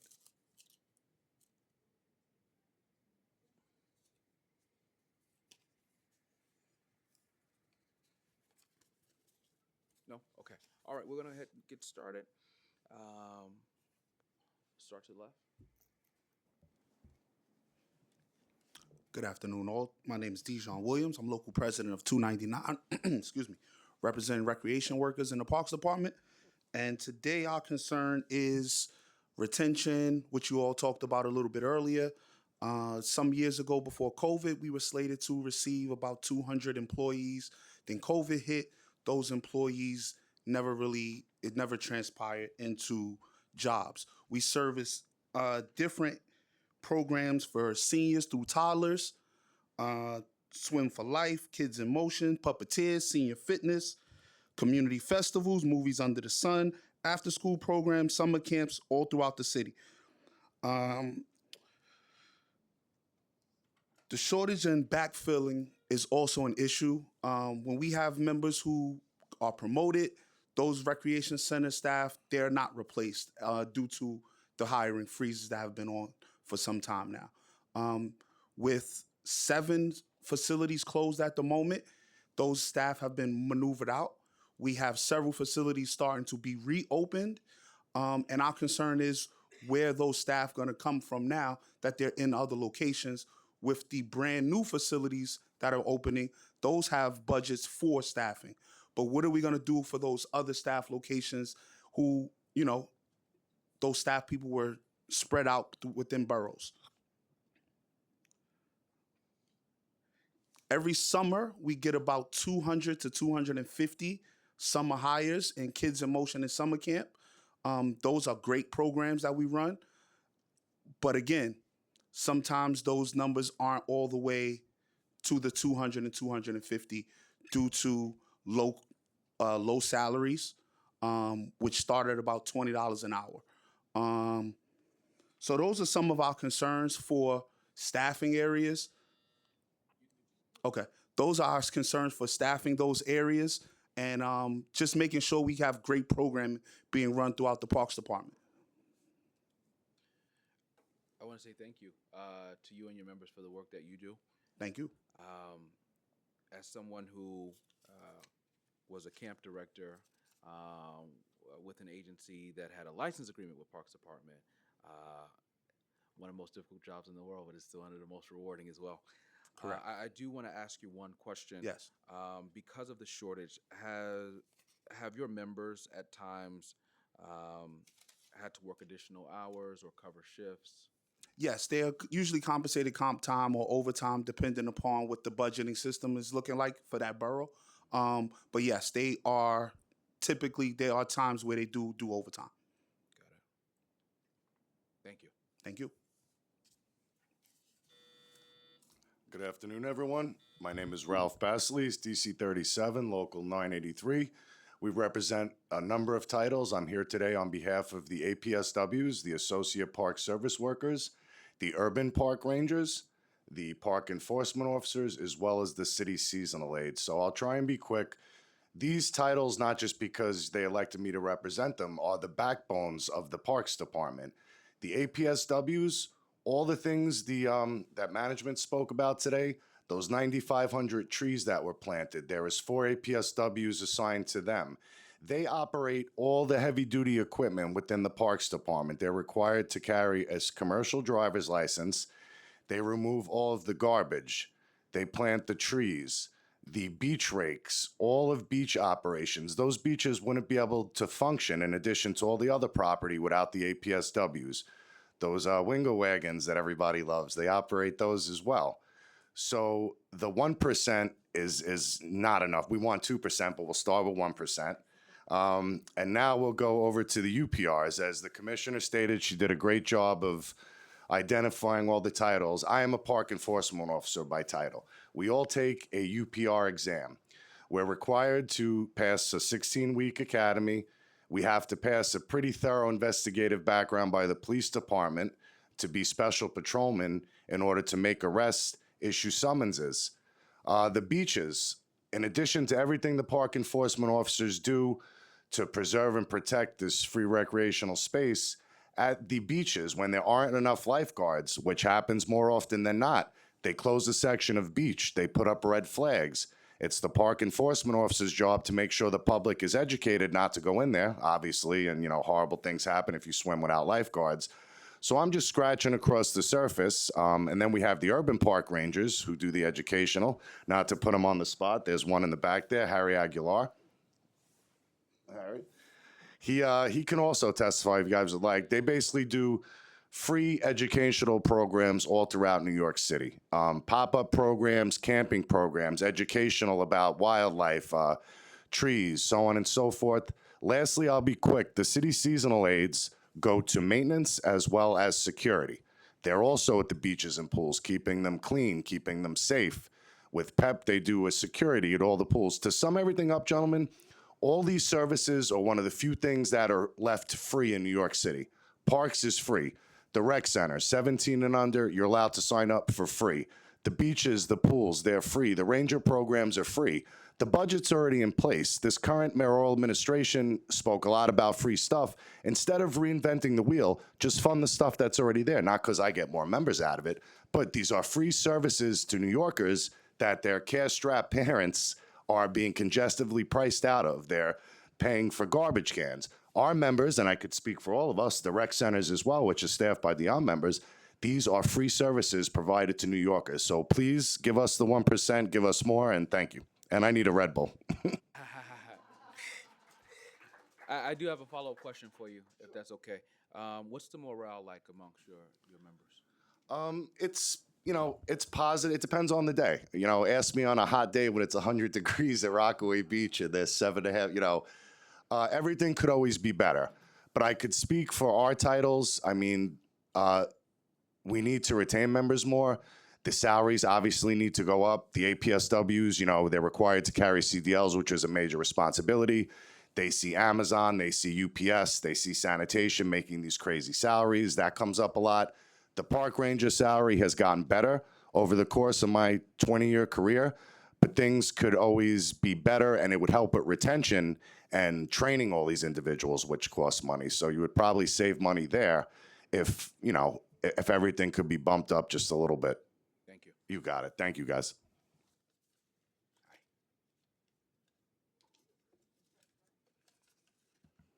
Hi, my name's Raina. I'm a park tree planting forester at New York City Parks. I'm here representing DC 37 as the president of Chapter 7 of Local 375, the Civil Service Technical Guild.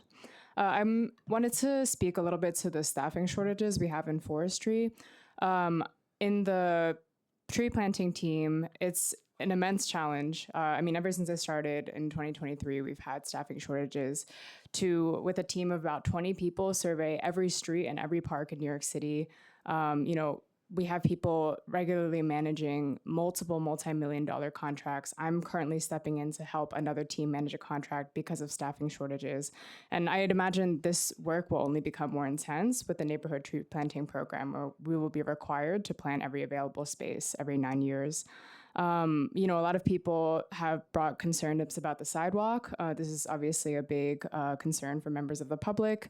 And really the only way we can get sidewalks repaired quickly from tree damage is to expand staffing of the trees and sidewalks team. And particularly we need to be hiring construction project managers for this role, because this team has one of the highest turnover rates because the contract management is extremely complex and the members of this team don't feel fairly compensated. And I would say the biggest staffing shortages are probably for tree maintenance. I would really like to advocate for the continuation of the climber pruner apprenticeship program because that's the only way we're able to guarantee an adequate stock of staff to do the essential tree maintenance work alongside the borough foresters to be able to keep our city safe, to be able to, the commissioner mentioned, meet our goal of this 30% canopy, which tree preservation is actually one of the most important parts of, and I think that's underlooked. Currently non-union contractors are used to fill a lot of these gaps, and their quality of work and their speed of work is typically not on to par with parks workers because our training is centralized. So yeah, just wanted to point out some of the ways the staffing shortages are affecting our work day to day. Thank you. And would you say with the apprenticeship program that the individuals who have gone through or completed the program, does it seem just from your conversations with your members that they're likely to stay with the department, just from conversation? I know I'm asking you to kind of speculate, but. Yeah, the climber pruners I actually don't represent in my local. They have their own local, but in my conversations with them, it seems to be a good job.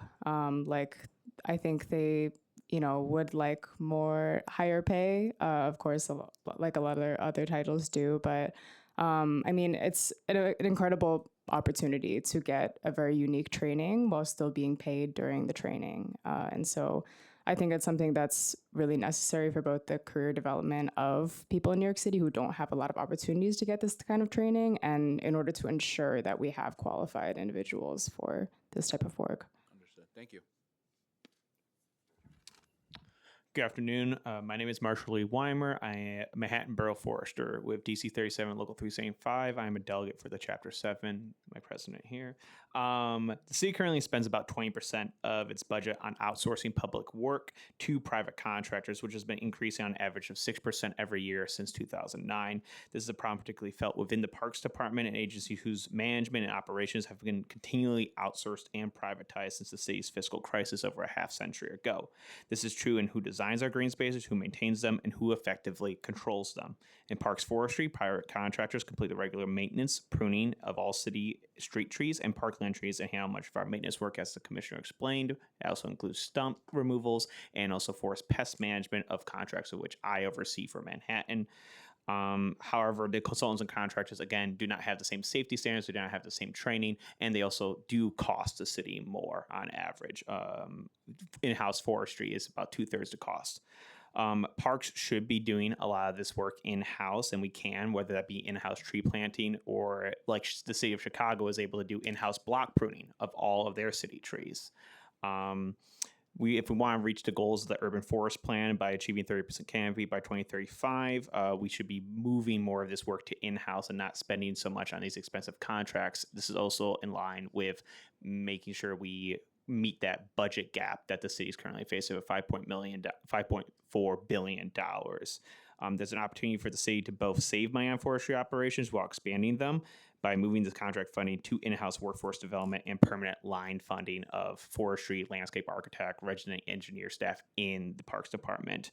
And just as a constituent services things, if you want your constituents' residences pruned, you want to reduce the flooding and heat island effect inside your districts, increase the economic activity of storefronts, since shade does do that, and ensure every New Yorker can have a safe, equitable, and enjoyable experience under the shade of your urban canopy. We have to fund public works for public workers. Thank you.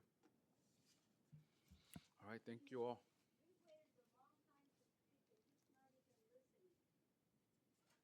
I'm sorry? This is a committee council.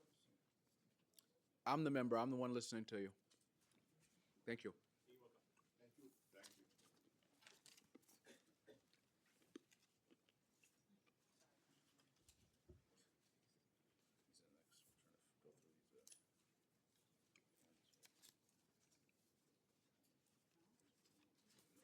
All right, our next panel is going to be Maximus Barton, Irina Goldstein, Adam Ganger.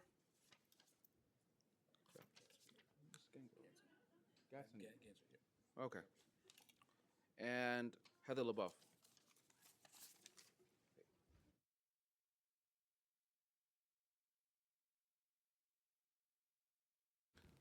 Sorry, Adam. I mispronounced. Yeah. I'm like, I know this doesn't seem right. It's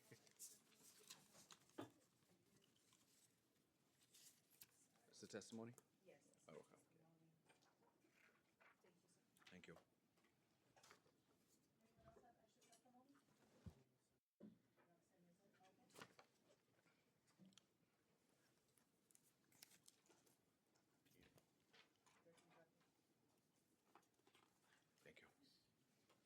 All right, you can begin. We'll start to the left, to my left.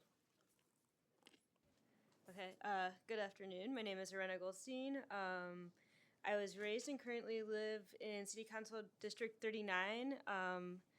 So grew up in New York City. I come here today as a New Yorker, a union member, and a parks worker. I specifically work for the NRG, the Natural Resource Group, that works to preserve and protect our forever wildlands, which are what we think of as like a traditional forest. Right now, the mayor is proposing to cut funds to parks. This means that people who have dedicated their lives to the environmental stewardship in their communities will probably continue to receive paltry wages, $24 an hour. Try raising your family on those, on that wage. This means that workers will probably continue to have long commutes because they do not earn enough to live near the parks they maintain, or there are not enough parks jobs in their local communities. right now I commute about an hour to work, and some of my fellow coworkers are commuting an hour and 15. And this means that the city will probably not make people who have seasonal positions funded through Playfair permanent staff, allowing people to live with job precarity. From the federal to the local level, when governments need to tighten their budget belts, politicians cut funding to parks. I believe this is because I believe this is because park labor is invisible to the public. People think working in our public green spaces is cool, niche, and an enjoyable alternative to an office job. But these laborers use their bodies to maintain parklands, which are places that boost our mental health, forests to capture carbon, much needed third places, and wetlands to mitigate the effects of flooding from storms charged by climate change. And who are the gardeners, foresters, and ecologists? They're just people with a lot of, okay, sorry, and then, yeah, they're people who know the difference between, that can ID an oak tree, a maple, a sweet gum, in the winter, in the summer, in the fall, and have knowledge that they have developed over years. So yeah, please don't cut funding for our parks, for our planet, and for our workers. Yeah. Thank you.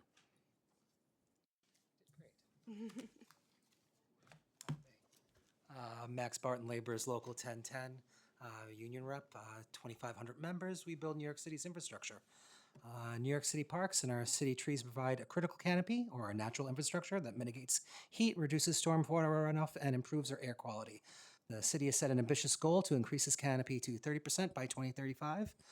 New Yorkers are struggling with affordability. The city is trying to address affordability, all while doing their best to respond to this amid a budget deficit without cutting services, especially on our beloved parks, which offer free recreation and low cost or free programming for all New Yorkers to enjoy.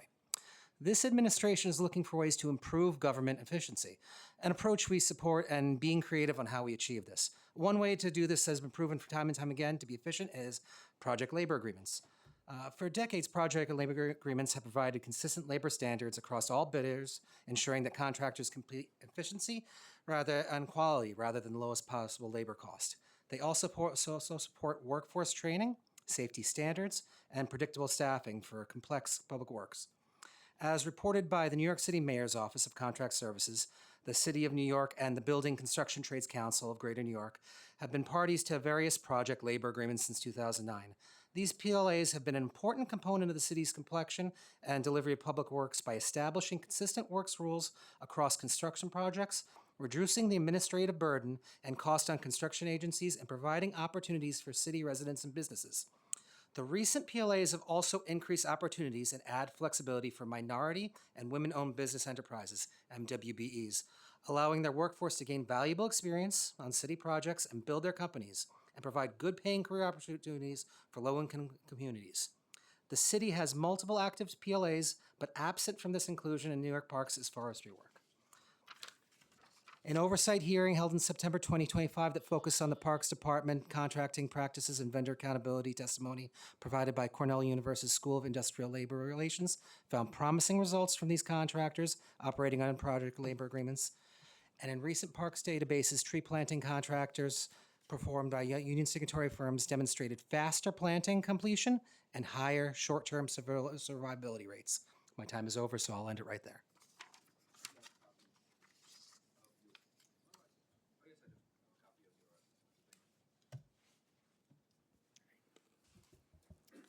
Good afternoon. I'm Heather Lubov, Executive Director of City Parks Foundation, a nonprofit that delivers free programming reaching 300,000 New Yorkers, enlivening our city's parks and creating social cohesion and community. Through Summer Stage, the Puppet Mobile, sports lessons, and environmental education, our free programs encourage people to use their parks. Through Partnerships for Parks, a public-private collaboration with NYC Parks, we support more than 420 grassroots volunteer groups and 28,000 volunteers who care for parks. Through the New York City Green Fund, we raise and re-grant $2.5 million annually to support groups that are programming and maintaining parks.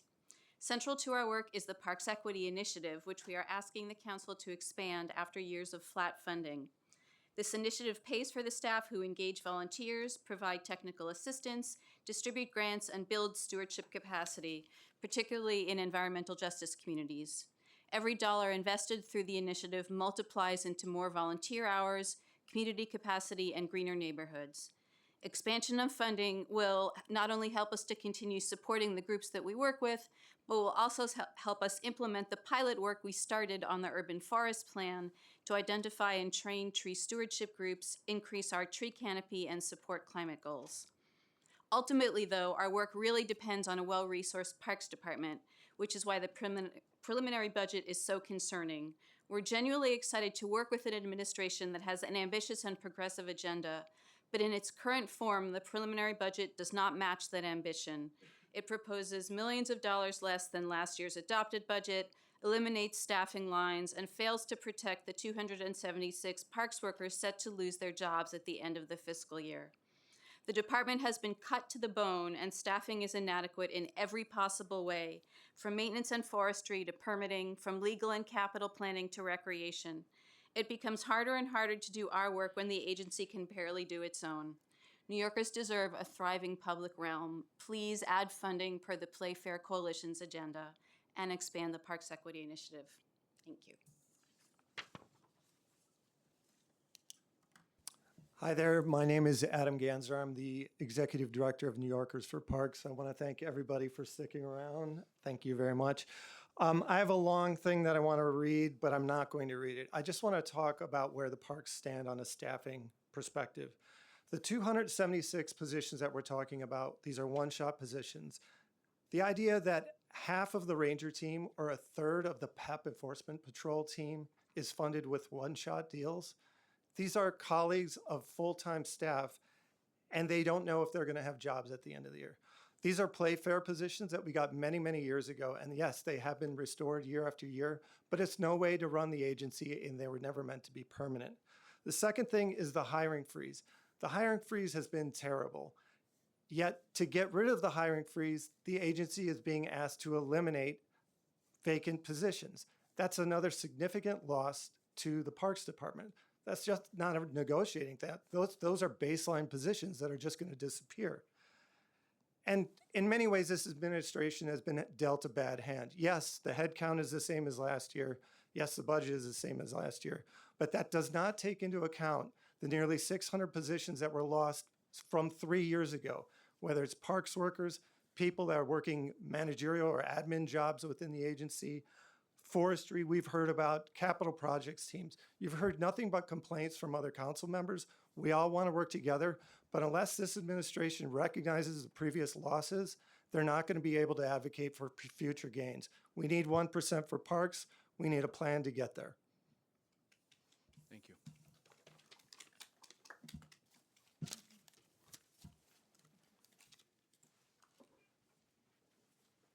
Then we're going to call our next panel.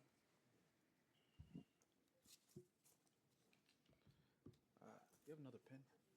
You have another pen. Carolyn Harris, Elizabeth O'Connor, Sophie Stubaum, sorry. Christina Taylor. Maybe I should use my glasses.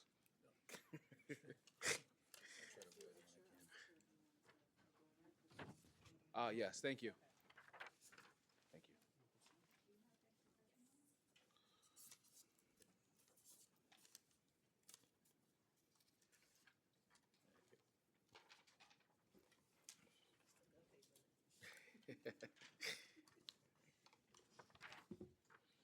All right, we can begin. Thank you very much. My name's Caroline Harris. I am a land use attorney from Goldman Harris. I'm representing myself and other seniors who live in my neighborhood. I want to start by saying this has been an amazing hearing, and I have huge compliment for the commissioner for, in such a short time being commissioner, being able to absorb the breadth and significant, all the work that you have to do. I know you've been with the agency a long time, but still, it's an extraordinary job that you're doing. Thank you. Having said that, I also strongly support the increase in budget for parks. Parks are the primary resource for health and welfare for our residents and the environment. In addition to its other priorities, the department should prioritize active recreation for adults, especially seniors in smaller local parks. New York City has the second highest rate of dementia in the country, with the Bronx, Brooklyn, Manhattan, and Queens having the highest rates of dementia in the country. Not Staten Island, maybe because they have so many parks per person, per capita. Medical studies show a remarkably high correlation between dementia and a sedentary lifestyle. Sitting on a bench, as seniors have usually been relegated to, instead of having active recreation, is also critical for bone and heart health, as well as preventing dementia. It's not only a personal issue for many families, mine experienced a senior with dementia, it is a public health issue, and it's also an issue of immigration, finance, socioeconomic benefits, and other health issues. New York City's parks, local parks, can be a key tool in endeavoring to stem the tide of and to prevent further dementia. For example, the proposed design of my local park in Manhattan includes a dog area to the exclusion of an area for active recreation, seniors and adults, yet both uses could easily and rationally be provided without substantial, if any, delay on procurement or parks recreation and final design. Commissioner said just today, we should be judged not by how we treat our most vulnerable. We should be judged by how we treat our most vulnerable. That includes not only the disabled, who were discussed by Councilmember Schulman, but it should also include seniors. Parks can be a leader in the prevention of this growing senior health crisis by facilitating the active recreational use of local parks by seniors and adults of all ages. It would not require a huge financial investment, just thoughtful design. Restore Parks Department's funds, push for the 1%, and don't forget Grandma and Grandpa or forsake your own long-term health. Thank you. If you don't mind me asking, what's the park that you were referring to? Rupert Park in Manhattan, Community Board 8. Thank you. Thank you. Good afternoon, Chair Hankerson. My name is Sophie Stelbaum, and I'm the New York Program and Operations Coordinator for Trust for Public Land, a national nonprofit that connects everyone to the outdoors, and as a member of the Playfair for Parks Coalition. Living in New York is exciting and it's hard. The city has a major affordability crisis, and the struggle to live here isn't just about housing, it's also about quality of life. Families raising children in a small apartment wonder, where can our kids play without adding another line to the budget? The answer is in the city's nearly 2,000 parks. They represent one of those amazing tech-free environments where you get to feel the earth, the sun, and the wind. But parks also need care, people to take care of them. The budget cuts $33 million compared to last year's budget. 276 positions will be lost. We need to restore those positions and move the parks budget up 1% to up to 1% of the city's budget. That's what it takes to make these parks thrive. Another major opportunity for outdoor play spaces in New York is New York City schoolyards. We strongly support Councilmember Brewer's position that schoolyards remain open after school hours and on weekends. These spaces exist in every neighborhood, including the ones with the fewest parks. Opening parks means children have somewhere to run near their home, parents have somewhere to exhale, and neighbors can sit in the shade of an activated and joyful place. Mayor Mamdani, we see you. Many of your videos are filmed outside. You clearly love these spaces. Now it's time to fund them. And to the council, we urge you to include $33 million more than what's in the budget just to restore what was baseline last year. Give the people of New York what they want, what they need. Invest in our parks. Thank you. Thank you.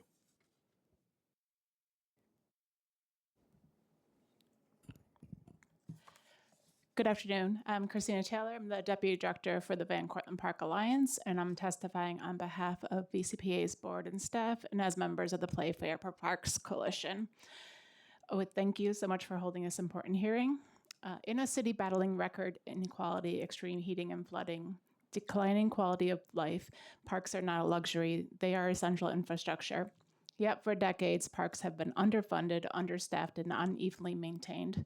In the last 4 years alone, the Parks Department has faced continued disinvestment, causing our park system to tumble in national rankings.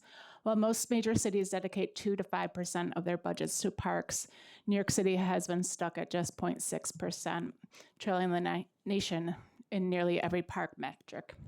We were extremely disappointed to see the mayor's preliminary budget for NYC parks at $33 million less than last year's adopted budget.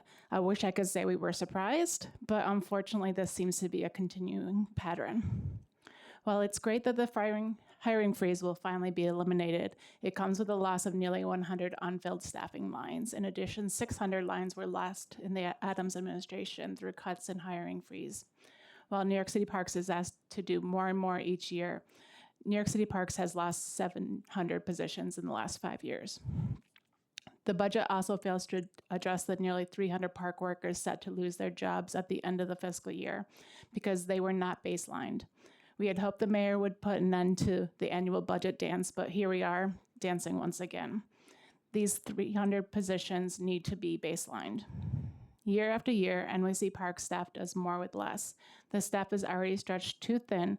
They are tired and frustrated, and so are we. The preliminary budget maintains a status quo of historic underfunding, leaving communities without the safe, accessible green spaces they deserve. The time is now. The mayor and city council need to work together to dedicate 1% of the city's budget to parks. There's no substitute for public dollars for parks. In reality, parks deserves and needs much more than 1%, but let's start there. Parks are essential. They should be funded and cared for accordingly. Thank you.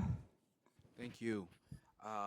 While you were speaking, I asked our committee council if there was an existing report that compares New York City to other big cities. And I was informed that Trust for Public Land has that. Would you mind sharing that? Our team can get your. Sure. Yeah.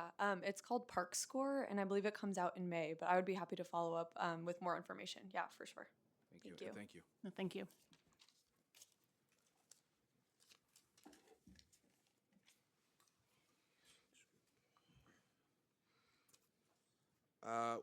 Our next panel consists of Elsie Soto, Merritt Birnbaum, Tammy Lynn Mogus, and Morgan Monaco.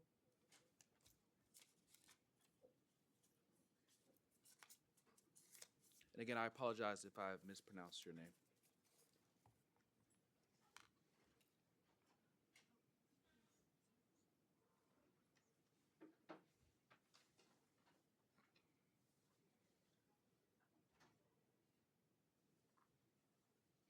Okay, we can begin. We'll start with, yeah. Did I Good just to turn see it you on? again as well. Nice to see you, Council Member. Good afternoon to Council Member Hankerson and members of the committee. I'm Morgan Monaco. I'm the president of the Prospect Park Alliance and proud member of the Playfair for Parks Coalition. Prospect Park is Brooklyn's backyard, hosting over 10 million visitors annually, but a backyard is only as good as its upkeep. Currently, the city's budget is failing New Yorkers who rely on these spaces. Mayor Mamdani's FY27 preliminary budget is $33 million, less than last year's.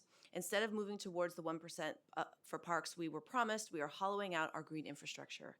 Since 2023, we've lost 600 staffing lines. This budget would eliminate 100 more just to end a hiring freeze. Furthermore, 276 of our dedicated workers are in positions dependent on temporary one-shot funding lines. These workers are the backbone of our parks. They must be baselined, and they must be baselined now. The lack of operational funding creates a maintenance gap that wastes taxpayer money. There are ample capital funds, but not the requisite maintenance funds to care for what we build, and therefore are rebuilding capital assets rather than have them last through their useful lifespan. We ask for the additional 460 second shift workers to keep 400 high-use parks and restrooms clean. Prospect Park welcomes 10 million users each year. Most visitors come to the park in the afternoon hours. They should be able to access a clean park just like morning visitors. This underfunding is dangerous. In just 3 years, Prospect Park has faced devastating flash floods and a severe brush fire. We cannot build a resilient city if we do not invest in the hardworking New Yorkers who manage our forests and keep our parks clean and safe. Let's make sure the administration's affordability agenda is accomplished by funding our parks and providing New Yorkers the quality green spaces they deserve. I urge the council to restore these cuts, baseline our essential workers, and finally put NYC Parks on the path to 1% of the city budget. Thank you so much. Thank you. Can you speak to some of the pressures that such budget cuts have impacted conservancies? Yes, so we and are. parks groups? Yeah, so we're proud. I'm also a member of the leadership committee of the Parks and Open Spaces Partners, POSP coalition, and we are proud partners with NYC Parks. We raise private dollars to help supplement city services. Many of us do direct service in terms of caring for our forests, our woodlands, do trash pickup, and some capital work. This is essential. We don't do this in a vacuum.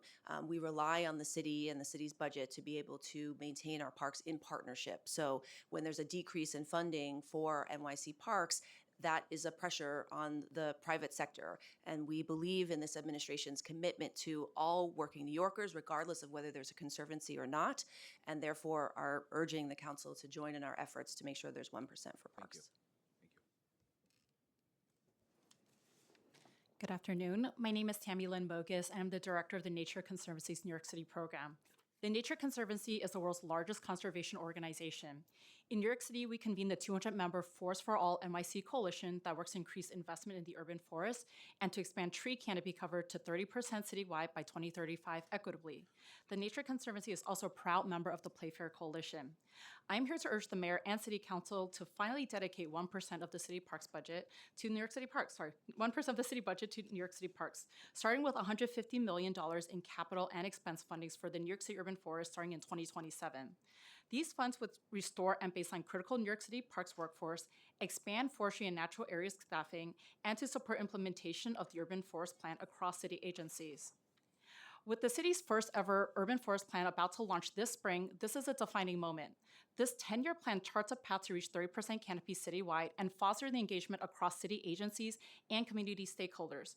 But it cannot be implemented without restoring and expanding the very workforce that sustains the urban forest. Despite managing over half of the tree canopy in New York City Parks has lost more than 600 staff positions since 2023, with another 100 on the chopping block this year as a condition of the hiring freeze. These cuts directly affect the urban forest, tree health, and livability of New York City. We commend the city's previous commitments to parks and urban forests, including Mayor Mamdani's pledge to doubling the parks budget.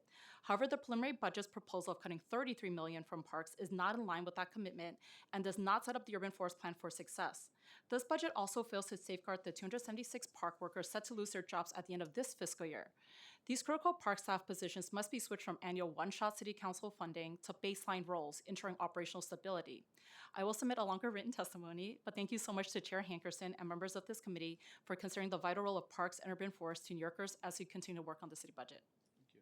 You did that in under 2 minutes. Thank you. Good afternoon, Chair Hankerson, and thank you for holding this hearing. I'm Merritt Birnbaum, President and CEO of Riverside Park Conservancy, and also a co-chair of the Parks and Open Space Partners and a proud member of the Playfair Coalition.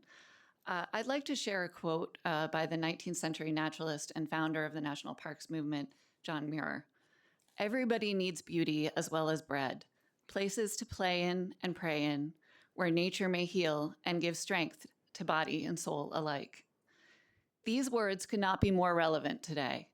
Access to nature is not a luxury, it is a basic need, and it should be available to everyone.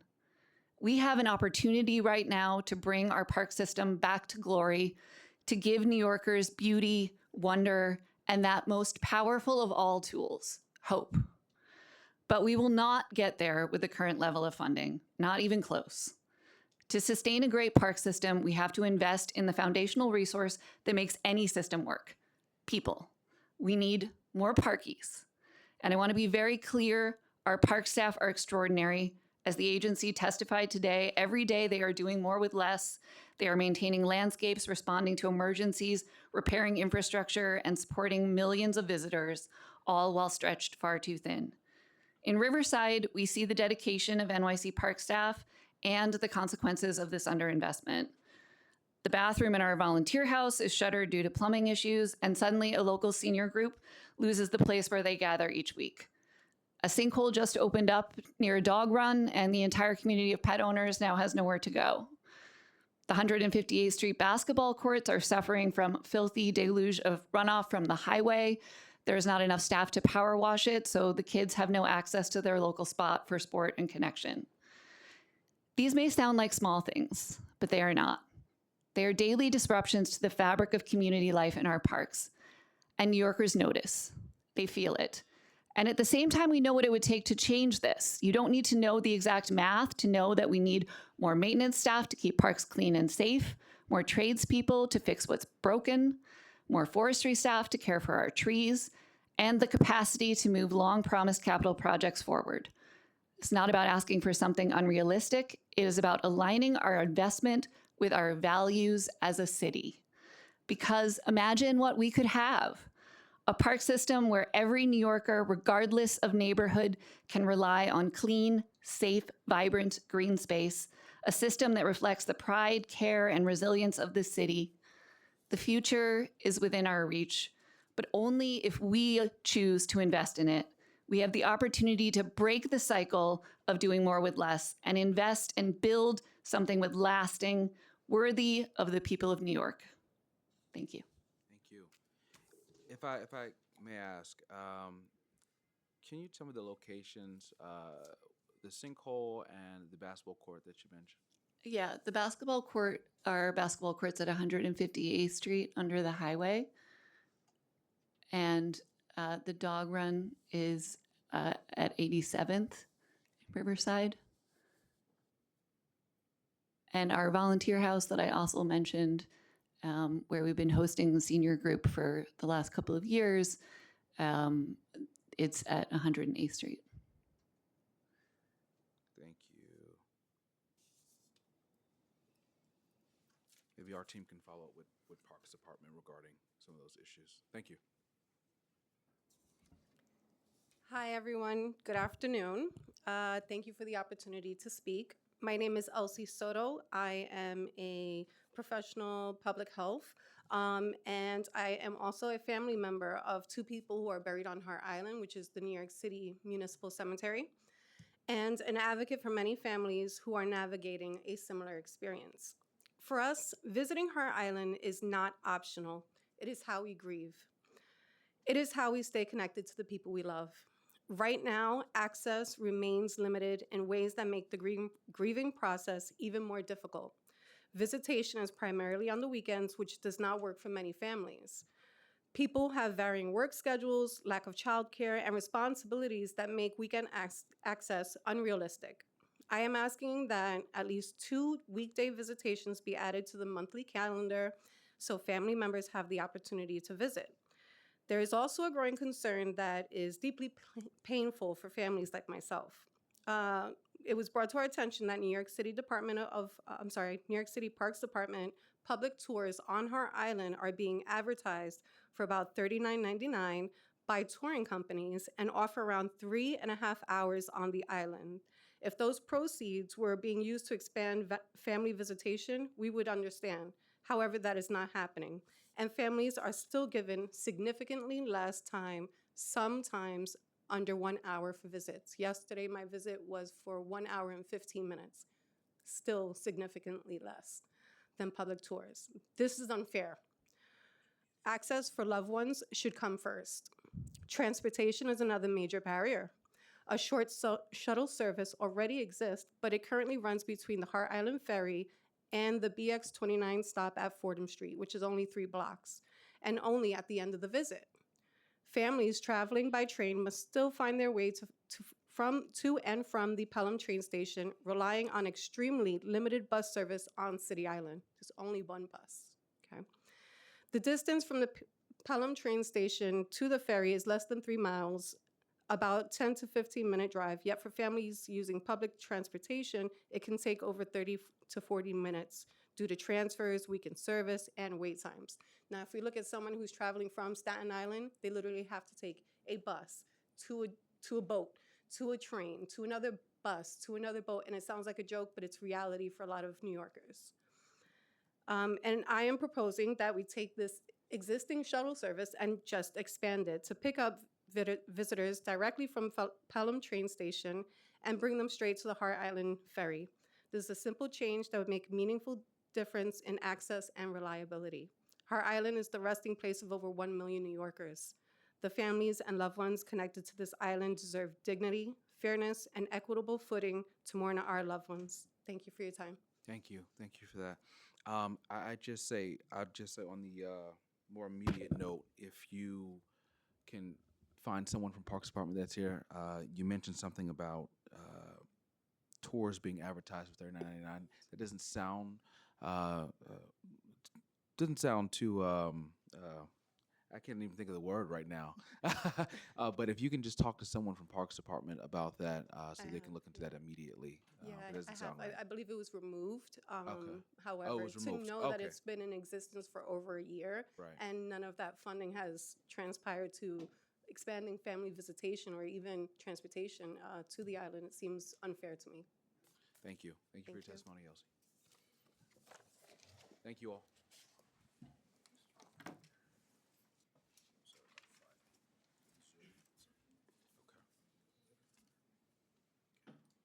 All right, we're going to go straight into our next panel. Pardon me if I mispronounce your name. Asenet Gomez? Okay. Odette Halsinger? Caitlin Cruz? Helen Turgos? Thank you.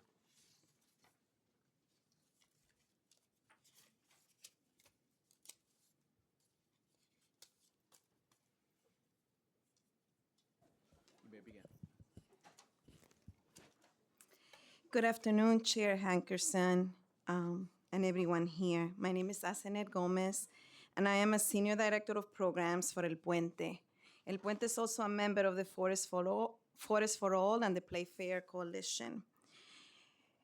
We are a 43-year-old community human rights organization that promotes leadership for peace and justice in North Brooklyn and Puerto Rico.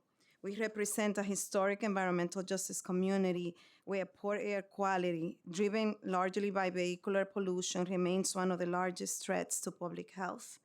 Approximately 6% of our residents report having asthma, linked to our community having the 8th highest concentration of fine particles, otherwise known as PM 2.5 in New York City, one of the most dangerous air pollutants. As a result, respiratory-related hospitalizations in our neighborhoods are twice the rate of the entire borough of Brooklyn and New York City overall. Access to healthy, open green space is essential to mitigating these severe public health outcomes. Yet, the lack of sufficient parks and green infrastructure in our community only worsens air quality and compounds environmental risk. For our community, parks and public spaces are not optional, they are essential. We need quality parks where residents can gather, heal, and thrive. If the COVID pandemic taught us anything, is how vital parks are.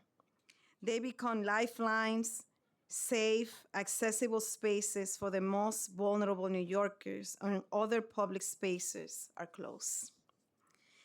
We urge the council and the administration to work together to deliver on Mayor Mandani's commitment to double the NYC Parks budget and to ensure full funding for the staff and programs critical to the maintenance, protection, and tree planting efforts that will help the city reach its 30% tree canopy goal. NYC Parks is responsible for half of the city's tree canopy, yet the staff and programs that sustain this urban forest continue to face cuts. This is unsustainable and not equitable for all New Yorkers. We need sustained, equitable investment in our parks, not just to maintain them, but to ensure environmental justice, public health, and climate resilience for all New Yorkers. Thank you so much for the opportunity. So much.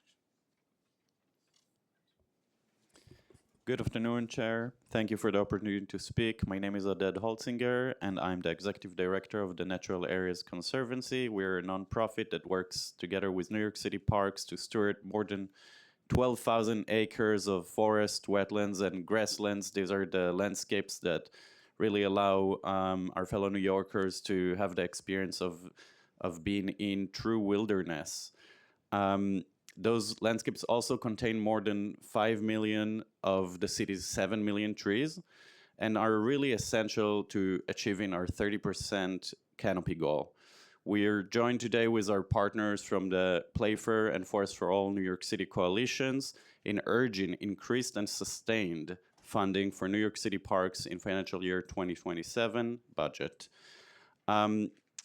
I want to also thank you for your earlier question to the Commissioner regarding the one-shot funding and specifically its impacts on the Natural Resources Group. We're very concerned to see that this preliminary budget does not include the renewal of FY26 one-shot funding.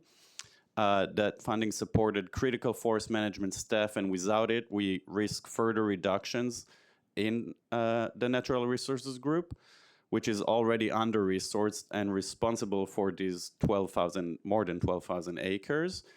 And you know, I don't need to repeat it. It's been talked here again and again, but actually I should repeat it because it's really critical to understand the impact of this reliance on the one-shot funding, and also for us as advocates to be trapped in you know, this need to beg for these one-shot fundings. That's just not the proper system. So if I remember the numbers correctly that the Commissioner mentioned earlier, 37 employees were hired through this one-shot funding on top of the 63. That's 30% of the workforce that are sitting there with this uncertainty. So we're asking today for a baseline of $16 million to provide stable support for this work, and this is based on data based on the release of since the release of our forest management framework in 2018. We see that this inconsistent funding led to staff losses and a sharp decline in acres receiving care. Only 569 acres in financial year 2025 were receiving care, and at the same time, our 2024 ecological assessment found signs of decline in more than 90% of forest plots. And again, this is while we're just releasing the urban forest plan and calling for the expansion up to 30% canopy. So I want to remind everyone that our natural areas are not a luxury. They're essential green infrastructure for climate resilience, public health, and biodiversity. Thank you.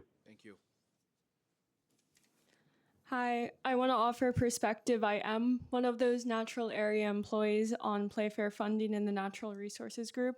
I want to reiterate it is not a sufficient solution to budget shortages. I'm sorry, can you just state your name? My name is Helen Sharigas. Helen, thank you. I'm full-time and indefinitely a seasonal employee. It doesn't make any sense. I don't receive the same benefits as those on permanent lines until 18 months of full-time unbroken seasonal employment. I don't have federally recognized holidays off, paid holidays off. I can't apply internally to annually paid posted positions at parks that are open to baseline full-time employees. And I haven't bothered to buy into the pension because I assume it's more likely than not that funding will lapse in the 4 years that I will need to work here to receive those benefits. I'm new to the workforce, and with a lot of luck, I actually turned down other job offers to work here. I'm proud. I'm from New York City. I'm now a public servant for the city, and I contribute to the city that I'm from. But our salaries as parkies across the board don't compete with the private sector. And I say this, my experience, to spell out that for these reasons, parks is and will lose skilled staff, experience high turnover, lose institutional knowledge, and dedicated public servants. This also harms the baseline workforce by putting more strain on the remaining staff who are already stretched thin. It takes so much time to rehire and retrain instead of build long-term capacity and expertise. It is so inefficient, and it's not a good position to be in as an employee. It's not fair at all. Fortunately, it doesn't have to be this way. These Playfair staff need to be added to the baseline and the budget. Thanks. Thank you. Would you mind providing us with the written version of your testimony? Sure, how do I do that? Sergeant at Arms, when you leave, they'll get your email or something like that. Yeah. Sure, thank you. We'd like that. Thank you so much. Thanks. Thank you.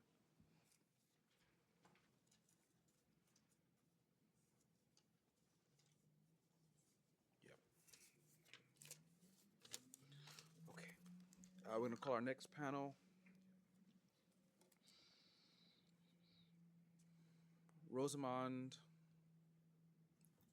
Is Rosamond here? No? Okay. Aliyah Sumro.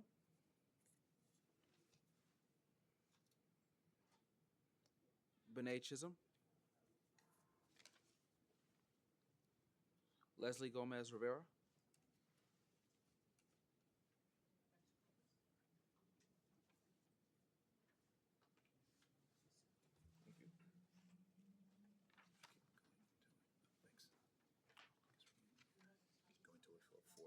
Okay. Marissa LaChica. Okay.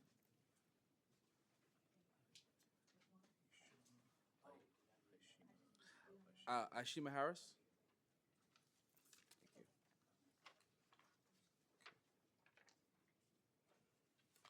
All right, you may begin. Good afternoon. My name is Alia Sumro, and I'm the Deputy Director for New York City Policy at the New York League of Conservation Voters. Thank you, Chair Hankerson, Commissioner Shimomura, and all the staff here and advocates here today for the opportunity to testify. I've submitted longer written comments. As co-founders of the Playfair for Parks Coalition, we advocate for a city budget that gives New York City parks the fair funding they deserve. NYLCV is also a member of the Forest for All New York City Coalition, which is committed to protecting, maintaining, and expanding the city's urban forest to equitably achieve 30% tree canopy coverage by 2035 from the current 23%. If we want to maintain our city's park system, invest in our city's workforce, increase our tree canopy, and prepare our open spaces for climate change, first and foremost, NYLCV urges our elected officials to increase funding for our city's park system. Mayor Mamdani's FY27 preliminary budget for New York City parks is $33 million less than the FY26 adopted budget and does not provide critical restorations after 4 years of cuts. However, we think the admin and the city council has the opportunity to rebuild an agency that's been crippled by decades of disinvestment. This includes, but is definitely not limited to, safeguarding the 276 parks workers set to lose their jobs at the end of the fiscal year, since they are dependent on the annual one-shot city council funding. These positions must be baseline to ensure stability and consistent service. Additionally, we urge the city to increase staffing for second shift workers, as well as forestry staff, capital project staff, and PEP officers. Now, despite the benefits of parks and tree canopy, due to historic disinvestment and structural racism, such as residential redlining, our trees, parks, and green spaces and access to the city's waterfront are not equitably distributed. As a member of the Forest for All Coalition, we strongly support allocating $1 million to MOCEJ to publicize and begin implementing Local Law 148 of 2023, which will be the city's first ever urban forest plan to ensure our city's tree canopy is not only properly maintained, but is equitably expanding. And just wrapping up, NYLCV also supports the city exploring new revenue-generating ways that our park system can maintain the funding that they deserve. And we look forward to working with you, the admin, and other parks advocates to get the funding that New York City's parks workers deserve. Thank you. First time. Good afternoon, Chairperson Henkin and members of the Committee of Parks and Recreation. I thank you for this opportunity to testify today. My name is Benet Chisholm, and I am a Community Gardening Coordinator for Blaine Community Garden on the Upper Manhattan for 16 years. I'm here to express my support for organizations like Green Gorilla, which hosts councils of gardeners, and for programs like Green Thumb that provides critical support to community gardens across New York City. These resources help gardeners like me maintain spaces, serve as a HUD for food access, education, and community connection. At the same time, I believe the city can do more to support the community gardens and address challenges that we face on ground. For several years, my garden have been dealing with serious rat infestation caused to a part of an abandoned lot. This lot has become a site for illegal dumping, drug activity, rodent nesting, and creating ongoing safety concerns that directly impacts our gardens and surrounding our communities. The infestation had become so severe that I have literally had to have my foot caught in a rat hole throughout the garden. Because of these conditions, I had to limit the community activity, public access, due to the safety and the liability concerns. Okay, this undermines the various purpose of community gardens as safe, welcoming space for the neighbors. I strongly encourage the city to increase funding for Get Stuff Clean, others, and sanitation, road and control efforts so that gardens facing these conditions can receive a timely and effective support. Community gardens contribute so much to much health and safety resistance to our neighbors. We strongly support the city and we ensure that we will maintain safe access space to all New Yorkers. Thank you for this time and consideration. I am grateful for this opportunity. Thank you very much. Thank you, Ms. Chisholm. Just a couple questions for you. Do you know by chance the lot that's across or adjacent to you actually? Do you know if it's private land or if it's a city-owned lot? The last time I spoke with a health inspector, they informed me that it went back to foreclosure. It went back to the bank. Okay. So Do you have a location or the location of the garden? yes, it's our location is 1651 Madison Avenue in Manhattan. Zip code is 10029. I believe the address for that abandoned lot was either 1655 or 1651. Boys, we'll find it. Okay. Thank you. Okay. Good afternoon, Chairman Hankerson. I know it's been a really long day and you're very tired, but I appreciate your time being here. My name is Leslie Gomez Rivera. I am the Policy Associate at Green Gorillas. We are a nonprofit organization that supports community gardeners like Benet, and we also keep youth engaged in food and environmental justice across New York City. I'm also speaking on behalf of the Green Gorillas Council of Gardeners. We are a coalition of over 300 community gardeners, and we work across New York City to advance stronger investment and protections for our gardens. New York City hosts over 550 community gardens that have been here for decades, and we are an essential asset to every neighborhood. Community gardens serve their neighborhood in a multitude of ways, like providing food access, environmental education, climate resilience, and we also provide safe green spaces for our communities. Today, I want to take this opportunity to ask you for these 5 policy actions. Green thumb is continuously being cut in the budget, and so we would like to ask you to previously restore the $2.6 million that Green Thumb had. Green Thumb is an essential program that aids most of our gardens with materials, seeds, tools, things like that. Second, we also count on the council to introduce stronger legislation to permanently protect our community gardens.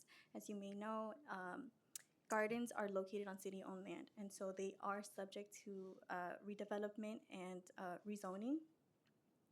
Third, we also count on the council to increase funding for the Parks Equity Initiative, and in addition, allocate $300,000 to create a pilot program that allows garden groups to directly access funding through a simplified application process. Fourth, we also ask that you continue to invest in a greener New York City. A greener New York City supports youth employment programs, green infrastructure, and environmental education in our gardens. Finally, we ask the council to strengthen the Get Stuff Clean initiative, as Renee mentioned. This addresses rodent infestation. I'm sorry, I missed the last one. Yeah, the Get Stuff Clean initiative, like Benet mentioned, this is a program that would help address rodent infestations, illegal dumping, and increasingly affects our community gardens.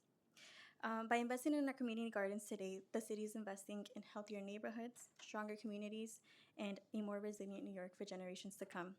Thank you for your time and consideration. Thank you. Would you mind also emailing your statement as well? I don't think I have. I have all of our. Oh, you do? Yes. Perfect. So I'll Thank add you. it later. Thank you. Hello, and thank you to Chairman Hankerson and the members of the Committee on Parks and Recreation for the opportunity to submit this testimony. My name is Marcela Chica. I am the Youth Program Coordinator at Green Gorillas, a nonprofit organization, like Leslie said, that supports community gardeners and youth engaged in food and environmental justice across New York City. In my role, I oversee 2 youth programs serving 15 youth interns during the year and 30 in the summer. Through this work, I see firsthand how important it is to create meaningful job opportunities for young people. One of my interns, Fatumata, joined the program in 2023, shy but very eager to learn. Over time, I watched her confidence grow through leadership opportunities and public speaking practice. She is now a third-year returning intern and a mentor to our summer youth, supporting the next generation of leaders.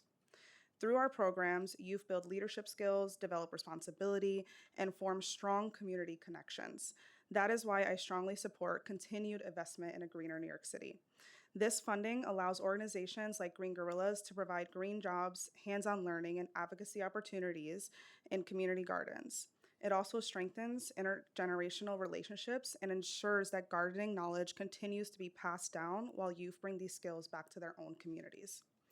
I also urge the Council to fund community-based organizations to ensure resources are distributed equitably. For over 50 years, Green Gorillas has been a vital resource for community gardens. Continued investment allows us to expand our opportunities for youth to gain skills and grow into leaders. Another intern, Sophia, joined last year with little knowledge of food justice or community gardening. Today, she is a program leader, confidently advocating for her community and local gardens.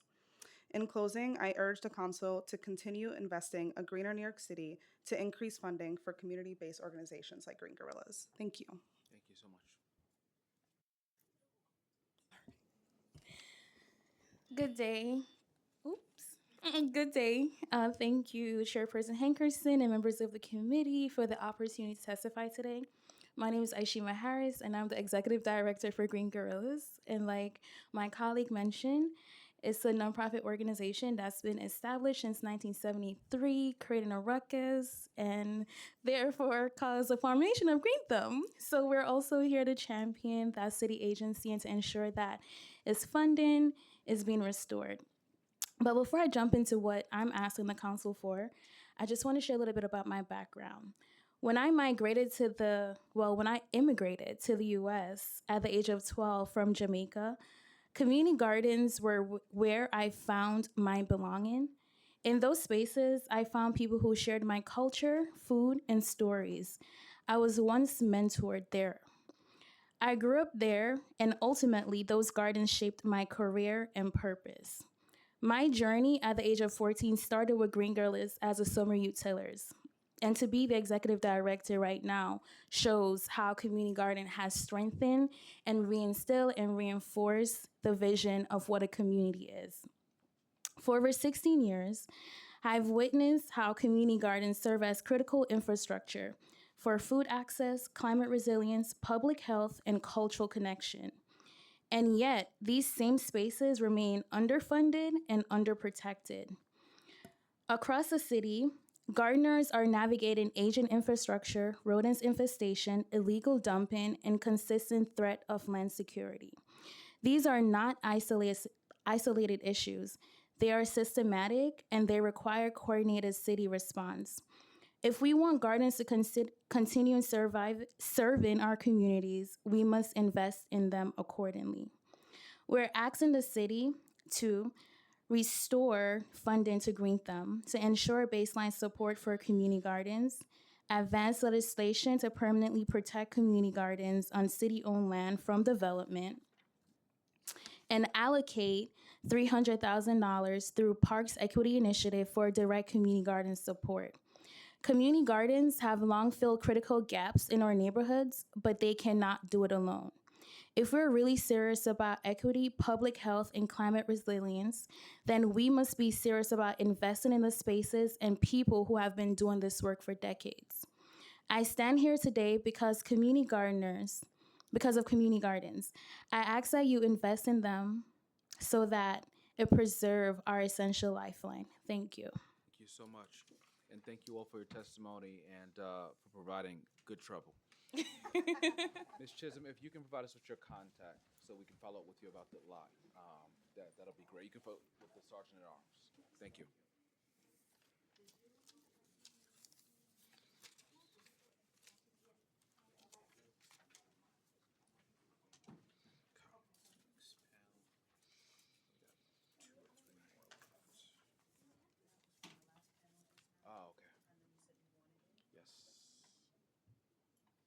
We're going to call our next panel. Ms. Austin, Diana McKenzie, Rosa Chang, Jade Benham, Spike Appel or Apple? Appel, I would say.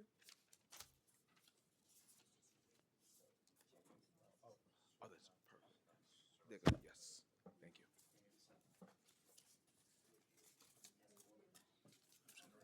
Yeah, yeah.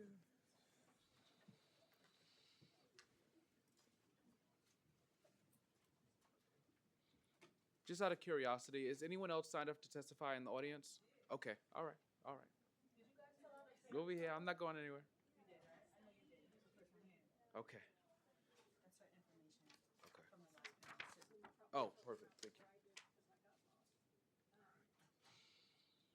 Okay, so we can start. Yes. Thank you, Chairman Hankerson, for this opportunity to speak. I'm going to be very brief because I know that my message is going to be redundant. My name is Ishelle Austin. I am a lifelong gardener. I'm from upstate New York, and in the city, I'm the group leader of Grant Shade Garden.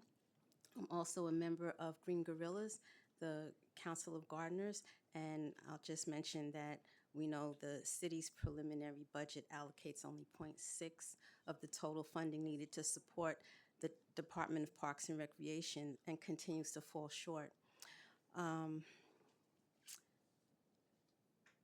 The city has limited ability to provide technical assistance, supplies, and staffing for over 550 community gardens.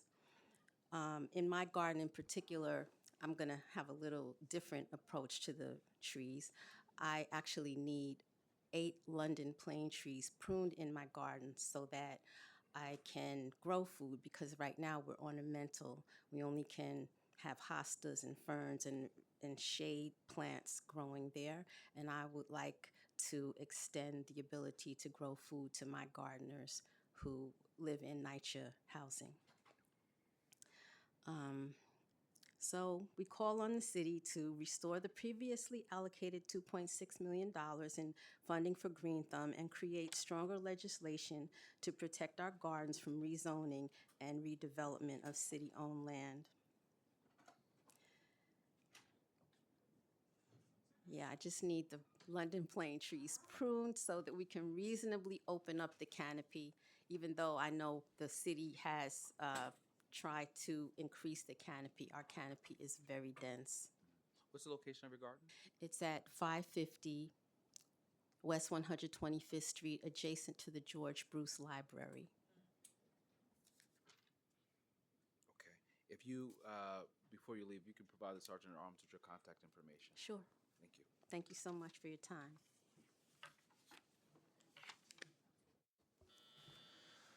Yeah.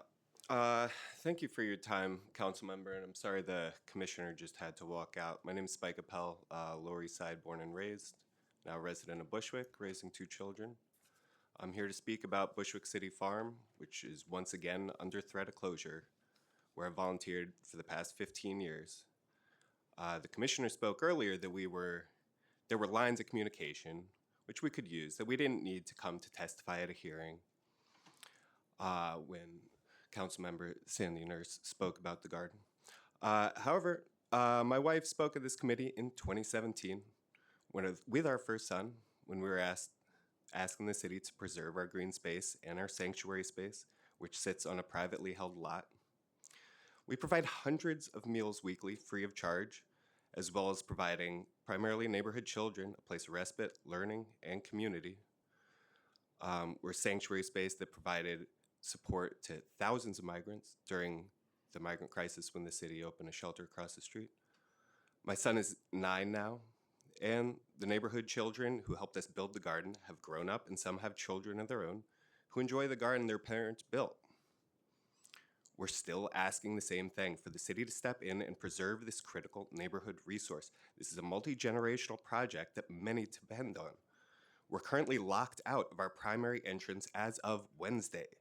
We ask again, as an urgent matter, that the council make real and immediate commitments in this budget to preserve the garden and push forward the process that Councilman Chiose, Borough President Reynoso, members of Parks Department, Green Thumb, Department of Finance have all been a part of and have been taking their time. There was a well-attended emergency rally this past Saturday of garden volunteers and supporters. If there aren't clear commitments soon, I worry the community will become increasingly agitated. We volunteered 15 years of service to the space in the community. We haven't asked for any support for our day-to-day operations. We independently fundraise for everything and use the space to help build new gardens in Nycc housing. Help us enshrine these efforts for the next generation to carry the efforts forward. If we don't get immediate support on this, the community will have to step up and defend the space, as we have for a decade. Just thank you for your testimony. Is the space within Councilmember Nurse's district or Councilmember Osei's district? Councilmember Osei's district. It's right on the border of Bushwick and Bed-Stuy, so there's a lot of overlap. Thank you. If you can provide your contact as well before you leave. Yes, you're next. Hi, I'm Diana McKenzie. I'm here because I live on Eastern Parkway between Washington and Underhill, directly across the street from Mount Prospect Park. And I've lived there for 30 years, since I was 5. And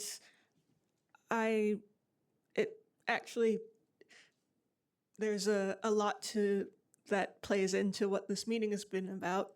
Since the reason there's a skate park has to do with one-shot funding and private investors.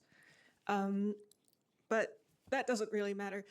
One of the things I did when the skate park thing started was actually go to other skate parks in the city and talk to people. Skaters are really fun to talk to. They mostly talk about skating, but it was clear they're really passionate about third spaces. Which I think that's one thing people in our community who aren't skaters can understand, because they are very passionate about Mount Prospect Park. And for years, there's been problems with grass loss and cover loss that haven't really been addressed, which is understandable. It's not Prospect Park, and that doesn't get enough funding in the first place. But I feel that the solutions they came up with for that doesn't really take into account how much the park is used and how fond of it people are as it is. And I think it was really hard to have a discussion about anything under the last administration, and I think it would be worth having more discussions about, because I think some of the barriers that are up have more to do with how difficult that was than not being able to come to an accord. That's all, thank you. Also, please increase the city parks funding. It is one of the things the most New Yorkers use. And we all know it's important. We wouldn't be here if it wasn't important. Thank you. Diana, if I may ask, do you know whose district the park falls under? If not, no worries. Crystal Hudson? Crystal Hudson? Okay. Thank you. Hello.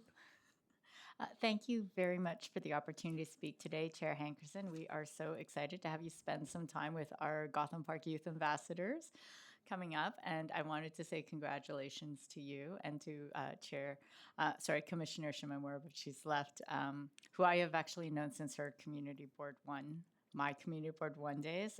So I have full confidence that she's going to do her utmost to uplift all of our communities in her role as commissioner. My name is Rosa Chang, and I'm co-founder of Gotham Park, a grassroots 501c3 created in 2021 to open, operate, and maintain a new community-led public space in a neighborhood that has historically been underinvested and overlooked right outside of City Hall, just right behind you, actually. Community are the roots of this grassroots endeavor. With over 47,000 people living within a half-mile radius of the park, we are incredibly diverse. 20% of our families live below the federal poverty level, 20% are seniors, 64% are BIPOC. We have 12,000 students literally across the street. Parks and public space are where we teach our children how to be good citizens, how to share, how to see and learn how adults treat each other, hopefully with an open heart and consideration. We need more of it, and we need to prioritize the care of what we have so that these spaces are here to build the community and the next generation that we are proud of. Gotham Park advocated for and now manages 4 acres of open space. We worked our butts off to get this space open, and we continue to work our butts off to take care of it. We program it, we plant it, we pick up the litter, and we work with our neighbors to collaborate on resiliency and education projects, health initiatives, programming, and the expansion of the space for our community. We are asking for your financial support to uplift community-led public space initiatives like ours. Help us survive and thrive. Show your support with funding for orgs like ours and for Parks Department so that we can uplift all parks throughout the city and all the people who benefit from access to our public spaces. Parks are not a luxury, they are a basic civil necessity, and they are the learning ground where we try and we fail and we pick ourselves up and we learn resiliency. We advocated so hard for Gotham Park and we are making it work, but only 1% of our operational funds is public. Please fund pathways to help us and grassroots projects like ours until we are able to stand on our own and bring up the next generation of legacy public space projects. People need parks, and parks need people to fund them. Thank you. Thank you. Thank you so much.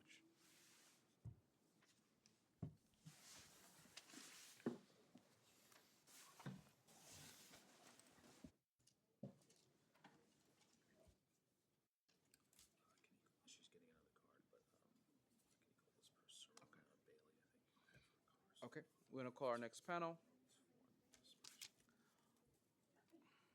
Alma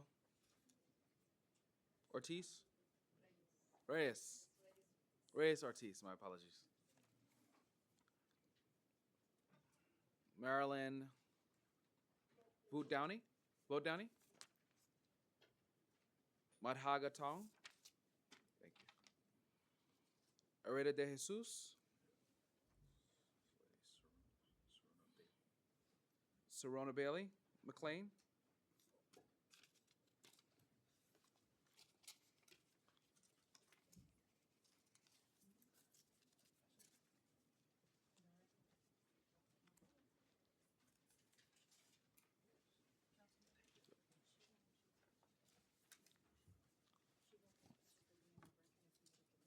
Okay.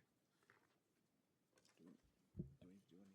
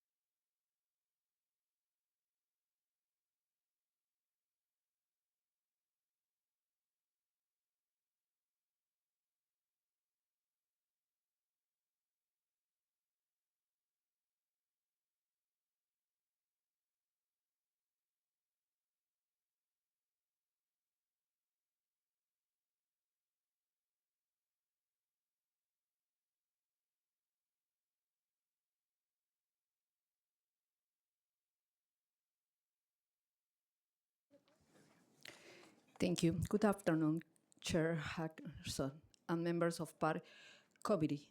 My name is Alma Reyes, and I am representing Queens Community House. I am testifying today as a member of the Play Fair for Parks Coalition. I'm here to urge you to increase funding to our city parks.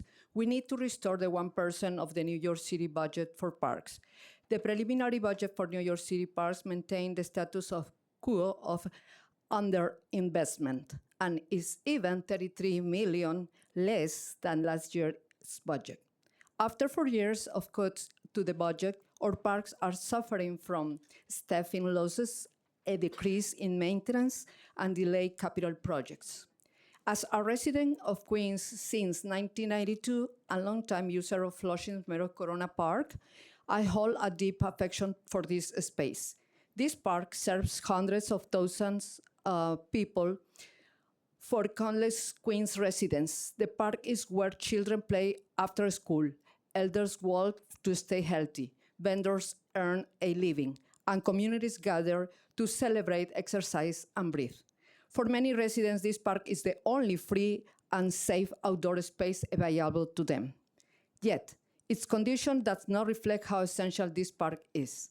For over a year, Queens Community House has been hosting monthly park cleanups at Flushing's Meadow Corona Park. While volunteer stewardship is essential for well-being of our parks, volunteers will never accomplish as much as park maintenance staff. Through our cleanups, we connect with people members who raise concerns about the maintenance, cleanliness,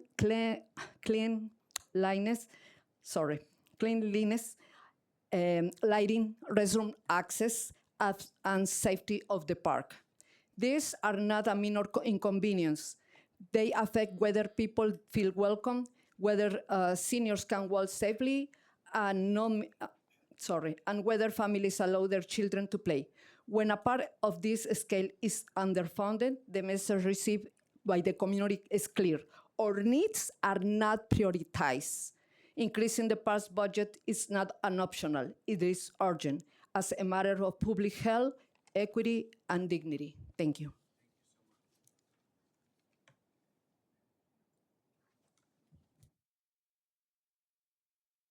Sorry. I'm Marilyn Vogt Downey, and I am a retired high school teacher, and I've lived on Eastern Parkway in Brooklyn for over 50 years. And across the street is a park called Mount Prospect Park, and I'm here speaking as a member of the Friends of Mount Prospect Park. We also have a block association, so we're very conscious of what's going on in our neighborhood. And in January 2024, we learned from Mayor Adams that there had been a plan to put into our park, to pour over our park, 40,000 square feet of concrete to create a skateboard park. We were never consulted, we did not support it, and we started putting up a fight against it pretty quickly. We have petitions that were signed by thousands of people. Now, when we finally got Crystal Hudson to have a hearing on this in our neighborhood, and we've packed an auditorium, we were told by all the city representatives there, Reynoso, Crystal, the Parks Commissioner, some I won't name, but who make me angry, but I'm not going to go through the whole list. But what they said is, oh, this is not a residential neighborhood. I want to say that Mount Prospect Park is directly across the street from, if you go from Plaza Street to Washington Avenue, there are at least 20 high-rise buildings. I mean apartment buildings from 6th floor to 15 floors.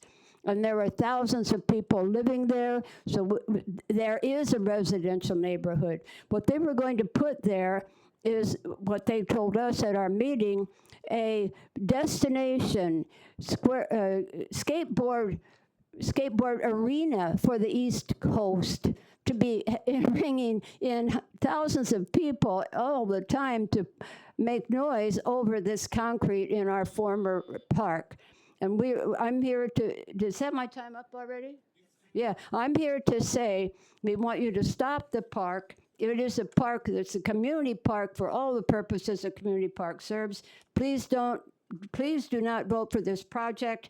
I'm also told to say the city should halt planning and construction of this project until there is an investigation of violations of the city law and policy. They have now reduced it to 20,000 square feet from 40, but it's still going to ruin our park. Thank you.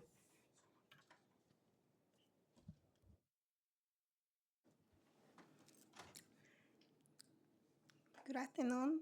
Thank you. Thank you to Chairman Hankerson and members of the Committee of Park and Recreation for the opportunity to testify today. My name is Iraida de Jesus, and I am Engagement Coordinator of Jardín de la Familia for the past 6 years, located in the Bronx. Our Green Thumb Garden, Jardín de la Familia, has a rich history of community involvement and has been a vital green space because of it addresses our community food insecurity as well as environment justice in our neighborhood. I am here today speaking on behalf of Jardín de la Familia and all New York City Gardens. The preliminary fiscal year 27 budget allocates only 0.6% of the total city budget to the Department of Park and Recreation. This has severely impacted the New York City Green Thumb that has seen significant reductions in its budget since Adams' administration.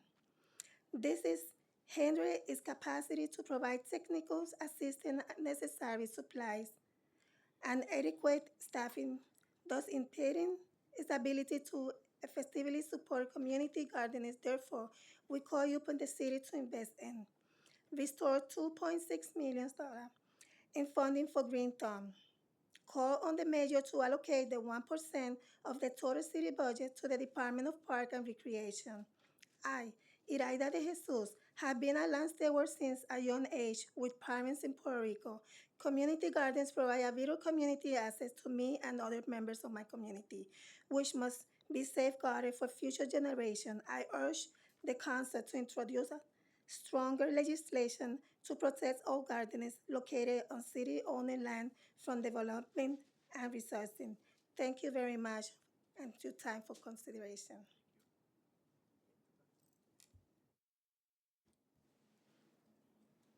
Hello? Great. Afternoon. My name is Savannah Bailey McLean, and I am the Executive Director and Chief Curator of the West Harlem Art Fund. My organization presents public art in West Harlem and across the city of New York, and we have been doing that for 28 years. While I am saddened to hear Parks operation may be reduced by 33 million, potentially losing 100 jobs, I want to see some reforms in the agency before they get any more money. I'm in a neighborhood of color where we struggle to get good programming, which I do provide in the area of art with very little funding. And I've been doing this for a long time. In the last 2 years, going on 3 years, I've actually presented one of the largest outdoor sculpture park exhibitions in the city of New York. We've actually created a public art district spanning 67 acres. Commissioner Shimomura knows me. So what did we discover? We discovered climate change. We discovered that land management, public art goes together. We're dealing with flooding, soil erosion, soil compaction. We have seen conditions that are so severe, we actually had to use a jackhammer to break the surface to install a piece of art. So yes, we need to have more money, but we need more training. We have used a lot of young people to work with us and help us, teaching them about composting, teaching them about gardening. But they can't get a job with the Parks Department because if you look at the Parks Department, and I did the numbers, 44% are people of color, and they stay in maintenance jobs. You talked about tree pruning and tree climbing. There are a lot of able-bodied young men who can do tree climbing and pruning, yet they can't get a job. Now, we tried to supplement that, but we can't. Why? Because Trees New York has an exclusive contract with the City Parks Department where we can't get them the certification to be citizen tree pruners. That needs to change because that's the first step towards getting a real job. We are also trying to get them with sanitation for composting certification. There are all these roadblocks. When you look at the tree pruners, the tree climbers, the gardeners, they don't look like people of color. When you look at the contractors that everyone's been talking about, I checked, the majority of them do not live nor do their business reside in the 5 boroughs of the city of New York. They're in Westchester, Long Island, Connecticut, New Jersey. So how do we have a livable wage? Now, even though I'm an executive director, guess what? I struggle every day to make it. Why? Because the resources are not there for art. I was here since 11:30. Look at what time they brought me here to this table, which shows the disrespect that arts get in this city. And I have reached out to your office. I don't see any other council person here to listen to us, to hear what we got to say. There needs to be an adjustment when it comes to this budget to make it work for us. It's not so much about getting more money. How do we make it work? And I'm sick and tired of seeing it not work. So that's what I want to share with you today. And I did it within my time. Thank you so much. Enjoy your day.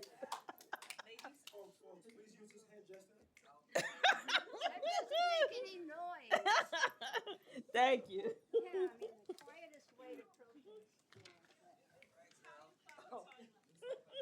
Yes. Okay. Extra copies?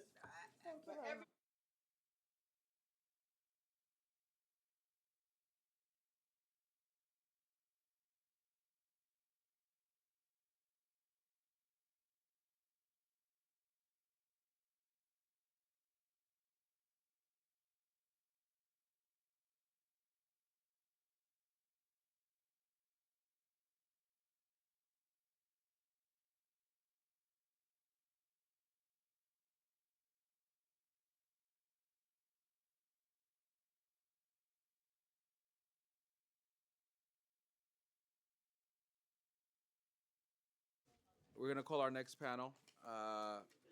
Chauncey Young, John Sarico, Francesca, I'm sorry, Francesca. I'm sorry, I can't read the last name. That's my apologies. Sonia Ferraro. Thank you all for your patience. We have two more. Okay. Did you all fill out a testimony slip? Well, I know you. I have your name.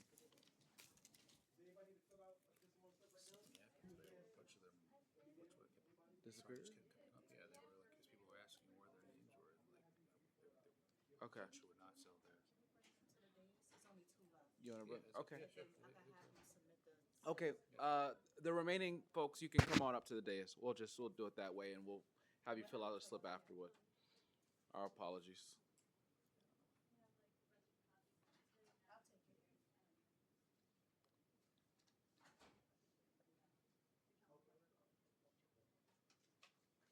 Thank you.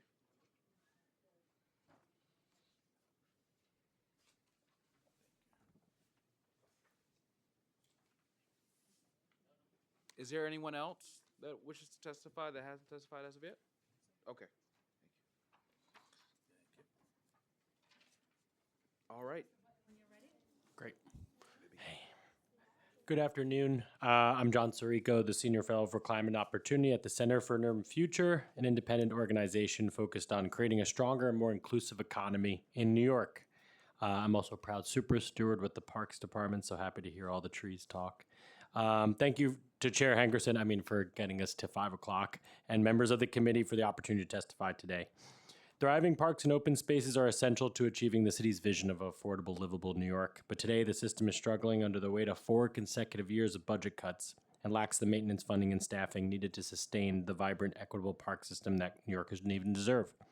Case in point, recreation. The city's athletic facilities and recreational programs, its pools, tennis courts, rec centers, fitness classes, sports leagues, and more play an integral role in offering free and low-cost options for New Yorkers to play, move, and connect. That matters today more than ever, as over 40% of residents are grappling with chronic disease and loneliness. But decades of underinvestment mean we're only scratching the surface of its potential. Our recent report at CUF found that recreation services once accounted for nearly a third of the park's operating budget. Today, it's about 5.3%. Full-time rec staff has fallen from almost 2,000 people in 1964 to 659 today. New York allocates among the lowest amount per capita on recreation of any major U.S. city, and many core recreation assets need urgent repairs or are closed entirely, with more than $400 million in known capital needs for major facilities alone. New York City Parks continues to do what it can with limited resources, but the gap between needs and capacity keeps widening. Going forward, the city should restore and expand critical staffing across parks operations, capital projects, forestry maintenance, while investing in rec centers and program staff.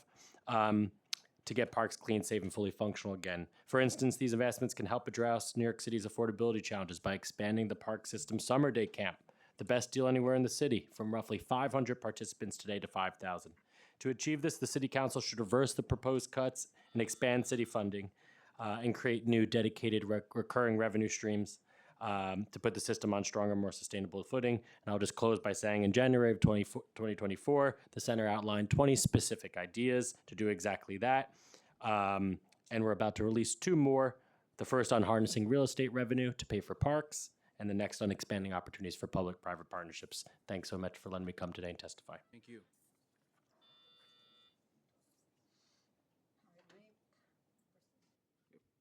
There you go. Yeah. Hi, my name is Patricia Carroll. I live in Assembly District 28. I'm here to speak for additional funding for the parks, especially for its natural areas. I'm a retired professor of geography who, for the last couple of years, has been a volunteer steward in Forest Park, where every week my fellow stewards and I spend many hours mostly removing invasive species that either strangle the trees or drape over the trees and deprive them of sunlight and as well as nutrients. Many people have spoken about the functional benefits of trees and forests and parks, but I would like to specifically address the dollar benefits to our city. According to the Arbor Day Foundation, every dollar invested in street and park trees in New York City returns $5.60. About half of that benefit comes from the reduced need for electricity, for energy, electricity and gas, almost 1/5 each from air quality improvement and increased property values, and about 1/6 from stormwater management. Stormwater management is really important now in the era of increasing climate change. New York City mostly feels that with altered precipitation regimes where we have droughts then followed by very heavy downpours. And as you know, our stormwater goes into the sewer system and very often cannot be safely delivered to water treatment plants, and it floods communities. The annual benefit of a single tree varies by species and size, but roughly the range is from about $100 per tree to $400 per tree. So the average tree in New York, an average small tree is about $200, a medium-sized tree, $250. In any case, as a volunteer steward, I know that keeping the trees mature, getting them to maturity is an impossible task, but more funding is needed to do that. And given the current federal cutting of all environmental regulations, I think it falls more importantly on local areas to pick up that gap. And the payoff for New York City will be very great. And that's leaving aside the fact that they create beauty that is accessible to people of all stripes who even relax and smile when they're there. Thank you for your time. Thank you. Good afternoon, Chairperson Hankerson. I'm incredibly impressed by how engaged you've been all day. I know you probably haven't had lunch either, unless you snuck out and grabbed some food. It's an honor to be here today. My name is Biana Varga. I'm from Shahana Hanif's district in Brooklyn, District 39. I was super grateful when she stopped by the first volunteer day that we had for a pocket park my neighbors and I are creating. I'm here because I believe in the magic of trees, and more than 80% of the city's trees are cared for by the Parks Department. Trees shade our sidewalks, they keep harmful particles out of our lungs, they act as umbrellas during heavy rains and allow the soil to absorb more water to prevent flooding. They've even been shown to improve mental health and reduce crime. The leadership of New York City understands the important role that trees play in creating a climate resilient and livable city, which is why they invested in the Million Trees NYC project, and the Parks Department has committed to planting 18,000 trees per year going forward. However, not all trees are equally beneficial. A mature tree's canopy can shade an entire playground, making its surfaces safe for children in the heat of summer. A newly planted tree simply can't do that. A young tree is a promise, a mature tree is infrastructure. This is why it's imperative that we invest not just in planting trees, but in the people who steward them towards maturity. We are currently in the middle of Trees Count, the city's decennial tree census. Last summer, over 2,500 volunteers, including me, surveyed more than 46,000 trees and will continue that work this spring. In order to be able to act on the tree health data that we are collecting, allow our trees to grow, and keep our urban forests thriving for the benefit of all New Yorkers, the Parks Department needs to be well-staffed and well-funded. This is not the time to cut the funding for this invaluable agency. I urge the City Council to invest in parks and the future of New York by joining cities across the country in allocating 1% of our budget to parks. Thank you so much for your time and attention. Thank you so much.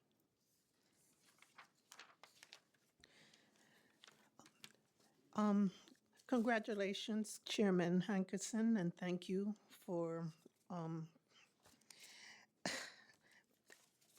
my God. Okay. Okay, thank you, Chairman Hankerson. You are my district councilman and also the district councilman for my community garden. My name is Sonia Ferraro. I've been a community gardener for over 40 years, and I'm a Green Thumb gardener for 12 of those 40 years. I am the founder and leader of Paradise Community Garden, NY, located in Jamaica, Queens. Paradise has a rich history of community involvement and has been a vital green space in our community. As a member of Green Gorillas, Council of Gardeners, I want to express my support for the policy initiatives that have been uplifted today. In addition, I'd like to amplify the needs of the community gardens. In particular, the much-needed infrastructure upgrades and repairs are vital to ensure that gardens are also safe for the seniors who steward them. Many community gardens across New York City remain inaccessible to people with disabilities, limiting who can fully participate in and benefit from these vital green spaces. To ensure equity and inclusion, gardens should be equipped with ADA-compliant infrastructure, including accessible driveways, and street cutouts, as well as a safe navigatable pathways throughout the garden. Gardeners like myself need designated handicap parking on the street close to the garden.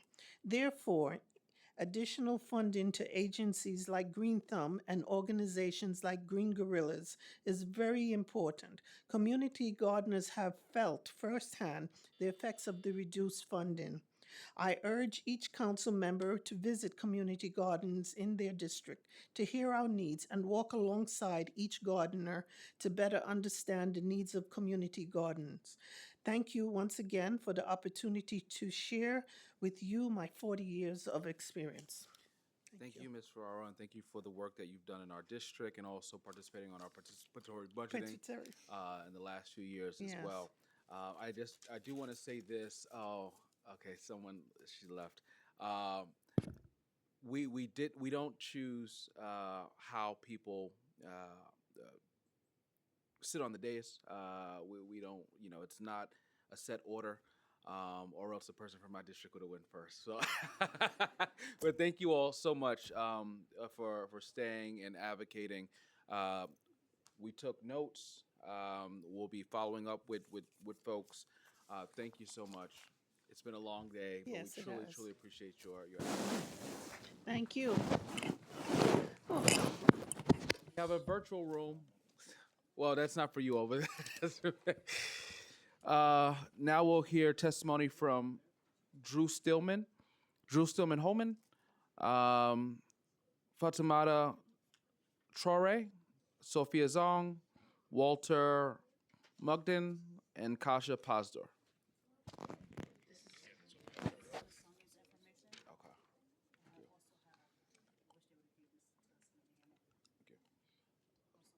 For the folks on Zoom, we can begin.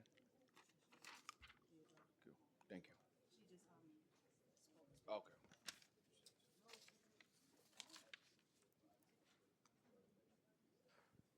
You may begin on Zoom.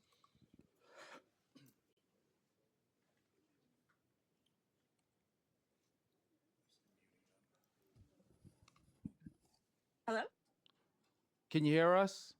Yes, I can hear you. Can you see us as well?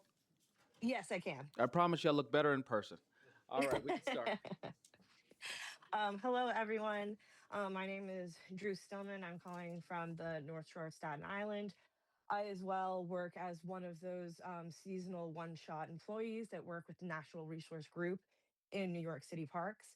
I also just wanted to clarify and reiterate that though we do have 70 people who are in our group that work with us, that is not the number of field technicians and boots that are on the ground. I just want to make that clear that there's less than 30 of us that manage the entire city and all the over 20,000 acres of natural areas, and not just forested areas. We also manage wetlands, shorelines, beaches, and fresh and saltwater marshes. So there is a lot of area that needs to be covered. So, and all of our positions are seasonal, as you've heard. It takes a lot of technical learning and a lot of institutional knowledge to be into these positions and to actually execute them efficiently and effectively within their natural landscape throughout our cities. So it really is important to have staff that can be there consistently for a long term as opposed to just a seasonal basis. We need people who can see winter, spring, summer, fall, and all of the seasons and all of the intricacies in between so that they can properly manage these landscapes effectively and efficiently. So while we do have our executive, our administrative, and our other support staff at our energy teams, that does not necessarily include, that does not reflect appropriately the people who are actually taking care and managing those spaces.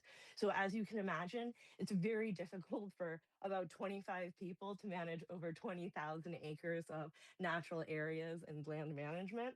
So increasing the capacity sizes as well as baselining the positions that are going to be here Thank you. Your are time's expired.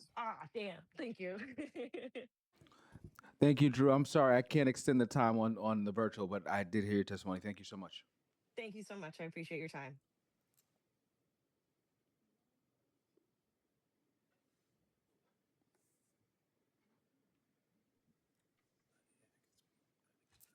Hello, can you hear me? You may Yes. begin. Okay, thank you. Good afternoon. Thank you to Chairman Hankerson and the members of the Committee on Parks and Recreation for the opportunity to testify. My name is Fatumata Traore, and today I'm representing Green Gorillas as a youth intern, part of the Youth Empowerment Pipeline program. Green Gorillas is a nonprofit organization that specializes in engaging with community gardeners, advocating for them all across NYC to promote food and environmental justice. For my time as an intern, I've learned valuable skills and lessons from community gardens. I have been able to see firsthand how community gardeners support their community, maintain sustainable practices, as well as working with limited resources to transform vacant areas into beautiful green spaces. From my 3 years of experience, I want to highlight some recommendations and improvements that I've witnessed that should be made to help community gardeners continue their work. First, an increase in funding to gardeners that need access to utility resources, including running water, electricity, and gardening tools. This will ensure that green spaces are receiving the opportunities they need to create a fully functional environment. And second, an increase in funding to youth gardening programs, like a Greener NYC, which provides organizations like Green Gorillas funding to create job opportunities for the youth like me to aid community gardens. Youth programs are vital to community gardens because it exposes the younger generation to building essential green spaces, passing the torch on to the next generation of gardeners. Youth action is the future of community action. So, in conclusion, I urge the city to prioritize youth internships and accessibility to tools for all gardens across NYC to ultimately create thriving community spaces. Thank you for your time. Thank you so much for your testimony. Next, we'll have Sophia Zong. You may begin.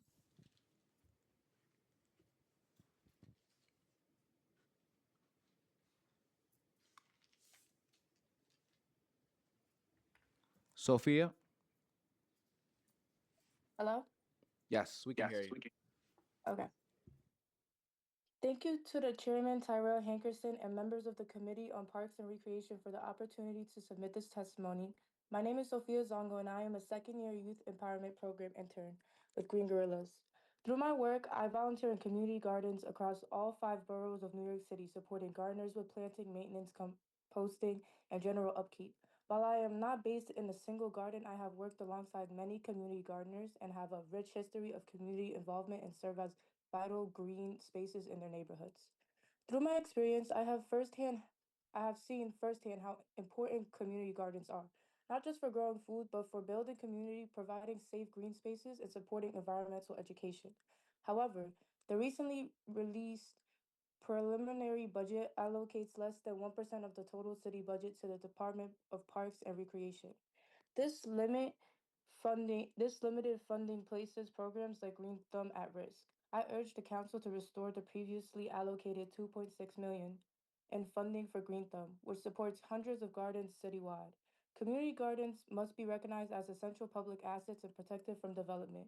I strongly support introducing legislation to permanently protect all New York City community gardens on city-owned land from rezoning and development. These spaces are critical to the health and resilience of our neighborhoods. Additionally, I asked the council to allocate 300,000 through the Parks Equity Initiative for direct funding to gardens and invest in community-based organizations like Green Gorillas that distribute resources equitably. Programs like A Greener New York City are also vital. They create green jobs for youth like myself and provide opportunities for environmental education and advocacy. Thank you. Thank you so much. Next, we'll have Walter Mukden. You may begin.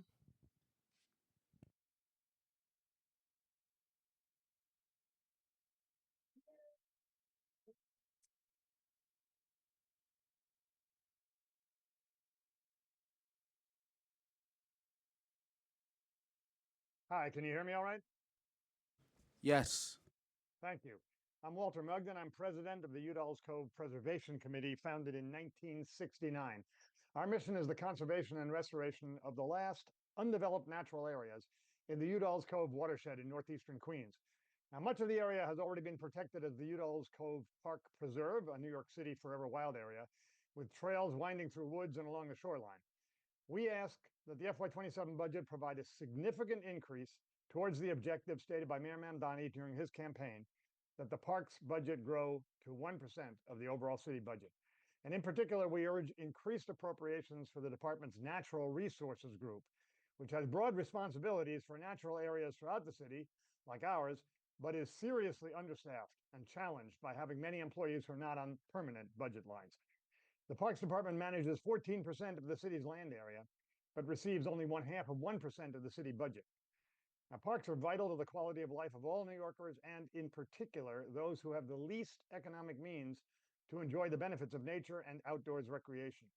This includes everything from small vest pocket parks to large public spaces like Central Park, from ball fields and playgrounds to community gardens and nature preserves, such as Udall's Cove Park.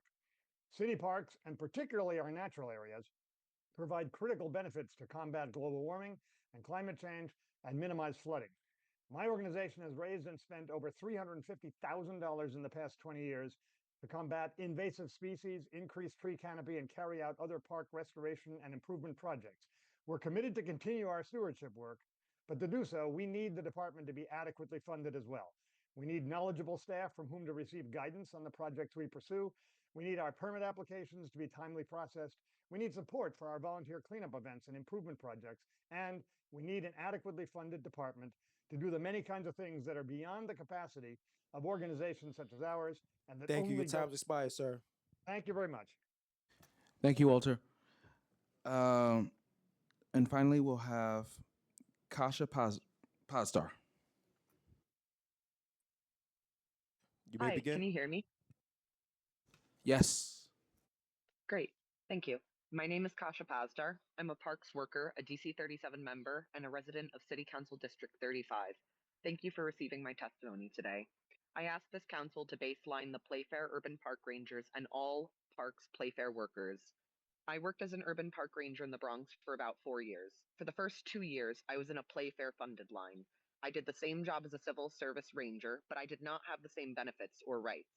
I was not paid for holidays for 18 months, could not sign up for the pension, and faced delays in signing up for health insurance. I also could not apply for full-time parks jobs because I was not considered a full-time parks employee. In my 4 years with the Rangers, I noticed that each April, workplace morale and productivity would suffer as Playfair staff began to apply for other jobs.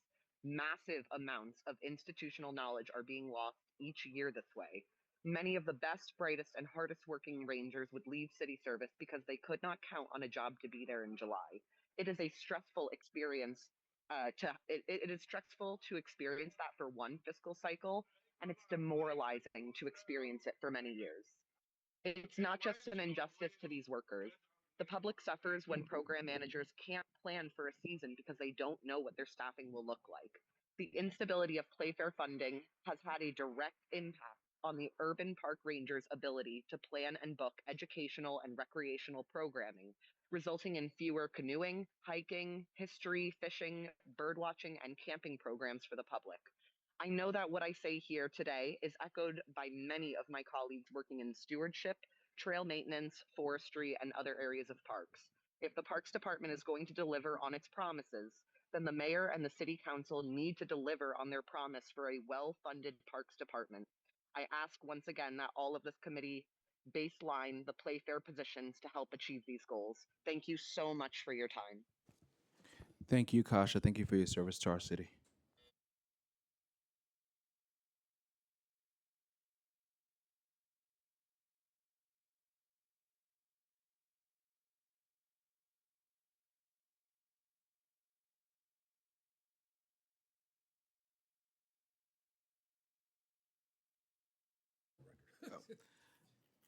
The FY27 preliminary budget hearing for the Committee on Parks and Recreation is now adjourned at 5:25.